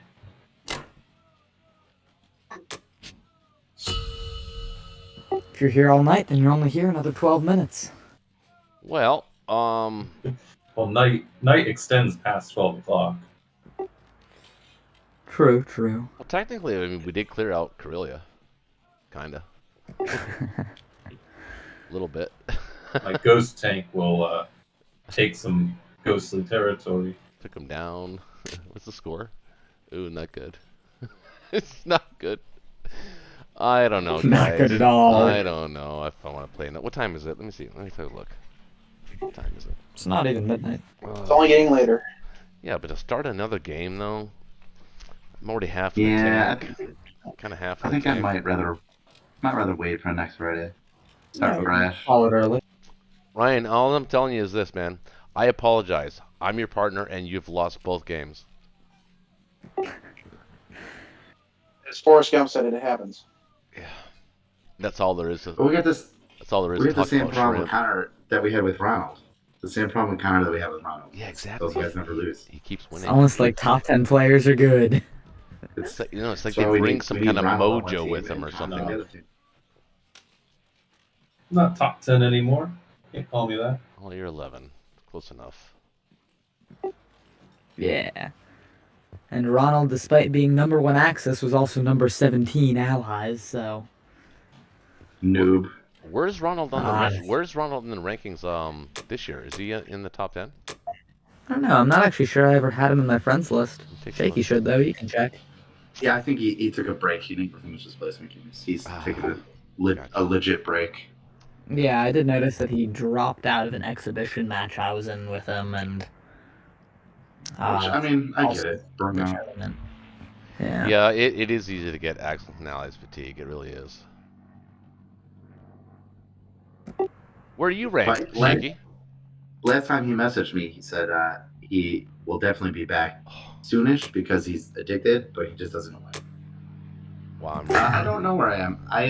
I lost Ukraine in back-to-back ranked games, and then I got so frustrated I just stopped playing and stopped looking at ranked games for a little bit. I'm ranked eighth gold now. I went from platinum 60 to 8th gold. Ooh, it's a big drop. And it's a big drop because I lost that goddamn game. Bitter. I'll rebound. Yeah. I think I have a different account for ranked games and then for my main account, because my main account timed out of 3 games due to an internet outage and I got salty. You coward. Salty. Hiding behind a fake name. Honestly. Wait, what? You're hiding? No. Nah, it's just a different account. I think I'm currently platinum rank. I don't know if it's updated. So I'm checking out my previous opponent, Clever Bob. Sorry, Clever Bob, you weren't so clever. You just got dice. I know I'm salty. So his best season was season 6. He was ranked 52 platinum access with 46 wins and 13 losses. And season 1. What's that win rate? Like 75% win rate? 77%. And so he's been around a while. He's been playing since season 1. I started season 5. So season 8, he's currently ranked 86 in the world, 13 wins, 1 loss. That only gets you 86 as the Axis? As the Axis, he's 13 wins, 1 loss, and only gets him 86 platinum. That's pretty rough, man. Dude, the competition is brutal. And yeah, but his Axis is way tougher. And he's 6 wins, 1 loss as allies, and he's ranked 281 gold. Wow, it's that close. Yeah, my Axis I think is currently silver. I'm like 10-1, and the 1 was due to a timeout and like high silver. Wow, it is tough. You're right. That's crazy. Because hold on, so he's 6-1 as allies and ranked 281. Yet I am ranked. Hold on. 7-1 allies, and I'm ranked 8th. So 1 extra win gets me from 281 to 8th in gold. Must be the competition I was facing. Thin. It has something to do with. I think it has something to do with it. The people that you play. Oh, of course. And I just think there's a large enough sample size where there's just going to be some players that just don't get bad dice. Well, I mean, clearly the players who get like, you know, those like perfect records are obviously excellent players, but also just do get really good dice. Yeah, I mean, 2 things can be true. They can be excellent at the game and still get dice. You don't have to get good dice, it's just not bad dice, right? Just, you know, don't lose Ukraine versus, you know, a top 10 player. Right, especially as the allies. Don't as long as you don't 7. Yeah, exactly. I mean, you can be a great player, but if you lose Ukraine with both Russian fighters dying versus Il Principino, you're not going to have a good time. Right, it's true. It's so true. That happened to me earlier this season. I only played Il Principito once, and that was with Air Dolphin was my partner. It was in the duos tournament from last year. Was it the year before? Might have been the year before. Where we finished 2nd in the world as a team. But we beat Yan. We beat all of the top players, Air Dolphin and myself. Mostly Air Dolphin. I was just there along for the ride, really. That's the best way to be. You know, had a couple of opinions here and there, but you know, mostly it was him.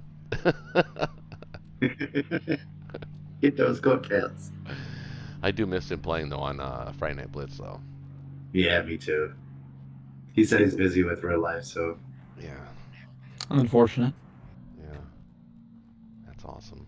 Well, I think it's a little bit late to start a new game, if I'm being honest, guys. And I'm not usually a Debbie Downer like that. I'm not. Even right now, I'm probably still going to be up for a couple hours. I'll probably just watch some YouTube videos, drink some beer, and smoke some strategy medicine, and you know, just see where the cars fall. I'll think about this game a lot. Not actually, I won't think about it at all. What did they say? What did they say in the NFL? We're just gonna throw the film in the garbage. We're not gonna watch it. Yeah. Oh, that's funny. I would like to ask Ryan though. Seeing how he is now a veteran, been 2 weeks in a row.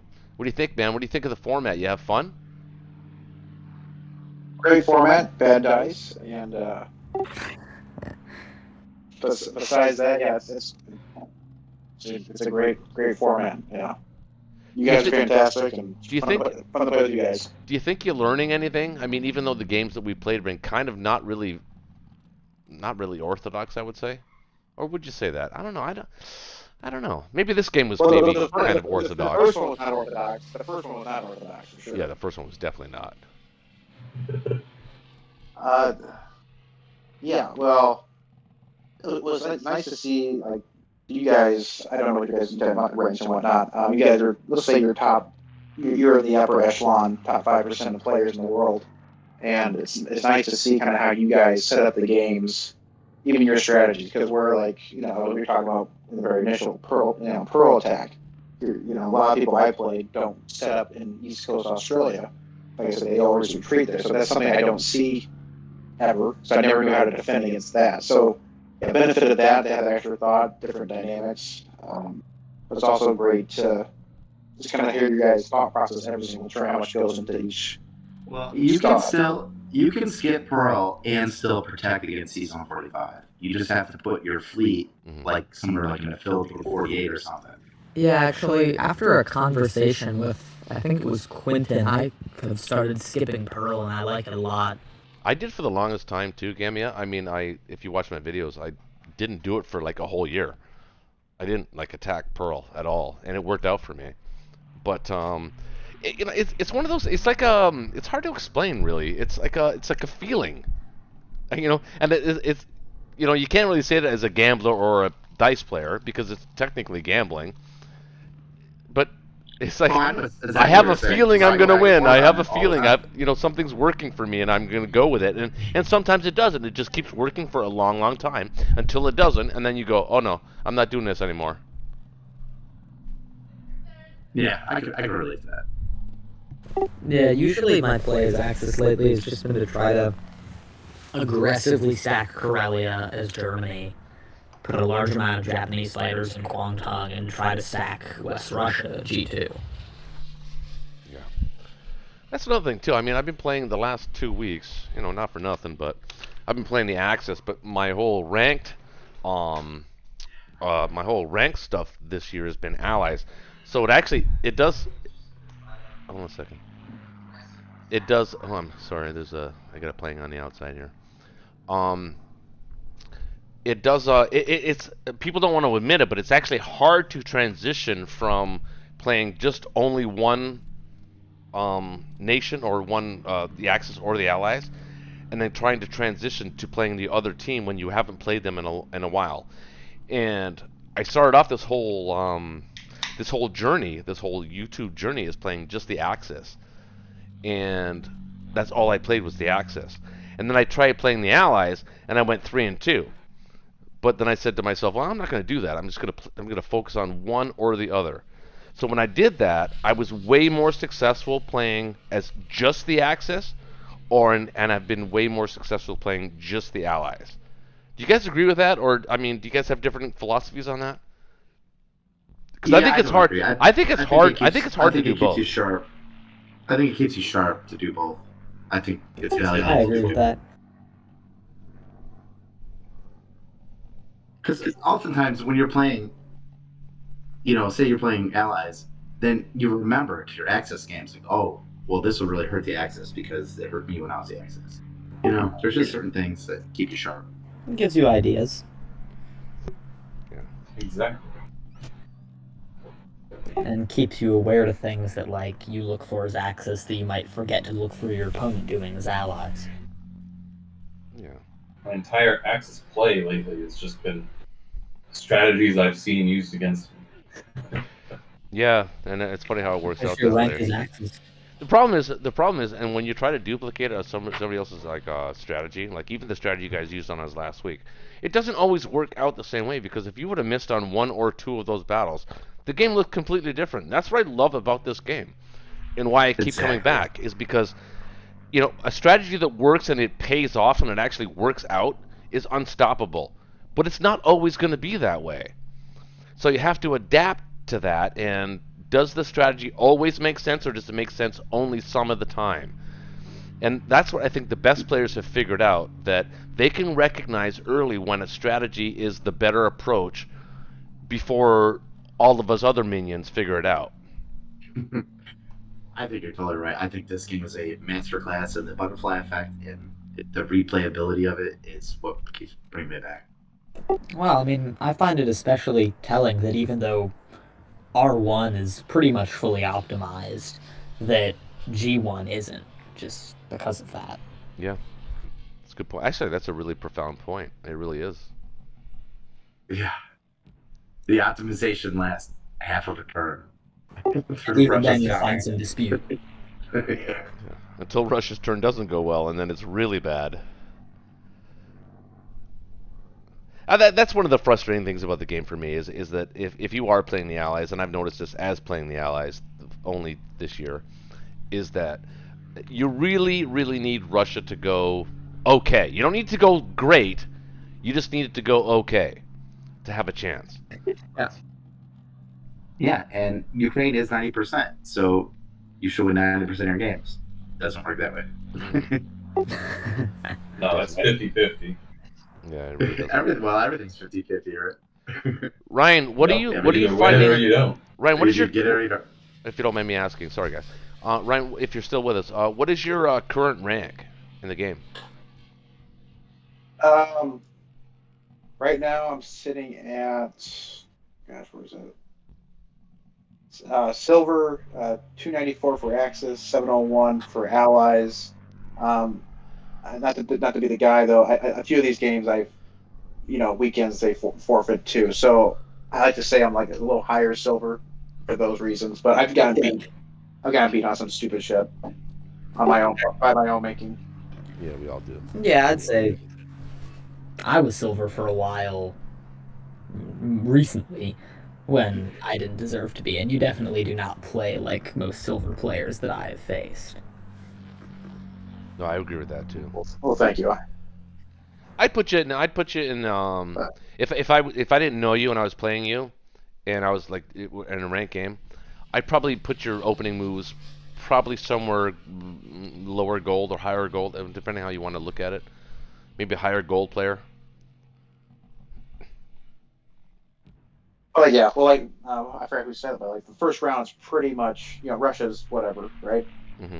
Russia's been around for how long? Then Germany. I think the only thing I would see for some different players, I see a lot of people in silver, but still messing up. I think if you don't buy just infantry and artillery, maybe a bomber in there, you're like just buy all tanks. I see a lot of people do that. It's not a good move. Yeah. So past But your. like, Go ahead. I was gonna say. Go ahead. no, you go ahead too.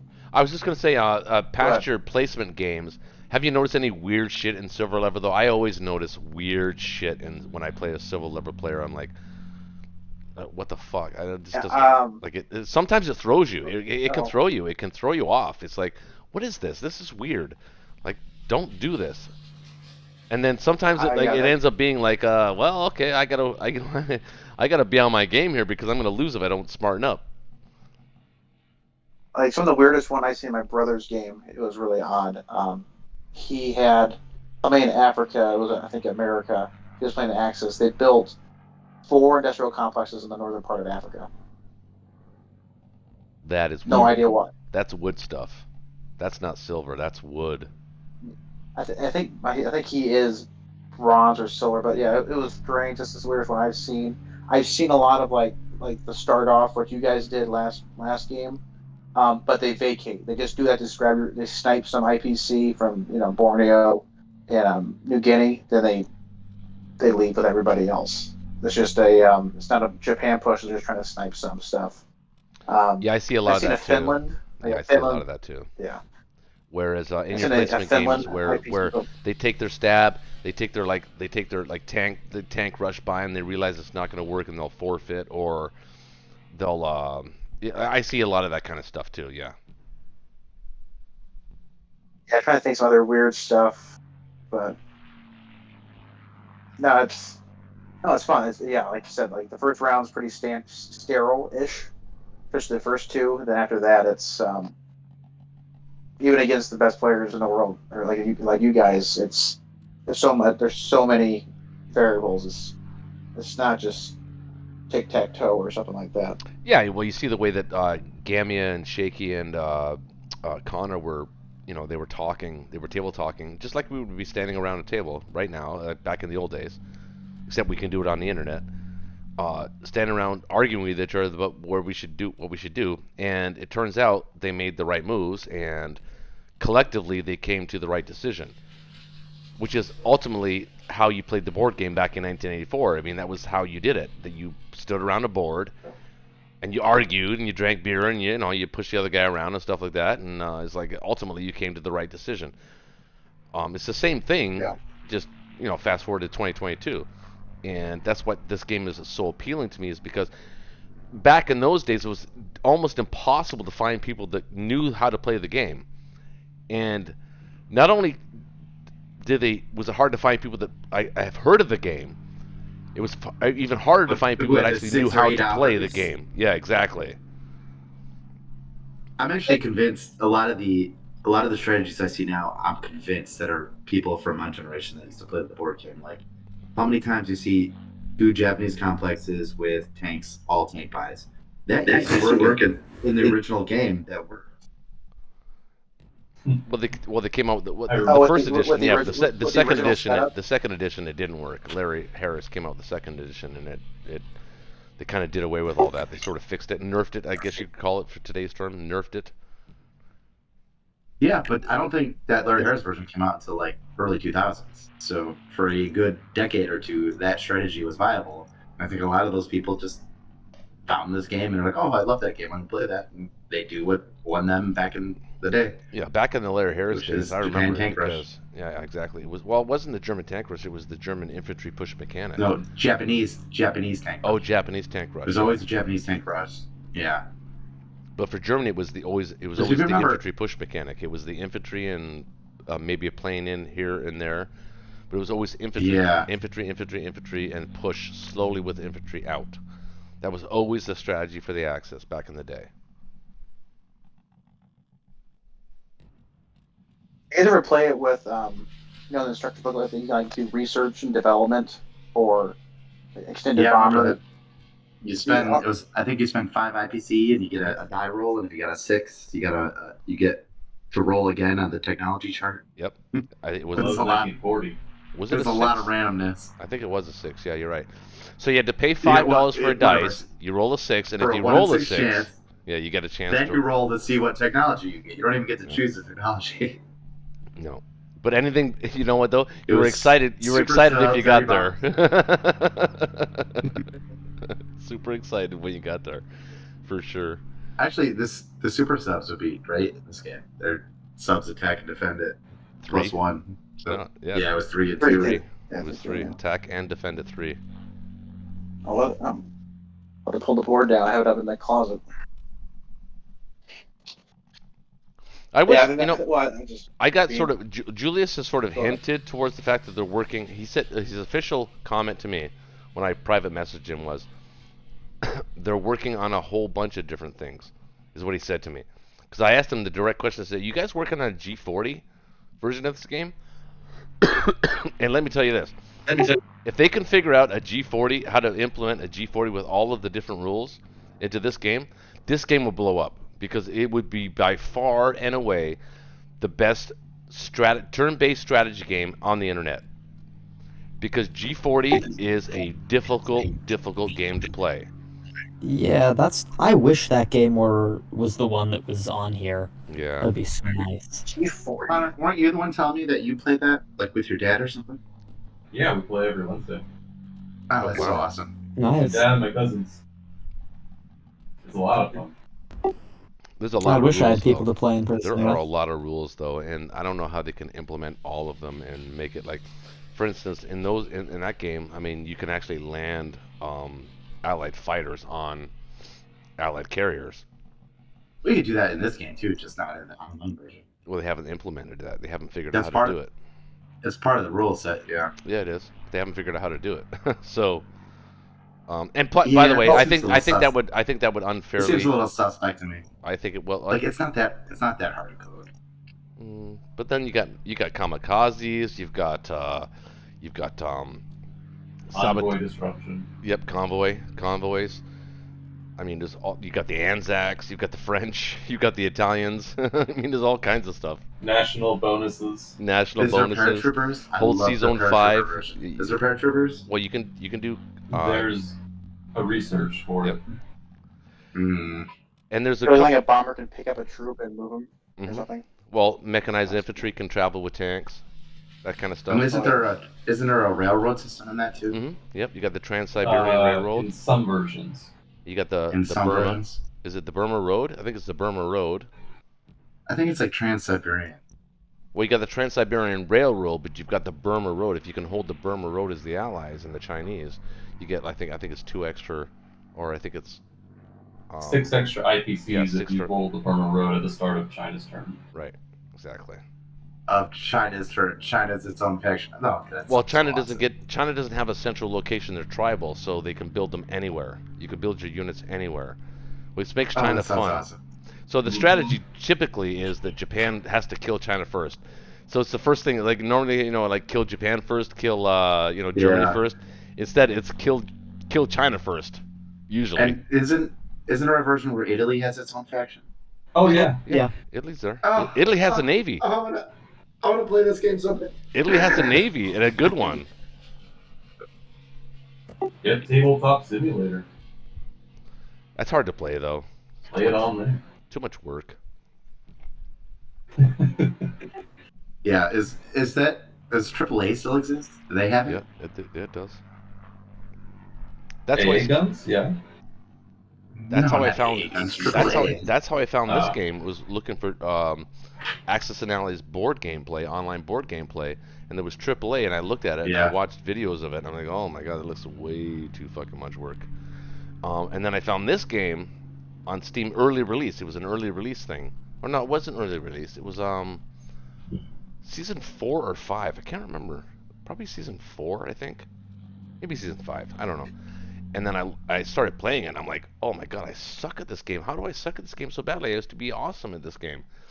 Because the board game rules don't apply to this game. Even though technically it's the same game, they don't play the same. And that's what I think a lot of people struggle with when if they grew up playing the board game and then coming to this game and expecting it to be the same, it does not play the same way. Wait, my ass. Sorry to interrupt. Besides, like the initial setup, how is this different from in the carrier example you gave? Well, What are because some of the differences? the rules are Well, different. for one thing, the player base are better. Well, that's The true. players are way better online. Yeah, the base of players is way better. Yeah, remember And back way in the better day, than you had your neighborhood. your Yeah, friend, yeah. Well, your yeah, friend Billy, who is a mechanic and can Yeah. play a couple hours a week. Yeah, coming in with his greasy hands. Good point. But they did a pretty good job of this. I mean, there's a lot of things that could be improved, but this game is pretty smooth. Yeah, I agree. Yeah, Well, here's what I can say. it's not is quite. that That's still some bugs, but it is fun playing every Friday night. I look forward to playing every Friday night, and I look forward to it, especially when there are new players. Like we had Ryan the last 2 weeks. We had Mike the previous 2 weeks, and Mhm. I'm glad Before that, I'm glad that a couple of my subscribers were able to, put their hand up and say, "Hey, I'd like to play." I love that. I want to include everybody that wants to play, and I encourage even tonight, if any of you subscribers that are watching this game want to play. Like there's one guy that always comes to the Friday Night Blitz and he's in the chat, Jaybred. And he always has really, really good advice. I want to see him come in and play. So I'm putting that challenge out there to you, J-Brid. If you want to play next Friday, put your hand up. Raise your hand, man. I want you to come in and play with us. And another guy, too, Marco. Marco always has really good advice as well. Same challenge to you. If you guys want to play next week, we'll make a spot for you. And maybe not 2 spots, but maybe 1 spot. Maybe then, next week the other spot. But we'll make room for you, and we'll get you in there, and we'll see how you are really under fire. And see, sitting back and watching. It's always easier to comment, Monday morning quarterback and say, oh, you should have done this, you should have done that. Well, let's see how you are under real pressure. That's what I want to say. My standing offer to give up my spot to a new guy always stands. I think you're good. And you know what, though? It is pressure. Once you get in, and you're like, oh crap, now I have to click the button to make the purchase. That's not nothing. It's real. Going once, going twice. So. Oh my god, everyone's waiting. Oh my god, what do I do? Am I gonna make a mistake? Is everyone gonna laugh at me if I fuck up this purchase? Yeah, that's true. That's very true. I remember when we first started, it was like that. Remember, Shaky? When we really had no idea where we wanted to take this format at all. Like, we had no idea. Because no one was ever actually, still to this day, no one's really doing this. Which is kind of weird, actually, in a way. But, I mean, there are more YouTube content creators now doing this, like John Roberts. I want to shout out to John. Of course, Mannix is doing his thing. And there's a couple of guys like Wood League Life. He's not really getting a lot of subscribers and a lot of views, but I like his videos because he's like me. He posts whether he wins or loses. I respect that about him. Whereas TTG guy, I think of all the videos I watched of him, I only saw him lose once. But I'm sure he lost more than once. But he only ever posted one game that I think he ever lost.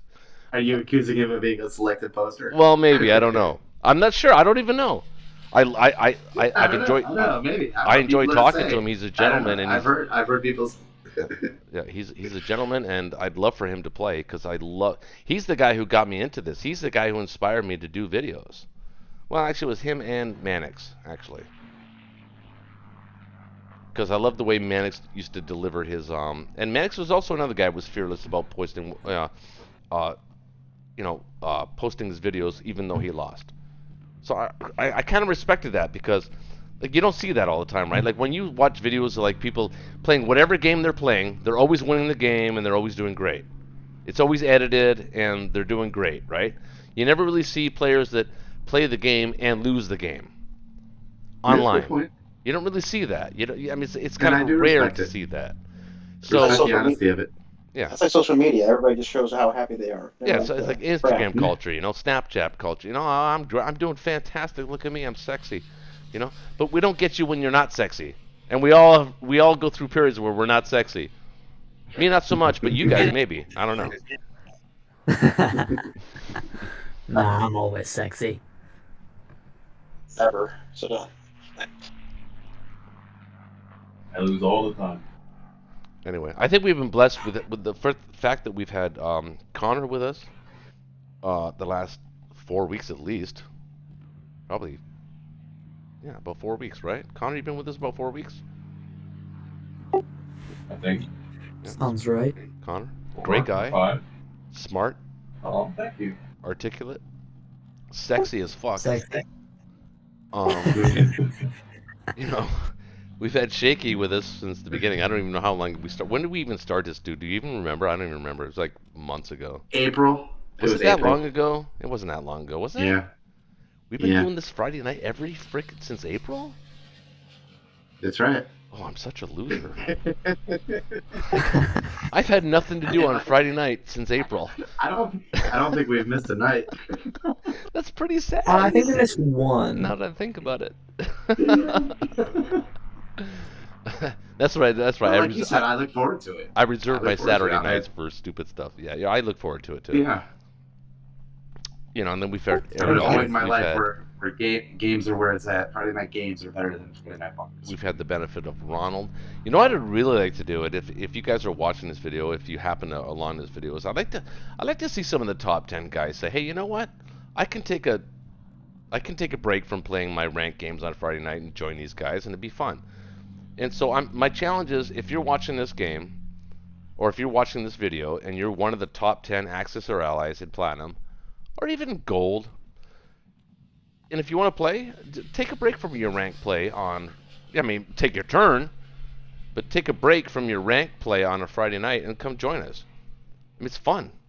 I think people learn from the game. I want to teach people how to play the game. I want to increase the level of competition within the entire community.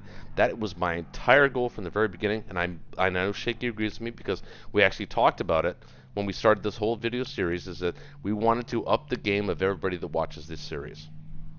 Remember that? We talked about that. Sure. We talked about that. Absolutely. That was one of your main goals. Playing this definitely helped me play better, I can say that. And you know what? If we just get Ronald back, Ronald and Connor both can't win. That's right. That's true. They're not allowed to be on the same team. That's true. They're not allowed to be on the same team. That is true. Ronald, we're throwing a challenge. Challenges out there. Or Amund, or Yan, or Il Principino, or Julius Borisov, or any of those guys. General AM. How do you pronounce that? Like, Smra? Any of you dudes. Smra. I think Il Principino at one point said that he was interested when I was talking in DMs with him when I was playing my ranked game against him, but I think he said he didn't have the time on Fridays. Yeah, some people don't. But Smra, I actually beat Smra only once. I've only played him once, and I beat him. I was the Axis. Nice. That's pretty good. I played him once, and he beat me once. That was before he was good. I got him while he was climbing the ladder, I think. You know, and then he got really better than me, and then I don't know, I haven't faced him since, so I don't know how much better he is than me, but I did beat him once. Did you win your game against him, Connor? Yeah, that's the game I got the most godly dice on turn 1. Always nice. All right, guys. Why don't we leave it here? There's some of these other guys too that we played. Sorry. You know, Husky and Lars. Oh, I beat Husky. Other guys. I beat There's Husky. all sorts of guys. I beat Lars. I have no idea who either of those people are. I've never played Yan other than I've never played him in ranked game. I played him in the duos tournament, and like I said, me and Aerodolphin beat him, and I believe he was partnered with Davinator, which I've also beat. That's a strong pairing. Which I've also beat Davinator by just me and him. Again, though, that was season 5, I think, 5 or 6. So again, it was while he was climbing the ladder, so we were both sort of climbing the ladder and getting better, and so on and so forth. I don't know. I haven't been. I don't think I've. The only person I think I was beaten by that that I knew was a really, really good player was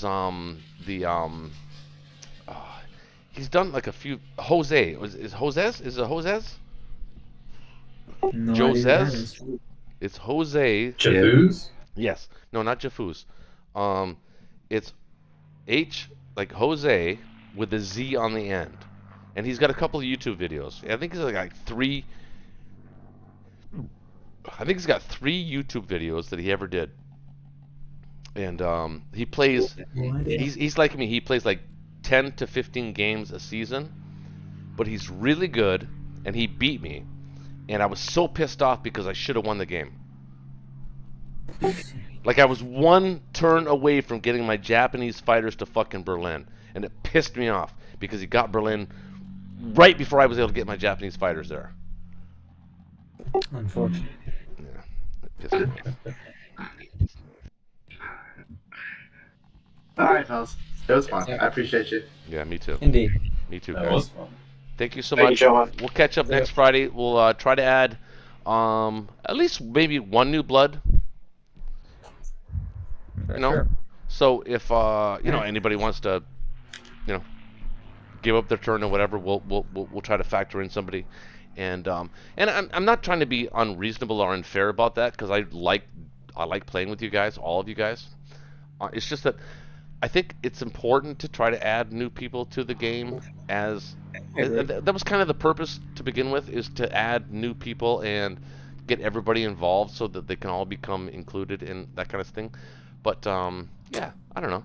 We'll see how it works out. I'm going to have it hit peanut gallery next week. All right, brother. So, Hey, man. Hey, Ryan. Thank you for coming by, and thank you for being a subscriber. I really, really appreciate it, man. I just appreciate your kindness and just helping out, like you just said there, everybody, and learning the game. All right, brother. Yeah, good match. You guys have a Yeah, great right night, on. and have a great weekend, and go Bills. Adios. Go Bears. Go Bills. Go Bills. So, yeah.